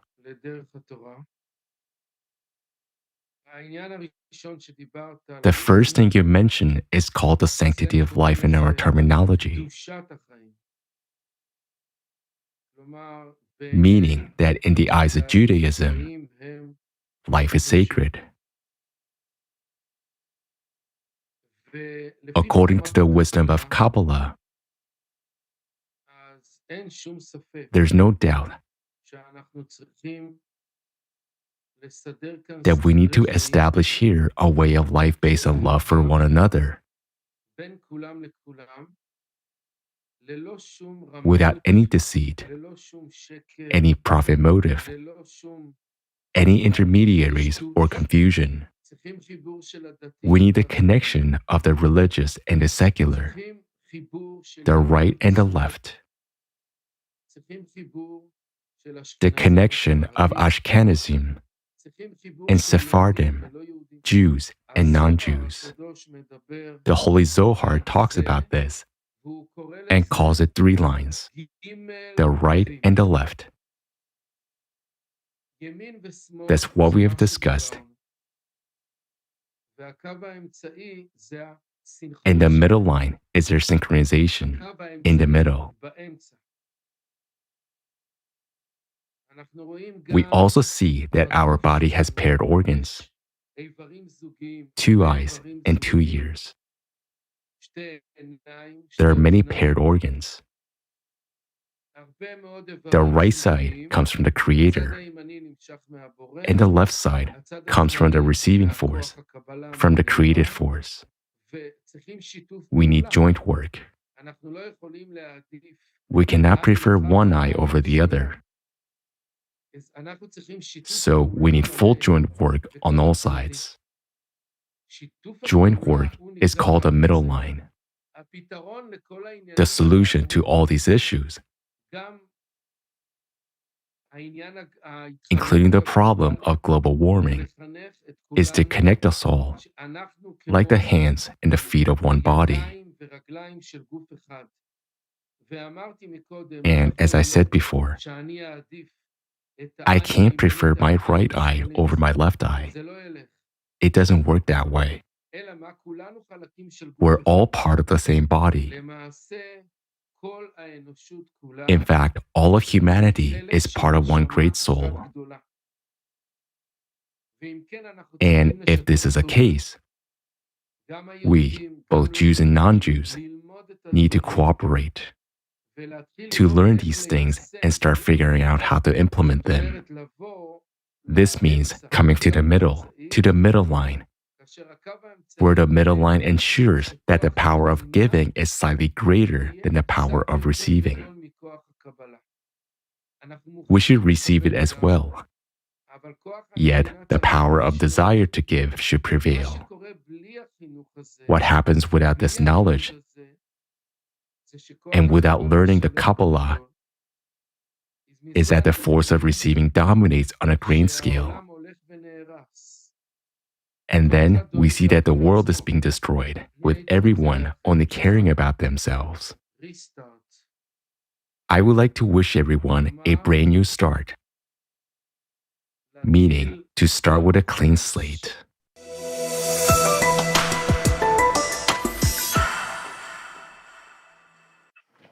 Thank you, esteemed Rabbi Gottlieb.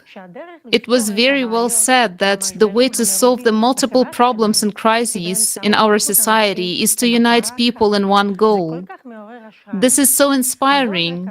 In our sacred Zorah, it is said about the importance of cooperation between people regardless of their nationality and religion, that we are all different and that we complement each other.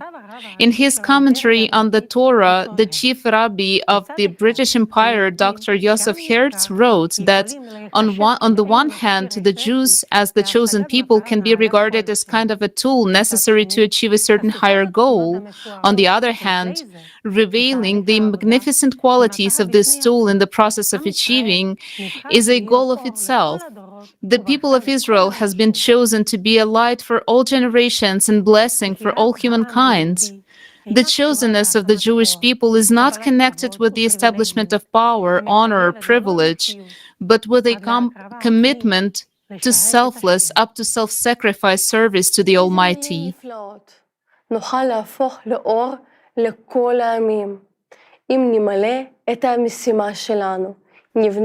a beautiful words! We can become a light for other nations if we build a creative society.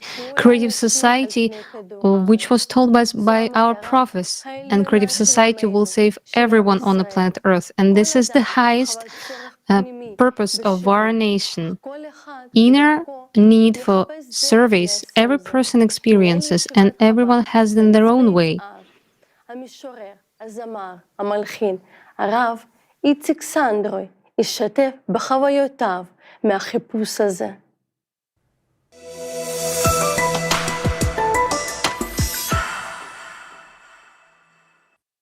I'm Itzik Sandroy. I grew up in Israel since childhood. Today, I'm 41, and I'm a father of 9 children, and God willing, there will be more in the future. The nation of Israel, in essence, is alive and still exists. I say that the nation of Israel is alive and still exists, since it is alive and exists, so we can truly live by salvation. What is salvation? It is what is embedded in the letter Aleph. What is Aleph? It is God. Aleph is God. In Hebrew, exile, gola, is the same word as salvation, geula, but without Aleph.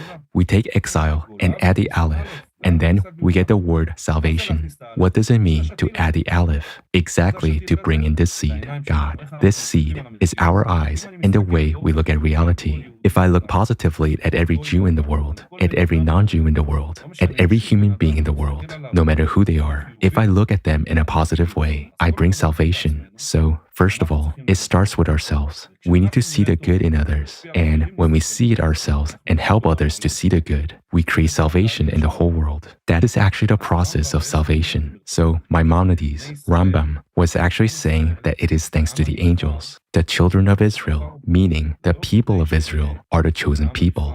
The Holy One, blessed be He, chose them not so that the chosen people will be occupied with their own existence, as I said at the beginning, but rather live to change the whole world. In other words, the goal of the people of Israel is ultimately to turn the whole world into a different reality. And our role, our mission in the world consists of the mission of each of us. Our mission, as they say in Hasidic, is to discover the sparks that exist everywhere. Actually, what you're saying in the Creative Society project is a beautiful thing, is to know how to look at everyone, at all human beings in the world, because they're human beings. First and foremost, let's look at them as human beings, not judge them by their actions, by what they do, first and foremost, as human beings. When we look at a person as a human being, that is where we can start to fix everything. There's nothing that cannot be fixed. And the role of the people of Israel is not in the sense of segregation. Or we can say that the people of Israel are chosen because they truly have a great mission in this positive perspective to bring the whole world to this place. And the Holy One, blessed be He, chose the people of Israel as He made a great choice, precisely because their souls comes from the highest place that exists. Every Jew, let's take a trough as an example. You take a big trough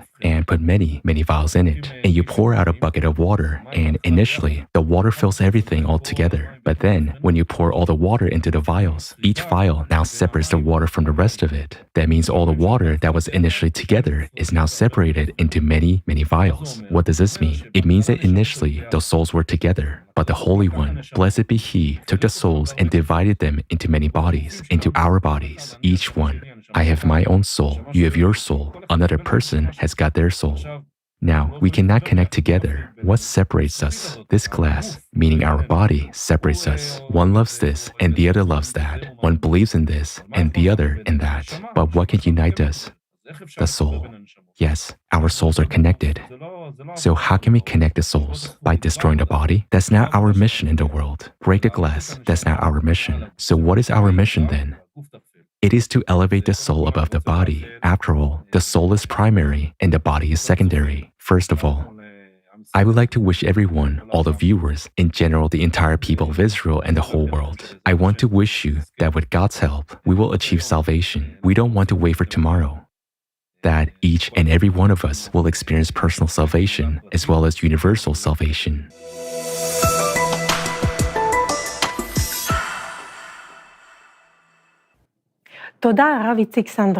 Thank you, Rabbi Itzik Sandroy. It was perfectly said that God chose us not just to exist as a chosen people, but to live. We must change the whole world. That is, the goal of the Israelites is ultimately to change the whole world into a different reality, which means to build the creative society. This is the ultimate goal, the highest mission of our people who follow the Torah. Right now, we see the world at the edge of an abyss. These are the very times of which we were warned in the scriptures. These are the times of Mashiach.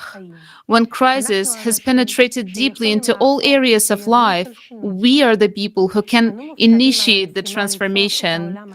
We are entrusted with the mission to create the kind of world in which the Mashiach will accelerate positive change. If we do not create such a world, if we do not unite, if we do not set an example of cooperation, an example of unification, of order, if we do not build the creative society, then all of us and this world will end. As long as we spend our resources, our potential on maintaining the consumerist format, we're looked upon with hatred. But we can change that. Everything is in our hands and it depends on us. If we fulfill our mission, all the nations will support us because that is what they are waiting for. We Jews must unite and unite the whole world around us because unfortunately, you cannot build creative society in Israel alone. But we're all over the world. We're around the whole world. Unfortunately, we don't have much time, but we have everything to make it happen. Experience, knowledge, and motivation. We need to come together to use all of our unique potential. Our greatest treasure is our intellect, our intelligence, our experience, and our motivation. All of this must be used in order to save the people of Israel and to save the whole world. The only ones who can do it are we, ourselves. Without us, nothing will happen for sure. It is time to change the vector. Only the Jewish people have the ability to keep this world together today. This is what is called becoming a light for the peoples of the world, to set an example of unification for all, so that all of humanity becomes one, as part of one great soul, as our distinguished guest, Rabbi Mordechai Gottlieb said. Along with being chosen, we also have a responsibility.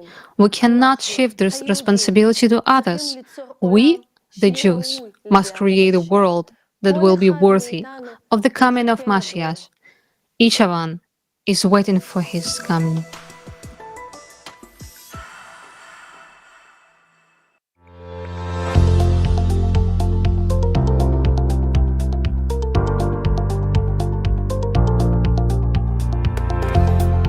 It is clear that all these years we have been waiting for him, and today we're waiting for him too. Not that we know exactly what will happen next, but we know it will be good. What are we supposed to do for the Mashiach to come? To be better, each person in their own place. We must be better than we are. Are you waiting for the Mashiach? Of course, I believe in his coming. Do you think people are supposed to do something for him to come? Of course. First and foremost, it is to love your neighbor as yourself. This is the most important thing. Help the poor, then he himself will come. But for this to happen, we should believe that he will come. I think that first of all, we should be kind to each other, live a peaceful life, help and support. And then the Mashiach will come as a result of our behavior. We will always be waiting for him. No one knows if anything needs to be done for him to come. We're just trying to be the best we can be. What do you know about the coming of the Mashiach? We pray every day. We hope that the Mashiach will come. We wait for him every day, and every day we hope he will come. This is what we say in our prayers at the end of the prayer. We believe that he will come, and eventually he will come. But apparently, we are not yet worthy so that he will come in this generation. Are there any signs? There are all kinds of signs. The Zohar says that there are several signs that the Mashiach is coming. Are you waiting for the Mashiach? Of course I'm waiting. What are people supposed to do for the Mashiach to come? Repent, of course. We need to repent in order for the Mashiach to come. We have a lot of problems in the land of Israel. Unfortunately, there are many problems. Of course, I'm waiting for the Messiah every day and every moment. What should be done for the Messiah to come? Treat each other better, but the most important thing is unconditional love. I am waiting for the Messiah to come. Do people have to do anything to make it happen?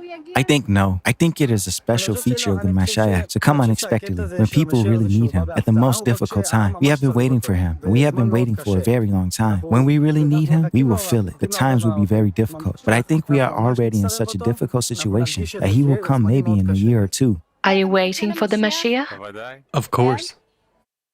Do people have to do anything to make it happen? Only unconditional love. Love one another. If we observe the Sabbath today and love one another, the Mashiach is already here. Tell me, what are people supposed to do for him to come?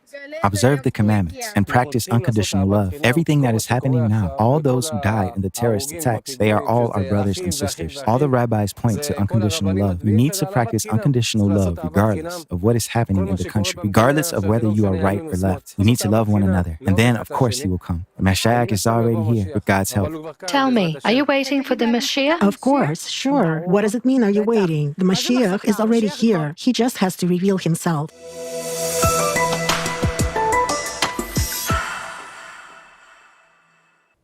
כפי שהראה סקר חברתי, כולם מחכים למשיח. האמונה בביאתו As היא... our social survey showed, everyone is awaiting for Mashiach. And של היהדות. אני מאמין באמונה שלמה בביאת המשיח, ואף על פי As the 12th principle of Judaism says, I believe with complete faith in the coming of Mashiach, and although he may tarry, nevertheless, I wait every day for him to come. The time of the coming of Mashiach is spoken of in Isaiah 60:22. In its time I will hasten it. At the appointment time implies a date for this event. I will fasten it means that it can happen before the appointed time. How to understand this? If they are worthy, then I'll hasten it. If not, then it will be at the appointed time. The scriptures say that Mashiach is ready to come at any time if only people wish. Whenever you want, he wants. Oh, if you would but heed his charge this day. According to the Talmud's prediction, the world has existed for 6,000 years and should have changed as early as 2 millennia ago. The Mashiach should have come as early as the 4th millennium because, as it says, the world is to exist 6,000 years. The first 2,000 years were chaos. The next 2,000 years are the period of the Torah, and the following 2,000 years are the period of the Mashiach. Through our many sins, a number of these have already passed.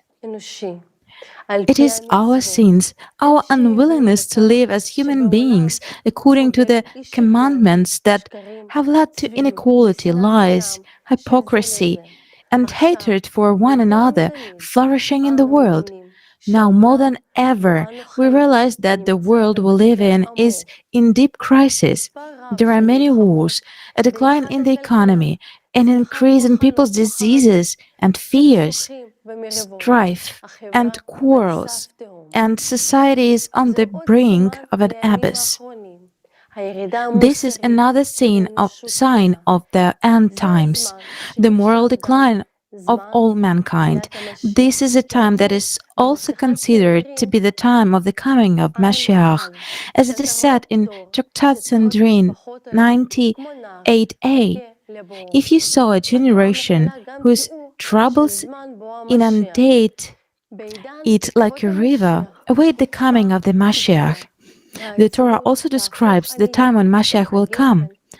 In the footsteps of the Mashiach, insolence will increase and honor dwindle. The vine will yield its fruit abundantly, but wine will be dear. The government will turn to heresy, and there will be none of them reproof.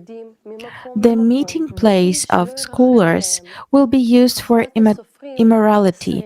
Galilee will be destroyed, Kablan desolated, and the dwellers on the frontier will go about begging from place to place without anyone to take pity of them.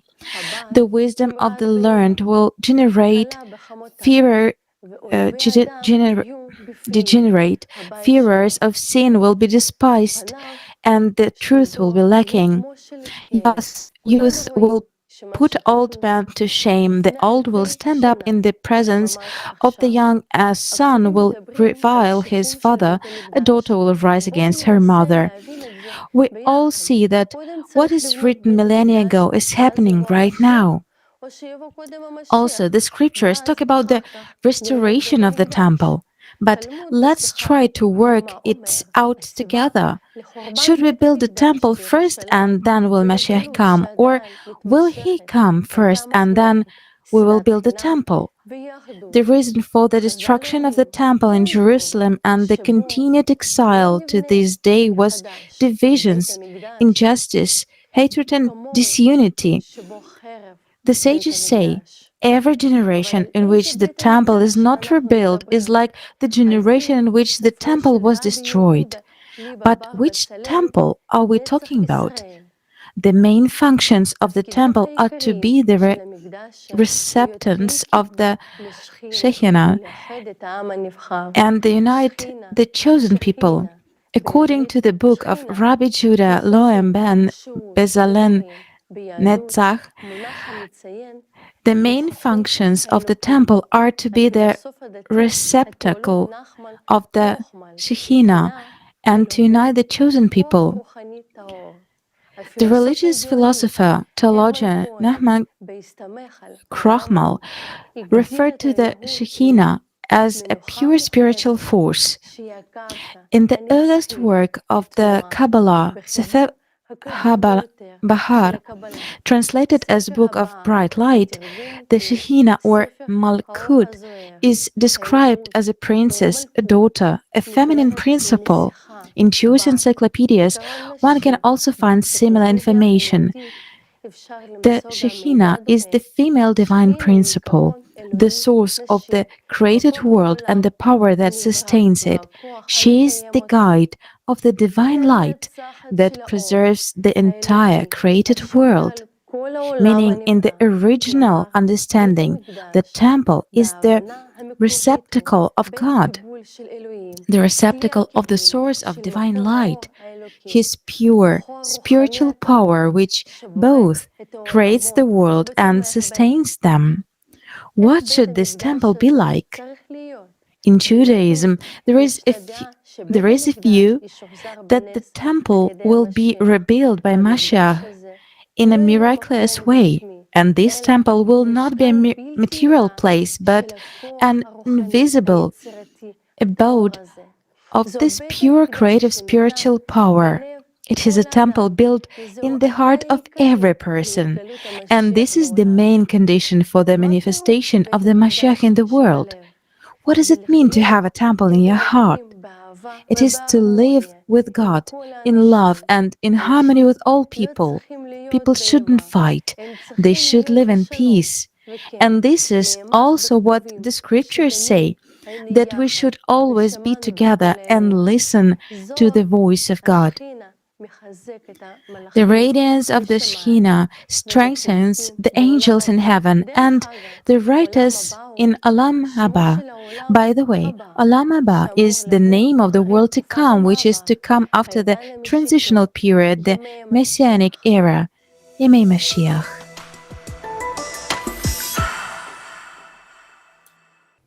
בתהליך הכנת הפורום תקשרנו עם אנשים שונים. During our preparation for the forum, we were talking to different people. Some of them said that the Mashiach has already come. That is, these people feel that the Mashiach is in the world, but he cannot reveal himself because the conditions for him are not created. For Mashiach to reveal himself, we have to put our own house in order. All nations have to stop the enmity. Then he will rejoice and make our world even better, for he will come to all nations. It is also mentioned in the scriptures. For my house shall be called a house of prayer for all peoples. People will bless themselves with him, he, Mashiach, and he shall speak peace to the nations. The value of human life, peace, kindness, security, freedom, and the absence of any authority are the conditions we must create in our society for Mashiach to reveal himself. This will be the era of the coming of Mashiach, when everyone on the planet will find happiness, joy, prosperity in their soul. Then no one of us will wish any harm to himself or to others. In other words, when all people will have hearts and souls filled with love, gratitude, benevolence, that will be the manifestation of Mashiach in the world. The Mashiach is to come to everyone's heart, to awaken within everyone. He should not come from outside and tell us something, but awaken within us through our responsibility for ourselves and the world, through our good thoughts, words, and deeds. Mashiach must reveal himself in us through our desire to save the world, to survive and to live a life worthy of a human. And as the scripture says, the era of the Mashiach will come when there will be no envy and no disputes. The ultimate liberation will apply not just to one nation, but to the entire world.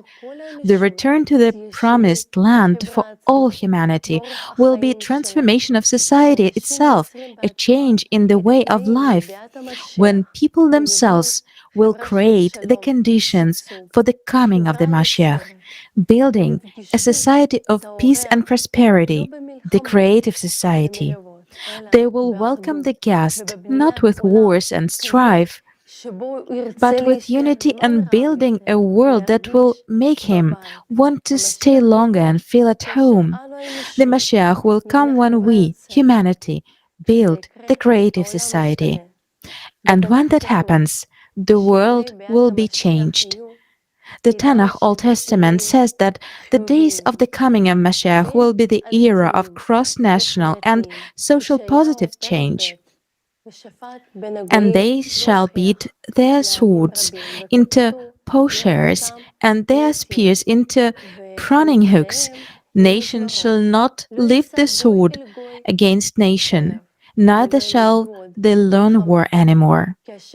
When you see the nations defending each other, look in the direction of Mashiach's feet. The days of Mashiach mean that the time has come to pull us out of our selfishness to the level of love for our neighbor. Mashiach, from the root masha, to pull, to attract, refers to the power that pulls man out of his selfishness, out of his desire to use everyone for his own benefit, towards a sense of oneness with all people, as one man with one heart. The times of the advent of the Golden Age are described in the Tanakh as follows. May the righteous flourish in his days. May there be an abundance of grain, and they will blossom forth from the city like the grass of the earth, and they shall neither harm. What is this chosenness, and why do our people have a special responsibility to meet the Mashiach and build a peaceful creative society? Our distinguished guest, Shimon, who has been an expert scholar of the scriptures of Judaism for over 20 years, will tell us. I'd like to tell you something special about the conference Global Crisis, the mission of the chosen people. So, there's a secret that I've been studying for quite some time, and I want to share it with you. It has to do with the Jewish people. You should know that everything starts and ends with the Jewish people. Again, look at Judaism not as a religion, but as a mission goal. We are all here with a mission, all human beings. Many people wonder what we are doing here, why we exist here. We are all here with a mission. We are all sent here to revive the universe, to illuminate it, and to sustain life in it, because that's what the Creator gave rise to. It is our mission to sustain life here and keep it going. We are in a very difficult period right now, a period that has seen a lot of turmoil, a lot of hardship. Many people whose belief systems have been undermined are starting to lose the line between reality and imagination, beginning to lose ground beneath their feet. What happened? 3.5 years ago, before the coronavirus, everything used to be stable here. Everything was running its course. And suddenly, everything changed and turned upside down. So what really happened? We are in the time of the arrival of the Mashiach. The period of the manifestation of the Mashiach spans over several years. I don't know exactly how many, but from the information I have, it is 7 years. And during that time, the whole world, and especially the Jewish people, will go through upheaval and move from place to place. We will literally turn around 180 degrees. Whatever we think is good will seem bad to us, and vice versa. As the verse says, "Woe to those who put darkness for light and call good evil." Everything has turned 180 degrees. Our belief system is changing. We no longer know what is true and what is not. Many people ask questions and have no answers. They live in anxiety, the level of which has risen. Pressure has risen, nerves are frayed, things are getting worse. We don't know where we are going. Everything is in the hands of the Mashiach. It's going to be a period of upheaval for 7 years. And we can easily understand this since our ancestors already told us about the unfolding events. The symbol of the Mashiach is the crown, La Corona in Spanish. It's already been 3.5 years of the Corona, meaning we have already lived 3.5 years of the Corona and of the times of the Mashiach, and we still have another 3.5 years to go. So, as you may know, the world is not going in a positive direction. Everything is going in a negative direction. Everything is intensifying. Everything is aggravating and gaining momentum. Everything is getting worse.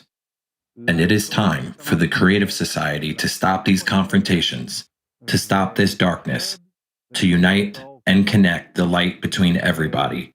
Otherwise, this world will cease to exist.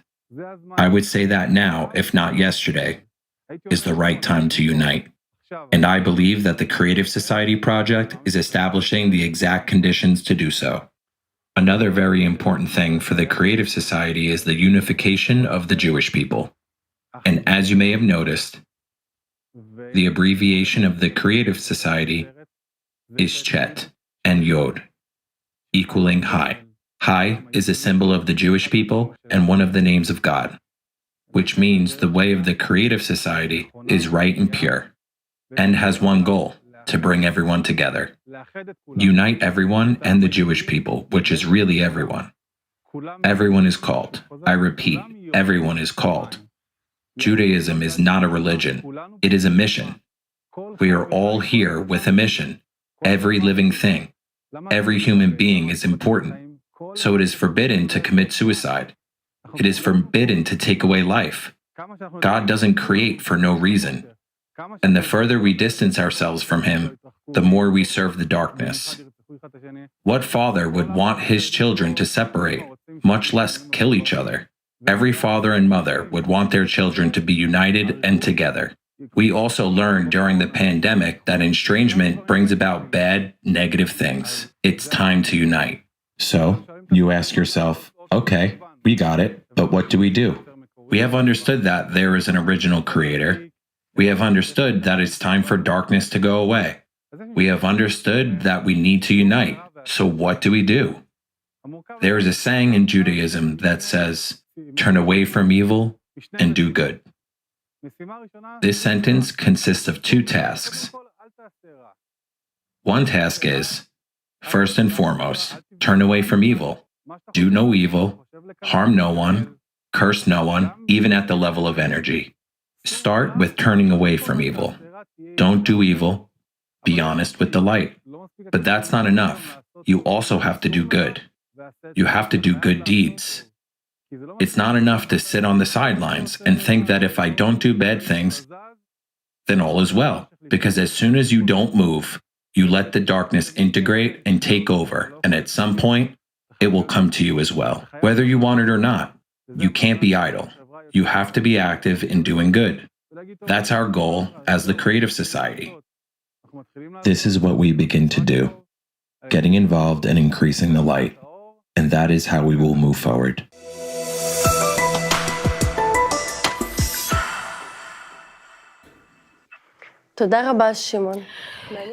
Thank you very much, Shimon.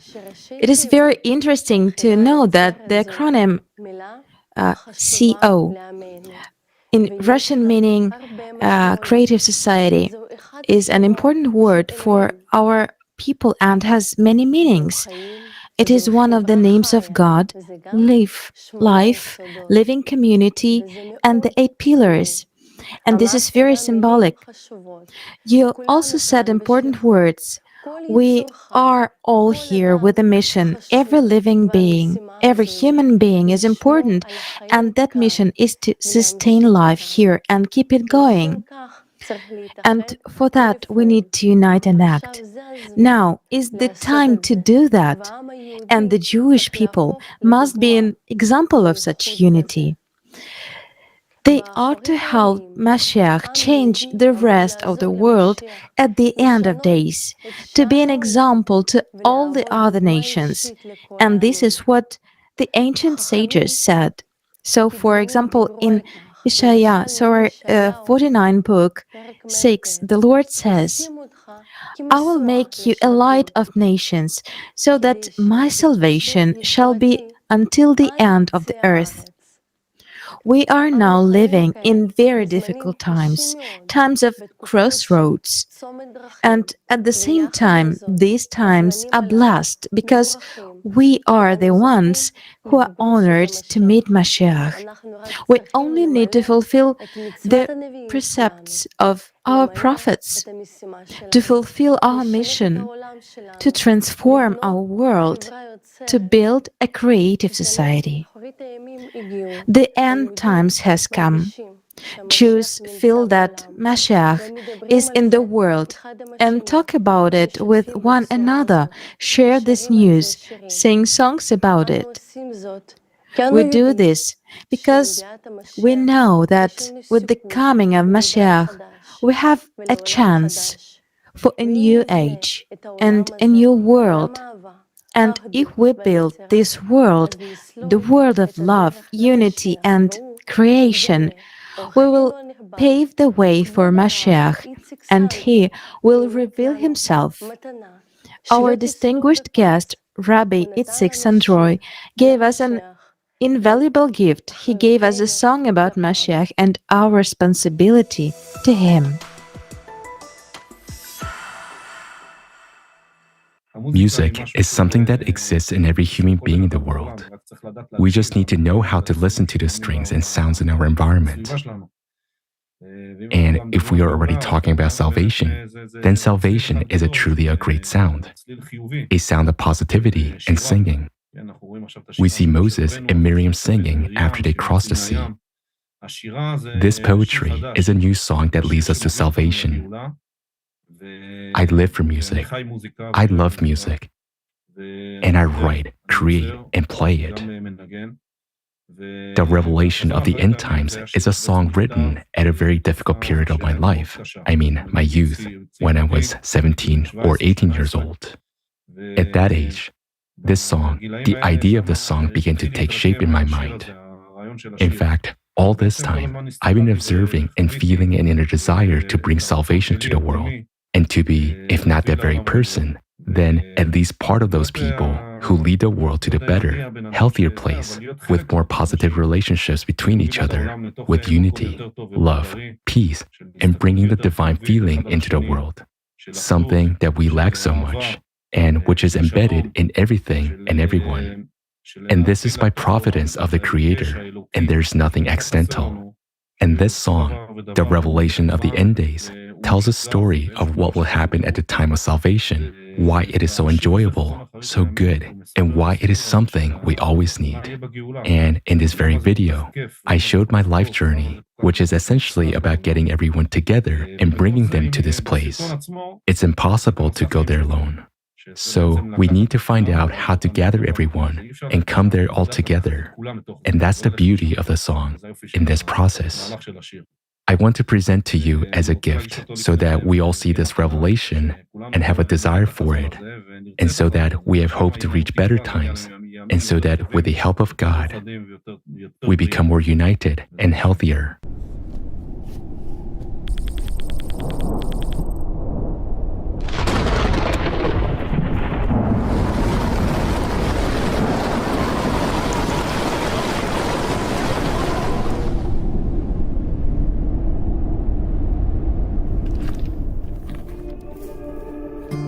ילד משתובב צחוק על פניו, אמא עומדת בצד ושומרת עליו, ירוק פורח, מרחבים של שמחה, מרחבים של אור, של התחלה חדשה, חזון אחרית הימים, שלום ואהבת חינם בין כל העמים, כך ייראה בעזרת שוכן מרומים, חזון אחרית הימים. גוי אל גוי לא יישא עוד חרב, גוי אל גוי לא מלמד עוד מלחמה. אין איבה, אין שנאה, יש רק שמחה ואהבה, כי הנה משיח בא. חזון אחרית הימים, שלום ואהבת חינם בין כל העמים, כך ייראה בעזרת שוכן מרומים. חזון אחרית הימים, חזון אחרית הימים.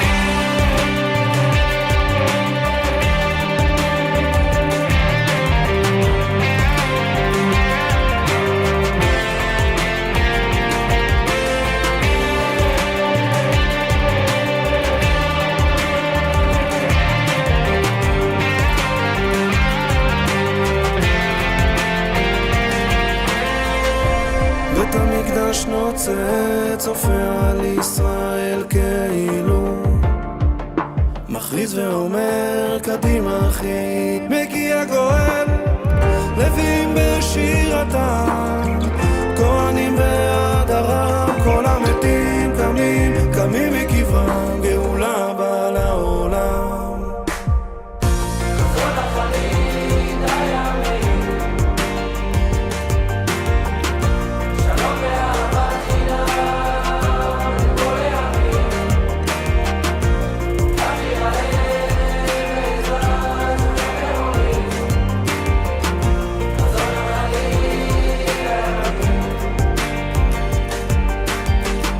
חזון אחרית הימים, שלום ואהבת חינם בין כל העמים, העמים, כך ייראה באחד שוכן מרומים. חזון אחרית הימים, חזון אחרית הימים.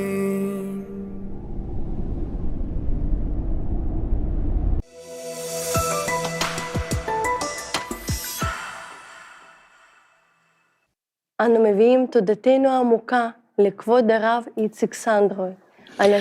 We express our deep gratitude to the esteemed Itzik Sandroy for the touching song.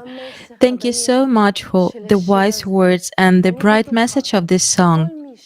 I'm sure that all who are watching this conference now and listening to your song will be filled with confidence and inspiration to act. Yes, together we can truly build a creative society, thereby paving the way for Mashiach. This song captures the essence of the hope of salvation, of a future beautiful world that Mashiach will come. We express the deepest gratitude to our distinguished guest for such a beautiful gift. And now we want to present to you the eye-opening message of a man who wanted to voice the truth. Unfortunately, due to his official position, he decided to speak incognito. He gave us an interview. It is pre-recorded.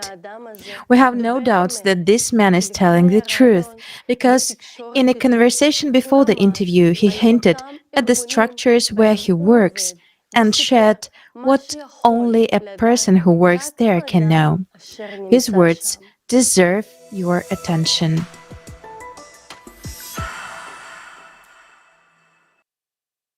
Greetings. Please pardon my anonymity, a precaution I have to take due to the work I do. In the line of duty, I interact with the power players of the global financial world, including their high-ranking representatives, and I am compelled to remain incognito. I was brought here by your forum, Global Crisis. There is a way out. I carefully watched and analyzed it. I was particularly intrigued by the solution you proposed for the serious climate threat that humanity is facing today. Honestly, for the first time in a long while, I felt hopeful that we can address this issue. Your mathematical model projecting climate catastrophes until 2036 certainly presents a worrisome reality of the present day. And perhaps you believe that people are unaware of this. But in reality, that's not the case. Those who need to know are well aware and preparing for it. Throughout my career, I've been working for the global elite who control all the economic processes on the planet. These are incredibly intelligent individuals capable of managing macroeconomic processes. Despite being involved in designing the world's economic processes, to these people, I'm just a clerk or a regular executive. I often attend their meetings, and over the past year, I have noticed a growing pessimism in their assessment of the global economic prospects. I'm not in a position to make definitive statements about the awareness of political leaders regarding ongoing processes. However, I can confidently assert that the financial elite has no illusions about the imminent economic downfall and anticipates the collapse of the global financial system by 2030. Within these circles, there is a clear understanding that by 2030, conventional forms of currency will lose their functionality and value. Traditional financial assets, such as investments, stocks, and even precious metals will become essentially worthless. A total collapse of the banking system is predicted. My responsibilities include working with financial documentation on an international level, and unfortunately, I can confirm that current financial models and strategies are not being developed for decades as they were before, but rather with a focus not later than 2030. And thank God, we still have time before that. The top financial elite fully understands that our planet is on the brink of destruction and is already abandoning long-term plans for bunker construction, despite actively investing in such projects just a year ago. Over the past year, bunker construction has been put on hold. There are no options to leave the planet either, despite the fact that money, as you may understand, poses no problem for people within their circle. They can clearly see that the current level of technological development will not allow them to leave Earth. Today, instead of bunker construction, they're occupied with something else. Take note of how prominent financiers have been rarely seen leaving synagogues lately. Many of them have suddenly become deeply religious and actively visit sacred places. What is the reason behind such behavior? The answer is simple. They know and fully comprehend the real magnitude and catastrophic nature of the current situation. It's true, they don't inform people. Indeed, they don't. But why? When there's no understanding that there are real alternatives, what good does such information serve? If I hadn't learned about the creative society, that there is a way out, I wouldn't be having this conversation with you today. I was in an extremely oppressed state until I came across your forum. Honestly, it has been very inspiring for me. I even tried to share this information with one of the representatives of the highest financial circles to show him your forum. But he declined, saying, "Oh, 12 hours. Where can I find the time for that?" Then, of course, I tried to briefly explain the essence of the matter to him, to which he replied, "I'm glad that there are still intelligent people in this world who understand reality, but unfortunately, they're too naive because they don't even comprehend the scale of the approaching disasters. What can we do against these catastrophes? How can we stop them? Humanity doesn't have the means to do so. That is why we won't have time to do anything. They simply don't understand the magnitude of the impending disasters. You see, they're not particularly interested in listening. They're not interested in other people's opinions. Moreover, their mentality shapes an approach where they rely solely on themselves without expecting help or counting on others. Other people simply don't fit into their frame of reference. Nevertheless, I'm confident that we still have a chance to succeed. With God's help, we can overcome the challenges ahead, but we can only do it together as united humanity. The question is not about who or what is hindering us. The question lies within ourselves, within people. As I said, representatives of the financial elite perceive the entire situation through their own prism of perception, based on their familiar thinking paradigms. They overlook the potential that each of us as individuals possesses. Why? Because to them, we simply don't exist. In reality, they don't even consider us as full-fledged human beings. They never take our intellectual capabilities seriously. As an example, I hold several degrees and titles, but in their eyes, I'm at best an ordinary assistant and perhaps even comparable to a character from your movie, The Idiot. Everyone is entitled to their own opinion. However, today, they realize that bunker construction is futile, and instead, they dedicate their time to visiting synagogues, holy places, and the like. They have simply given up on themselves and humanity, accepting the impending catastrophe as inevitable. Contrary to this, I'm convinced that the current situation can be changed. You're absolutely right. Only people are capable of overcoming this, and now it truly depends on each and every one of us. Remember the lines from Deuteronomy, Mishneh Torah. I have set before you life and death, blessing and curse. Choose life so that you and your descendants may live. God Himself implored us to choose life, which means we can do it. We can come together and choose life, and thus create a creative society. Let us recall what was said in the Holy Scripture, that peace and salvation can only come through the Jewish people. Therefore, all my hope lies in my people and our ability to unite. Of course, to the best of my abilities, I also try to inform my acquaintances. However, as you understand, due to my professional situation, I cannot actively and openly engage in this. I am aware of the seriousness and importance of the situation, but providing for my family remains a priority, which limits my ability to speak openly about it. Nonetheless, I do everything within my power to spread the word and inform people. I sincerely believe that building a creative society is possible and attainable. May we have even more strength. Best of luck.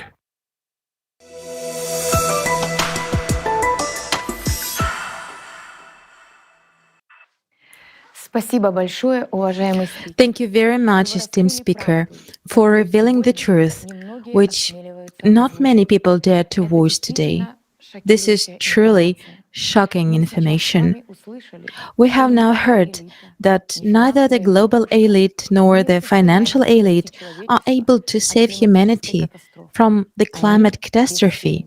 They are powerless. The fact that the highest financial circles are expecting a complete collapse of the economic system by 2030 unfortunately confirms that climate catastrophes are growing exponentially, and that by 2030, life on the Earth will be unbearable. The climate report presented at the forum, Global Crisis, Our Survival is in Unity, provided an economic forecast based on a mathematical model that takes into account the increasing progression of climate catastrophes. And according to this prediction, a complete collapse of the financial system will have occurred by the year 2027 and the end of all life on the earth in 2036. The fact that the financial elite are aware of this information and their figures are close to ours is supposed to be reassuring. But as we heard from the speech of our esteemed speaker, the situation is unfortunately the opposite. They receive only pessimistic forecasts, which do not include any variance of solution. And how can they know about the solutions if they hear reports from those who cannot do anything themselves? So, although those at the top are fully aware of the monstrous threat to all life on Earth, they see no way out. It is ridiculous that those of lower rank continue to build bunkers, discussing financial prospects and hoping for some kind of rescue, not realizing the real scale of the upcoming disaster, while their masters have already frozen all shelter and bunker projects. The higher elites are no longer hopeful because they know better than anyone else the state of our modern science. They see how science is divided. There is no unified potential, there is no motivation, and under such conditions, it is impossible to achieve a scientific breakthrough that we now need to address the climate threat. So those representatives of the upper echelons believe that they, like the rest of humanity, are doomed. And the worst thing is they do not believe in ordinary people and their abilities, and do not know about the way there is a way out. Of course, and they will not know. Try to get through to them, and even if you manage to get through, you'll have a maximum of 5 minutes of their attention. Try to explain within just 5 minutes the entire concept of the true way out, which was discussed in detail at the Global Crisis Forums. That's what our much respected speaker, whom we've just heard, tried to do. And he was confronted with the fact they do not want to listen. The elites have their own mindsets. They are too busy to listen to our solutions. And do you know what the paradox is? Those very people who have enormous resources and influence, free access to all the world's mass media, and they have the ability to unite all of humanity in a matter of seconds. They can accelerate construction of the creative society and thus unfold the scientific potential that will help eliminate this threat looming over our planet and over our lives. However, they show no desire to do that. Although it is difficult for us people to unite on our own. Why? Because we simply do not want to hear and listen to each other, to understand and accept each other, because we have been divided for 6,000 years. As a result, we are losing precious time. And it turns out that if we leave things as they are, the entire world will cease to exist. There will be no future either for us or for our children. Just think about it. Why are we not uniting? Simply because someone at the top is not familiar with this information and doesn't want to get acquainted with it, because it requires 12 hours to watch the forum and then spend time analyzing and thinking over the information. You see, it is too long for them. It turns out it is easier for them to lose their lives and hundreds of years of potential life in a young body than to watch a 12-hour forum and that talks about the real way out. After all, in the creative society, thanks to the regeneration capsule technology, everyone will be able to rejuvenate their bodies and extend their lives up to at least 1,500 years. 1,500 years! It is realistic. It is not a fantasy. It is possible with the new technologies that will be available in the creative society. And today, in the consumerist format, even this elite doesn't have access to the technology of true rejuvenation. No matter how much money they have now, they cannot extend their lives up to 1,500 years or make their bodies perfectly beautiful and young, no matter how much they desire it. While in the creative society, it will be possible. And most importantly, we will have the opportunity to save our lives, the lives of our loved ones, and the life of all humanity. Think about it. What we are choosing between. Between a beautiful world of creation which provides us with everything and a world of devastation where everyone will fight for themselves until the bitter end. The closer we get to the end and see the global nature and settlement of this situation, the more everyone will try to move somewhere else to flee just to live for a week longer. That's why they distract us the best they can from the real problems with the climate, from the fact that climate disasters are skyrocketing in number and power across the planet. Look at what is happening in the world right now. Various distractions such as pandemics, financial crisis, and wars are being forced on us so that people don't think about anything. And this will continue until we are all eaten up by the climate Cerberus. Why are they distracting us? To keep the crowd in the dark, so that people don't start rioting.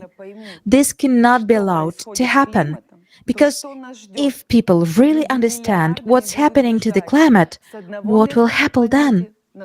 People will run from one place on the planet to another in billions, pushed by dreadful climate cataclysms.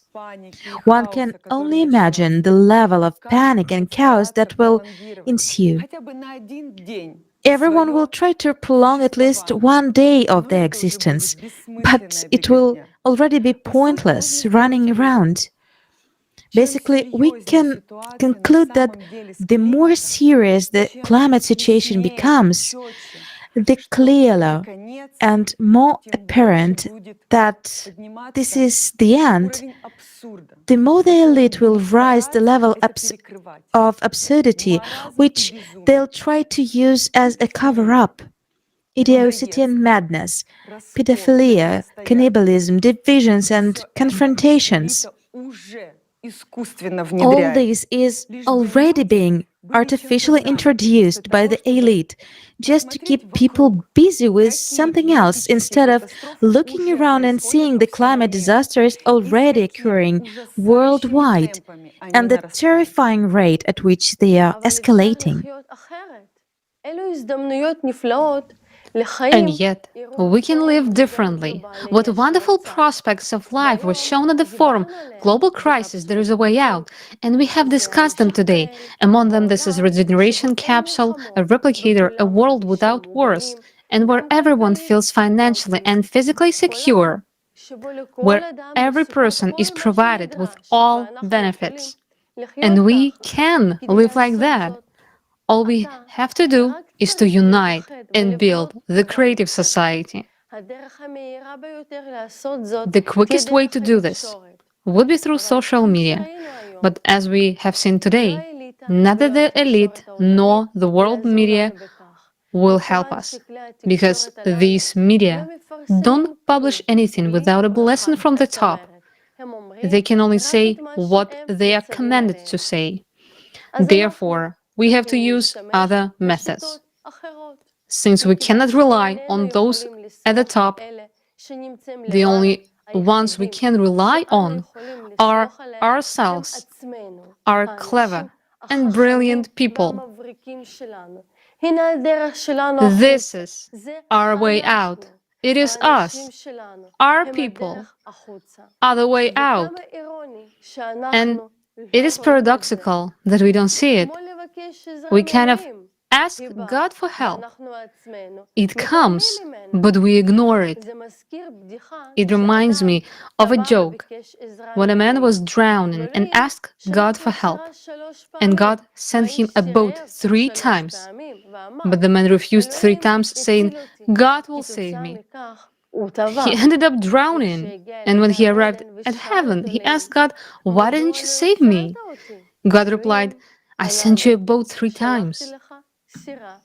And today, the situation in the whole world resembles this joke. We are our salvation boat. In fact, we have to be honest. If our nation does not understand and doesn't support the creative society, then it's the end for all of us, because others cannot do it without us. Let's look at it honestly. Representatives of our great nation, the Jewish people, are present everywhere in the world today, holding many leadership positions, key positions, if not the leaders of countries. Then they are close to them as advisors, diplomats, and scientists. And we are all endowed with talents, insightful minds, unique organizational skills, and, more importantly, a special sense of chosenness and unity. We are the smartest nation on the planet, and we have the opportunity to unite the world around us and to build the creative society. If we don't engage in making these changes, they won't happen. It is our responsibility to reach out to all people, and it is up to us to think about how to do it. Then we will truly become heroes. We will become a nation of heroes for all humanity. We can do it. We just have to be responsible. If the world is in our hands, we must be responsible for it. Don't wait for Mashiach to come and save us all. Mashiach has come to our heads, to everyone's mind. Mashiach have to wake up in each of us. It is our striving to live and our responsibility. Today, we appeal as Jewish people to Jewish people, to those who have intelligence and understanding. Let's act. What is happening to our planet today already concerns everyone.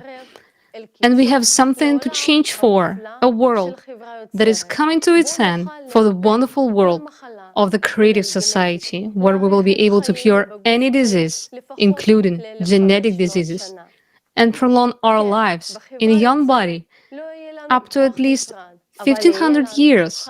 Yes, in the creative society, we will not have the power of few individuals. Instead, we will have life. No one will take our religion away from us. Actually, there will be no power in any scenario. Either the climate Cerberus will destroy us, destroy everyone, and then there will be no power. Or there will be no power because together we will build another format of society where everyone will embody the power.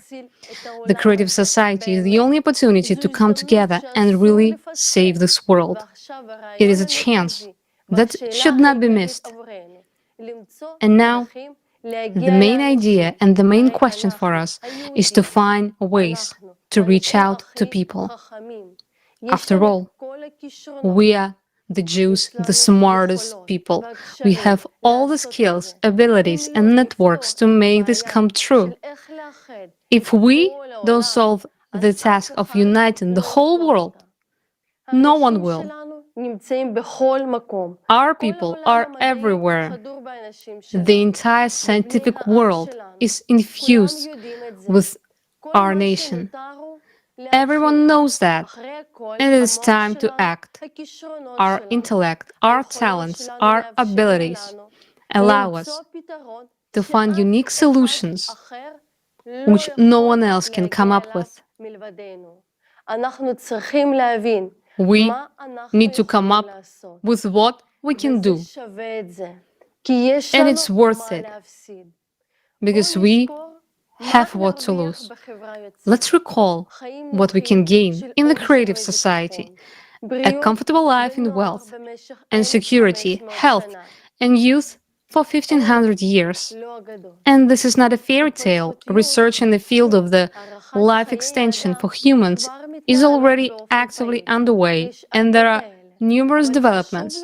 It is important to understand that technologies allowing to prolong human life to 1500 years can be implemented only in the creative society. Why would these technologies can be impossible to implement in the consumerist format? The first reason is overpopulation.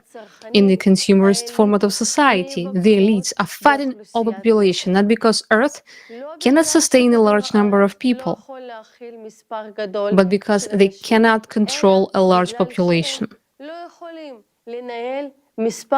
The problem lies not in resources or ecology, but in the complexity of control. Under the current consumer system, effective control is possible over a maximum of 1 billion, or preferably 500 million people. With 8 billion people, chaos is already evident, and when the population reaches 10, 12 billion, it is completely spiral out of control. You understand this perfectly well. It's elementary mathematics. And that time is not far off. Imagine if people started living for 1500 years in the consumeristic format. What would be the result?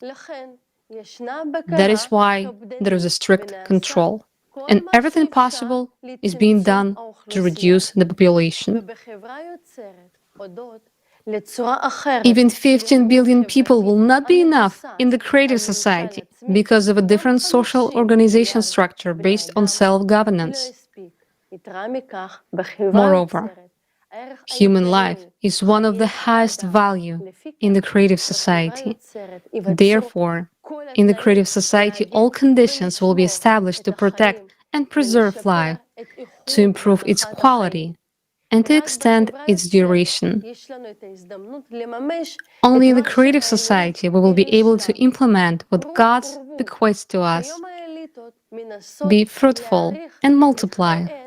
Nowadays, the elites are trying to prolong their lives and youth in any possible way, such as transfusing the blood of kids, teenagers, and so on. However, this won't help them.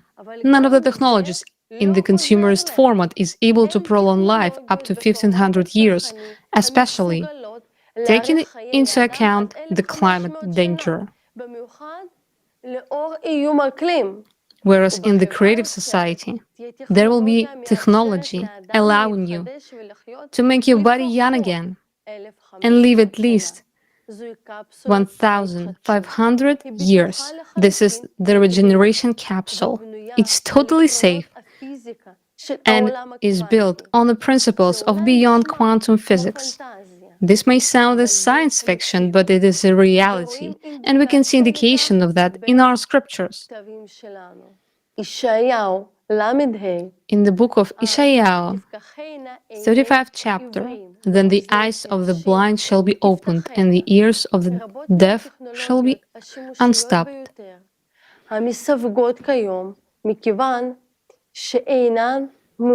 A multitude of highly useful technologies, which are currently classified because they are not beneficial for the consumerist format of society, will be available for everyone in the creative society. We appeal to you, our brothers and sisters, our great and magnificent Jewish people. We have something to change for. We all need the creative society. And our prophets called upon us to make this a reality. They said that we are the ones who will be able to make it happen. In the book of Isaiah, chapter 2, it is stated, "And it shall be at the end of the end days that the mountain of the Lord's house shall be firmly established at the top of the mountains, and it shall be raised above the hill, and all the nations shall stream to it.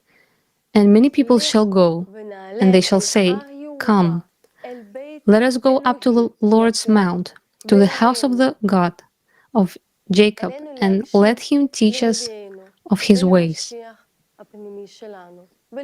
We must heed our prophets and our inner Mashiach and start taking action. The Mashiach is within each of us, and he needs to awaken in every person. It is our conscious responsibility and striving for life. As our esteemed speaker from the financial sphere said, we have less than 10 years to change everything. This time is enough for us to unite people. The only question is whether we, as a nation, will understand the full responsibility placed upon us.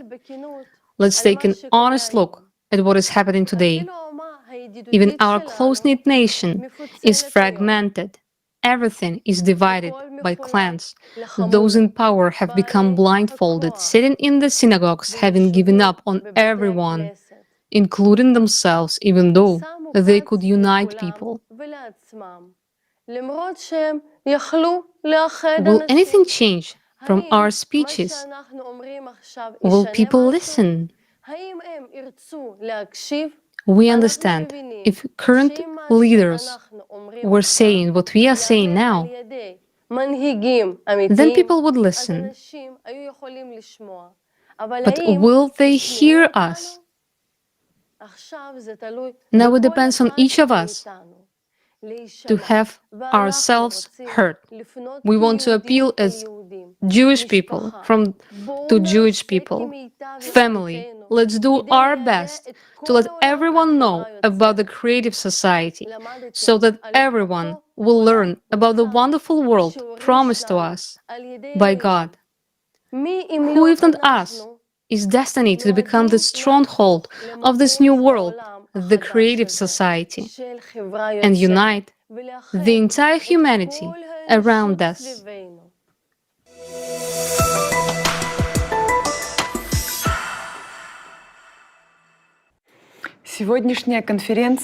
Today's conference is dedicated to the mission of the Jewish people, their wisdom and talents. Women have always had a special place in Jewish tradition. It is to the woman that God gave the right to be the conductor of life into this world. It is with her that the Jewish people began. Jewish women light the Shabbat candles as a symbol of love, light, goodness, and the beginning of the holiday. In Jewish tradition, men appreciate women's wisdom. Throughout the history of the Jewish people, it is to their mother and wife that they come for advice. The Jewish people, along with the male prophets, had 7 female prophetesses: Sarah, Miriam, Deborah, Hannah, Abigail, Huldah, and Esther. As told in the Talmud, Tractate Megillah 14a, and Mordecai ordered to reply to Esther, "Do not imagine to yourself that you will escape in the king's house from among all the Jews.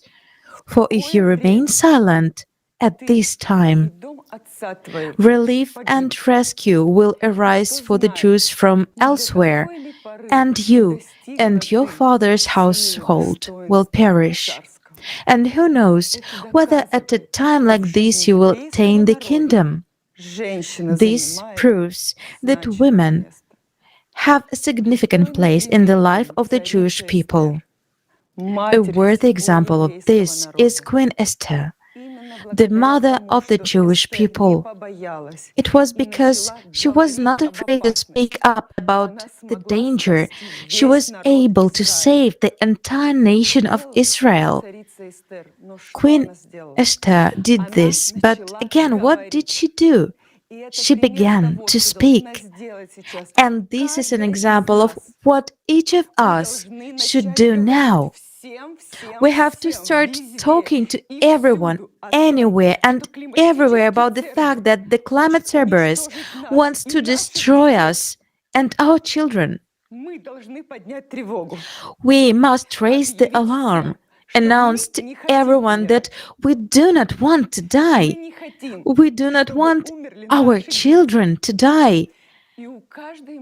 And every mother, in our hearts, there is a place for all peoples, because we are the ones with whom this world begins. Every mother dreams of the best future for her children. Today, we, mothers, work on a part with men only to provide our children with the best. We pay for expensive education, we pamper them with gifts, we save up money to buy an apartment for them so that they have a happy future. But what is it all for?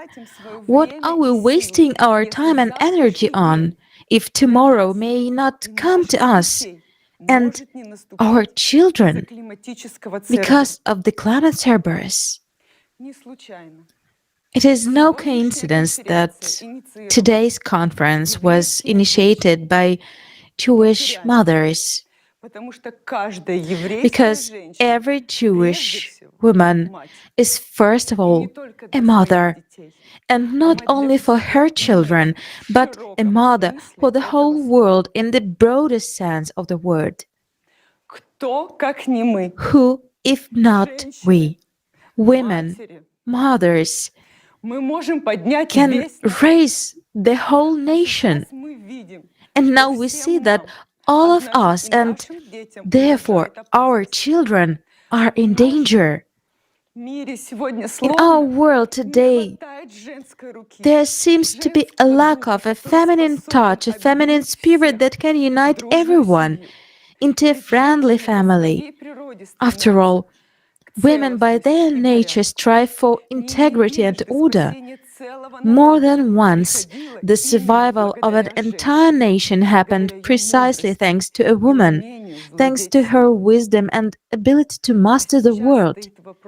And now, it is a question of survival of our people and all of humanity. The creative society is a format of life that is native to the Jewish people. Just as Queen Esther gained the power of speech when she began to speak in defense of her people, so we must begin to speak in the defense of all humanity. We do not know which Jewish woman's words will save the world, but I wish it were all Jewish women. After all, our future depends only on our decisive actions. Mothers of Israel, now it's up to each and every one of us. בסיום הכנס שלנו, אנחנו רוצים לומר At the conclusion of our conference, we would like to say that what people have dreamed of has long ago been reflected in all the scriptures of the world. In all religions, there have remained grains of knowledge that the creative society is the only way to save ourselves and all of humanity. Whether it's Islam, Christianity, or other religions, these grains are presented everywhere, because this is the essence and the foundation. Much have changed, but in all religions there remained knowledge of how we should live, of our relationship with each other, and of the society we must build. Creative society is the only option for everyone to survive. Otherwise, there will be no one left. But whether we will accomplish this or not, whether we will build a creative society or not, depends on us. As it was said in the chapter 30 of Tanakh, you shall choose life, so that you and your offspring will live, to love the Lord your God, to listen to His voice and to cleave to Him, for that is your life and the length of your days. God offers us a choice. Let us choose the creative society and we will be all saved, because if there is no creative society, there will be no one left at all. How many grains of truth have been preserved? Today, we have heard how many of them have remained in our scriptures about the kind of society we should have, the relationship that should be between us, and clear instructions of how we should act. We either choose one path or the other. There is no third option. Either we start living as a civilization or we all perish. People of Israel, we all want to survive and live.